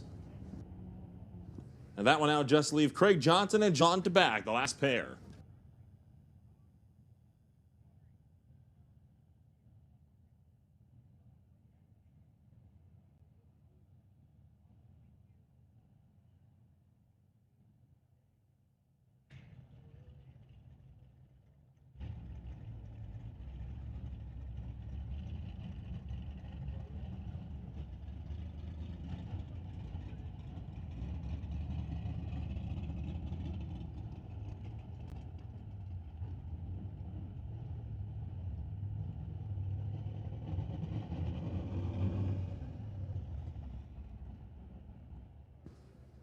John Tabak and Craig Johnson patiently waited behind the tower as these guys have just got a little bit of start line cleanup to perform.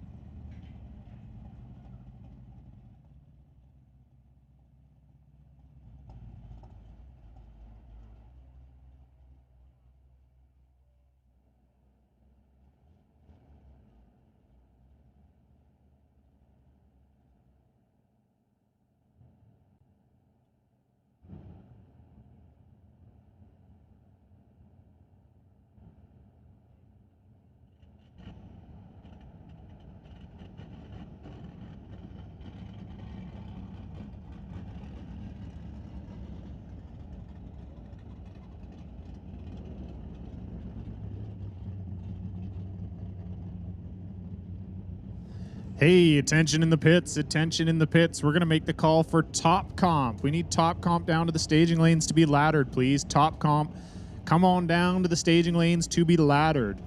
And we're going to put Pro Modified on a 30-minute standby. Yes, Pro Mod, you guys are on a 30-minute standby.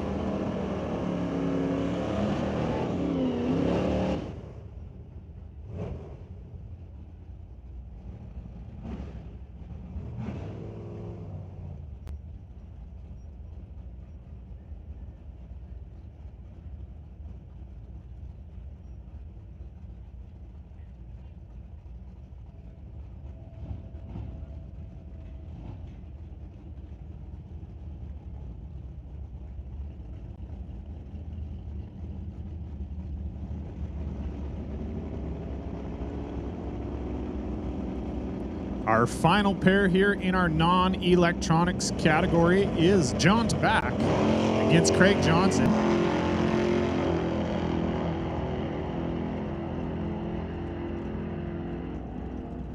John dialed in with 1054, Craig with a 1051, and Craig moving on into the next round here, going 1055 on the 1051. John was 1058 on the 1054. John was 020 on the tree, and Craig was double 02. So that's where the story is told there.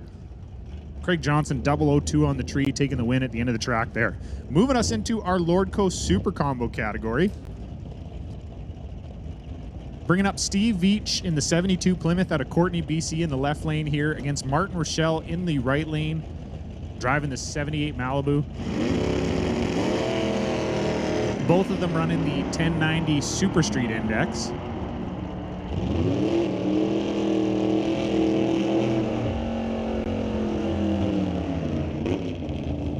So Steve Veach breaking out, going 1089 with a 0 on the 1090. Martin Rochelle going 1091 with an 8 on the 1090. Martin Rochelle moving on into round 2 of our Lordco Super Combo category.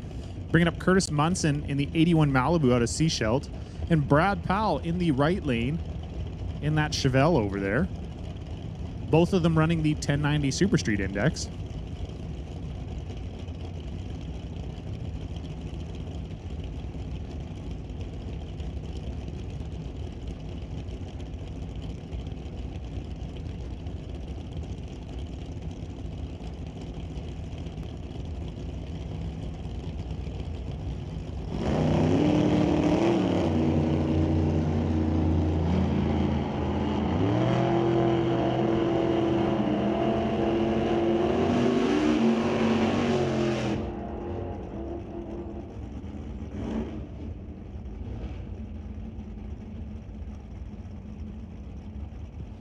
So Curtis Munson getting the win there, going 1091 with a 5 on the 1090, was 020 on the tree. Brad Powell 1094 with an 8 on the 1090. So Curtis Munson going to move on into round 2. Going to bring up Glenn Eagledon in the 69 Corvette against Jason Mercer in what I believe is an 89 Corvette. And Jason, in heartbreaking fashion, going trip zip red with an 8. So trip zip on the tree with an 8 to the red side. So Jason Mercer going red there. Glenn Eagledon getting the win, going 994 on the 990.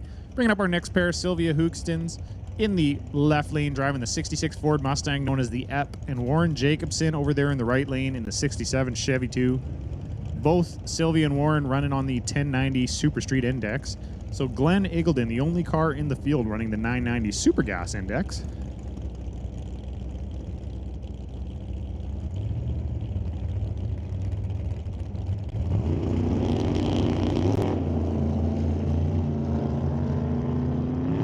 And Sylvia Hookstons goes double 02 red, handing the win over to Warren Jacobson. Warren going to move on into round 2 here of Lordco Super Combo. Warren going 1090 with a 4 on the 1090, so Warren was dialed in.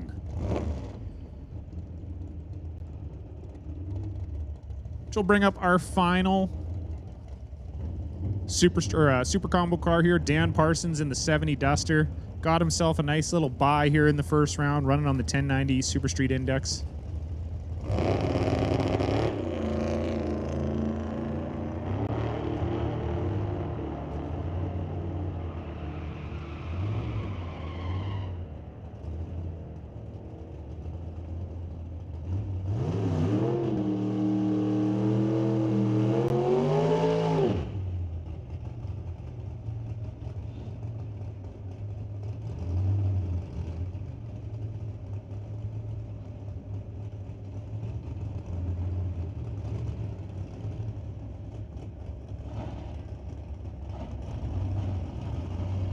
Going to move us into our McLeod Clutches BC Super Shifters category.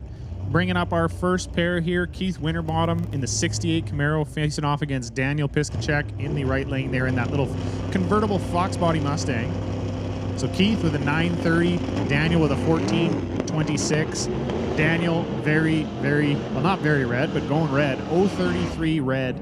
So Daniel handing the win over to Keith Winterbottom. Keith Winterbottom will be coming back for second round of Super Shifters. We got Dale Posnick here in the Riff Raff Racing 69 Mustang in the left lane against Blake Stewart in the 91 Mustang over there out of Campbell River, BC. Blake dialed in with a 1436, Dale Posnick with a 1050. So Dale having to wait around quite some time there, but having no issue. Doesn't go red, which is good. Gonna chase down Blake, get to the end of the track here, and gonna take the win and move on into round 2. Dale Posnick going 11.00 on the 1050. Had a ton of room to play with at the starting line. Blake Stewart was 7.29 on the tree, so Dale Posnick had some room to play with at the end of the track there. Just going to bring up Will Zork in the 62 Bel Air, thanks to Gordon Merkley Racing Engines. And then Jim Van Cleve in the absolutely beautiful 67 Fairlane over there. Jim would like to thank Van Cleve Motors, thanks to James Van Cleve and Mike Merck. So Jim dialed in with the 837, Will Zork with an 1109. As you might have figured out in the stands there, being the super shifter category, these are stick cars. So these guys are shifting the gears, not automatics. Will Zork going red, going 084 red, handing the win over. Jim Van Cleve gonna move on into the second round here. Jim going 848 on the 837, and Will Zork was 1108 on the 1109, but he red lit, so it did not matter anyways. Now we're gonna get Scott Winterbottom up here. Scott driving the 63 Chevy 2. Big thanks to Rags to Riches. And Andrew Camello over there in the right lane in the 68 Chevelle. Andrew out of Edmonton, Alberta, driving what he calls the Stickler. He's also a member of the Londonderry Outlaws. Not sure what that is, but might have to Google it.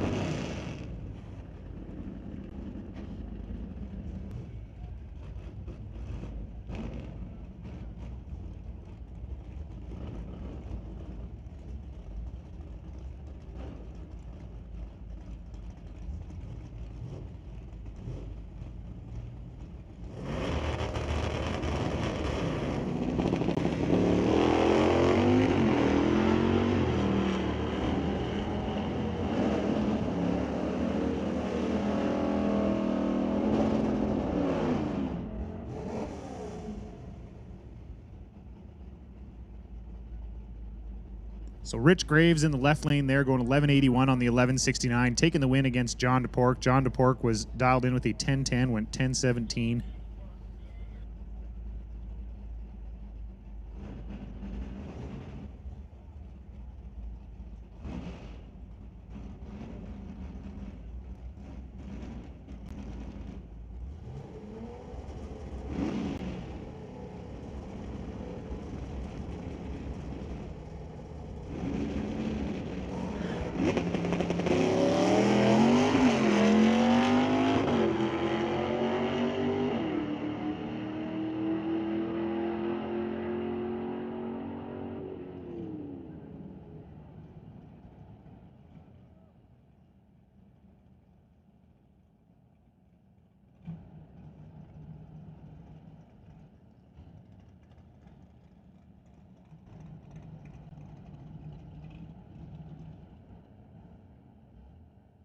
So if you're watching live out there, folks, the stream is going to be switching. There will be a new stream. We're going to be ending this live stream right now, and then we're going to be starting a new stream. Unfortunately, YouTube has time limits, so we have to run these long days in 2 streams. So we're trying to queue it up so that we switch the stream here right before round 1 of Top Comp and our Pro Mod. So if you're watching online, don't worry. If the stream ends, there's another stream. You'll see it there on our YouTube channel. You'll be able to access it. We'll post it on our socials as well. So come join us on the new stream link and keep watching for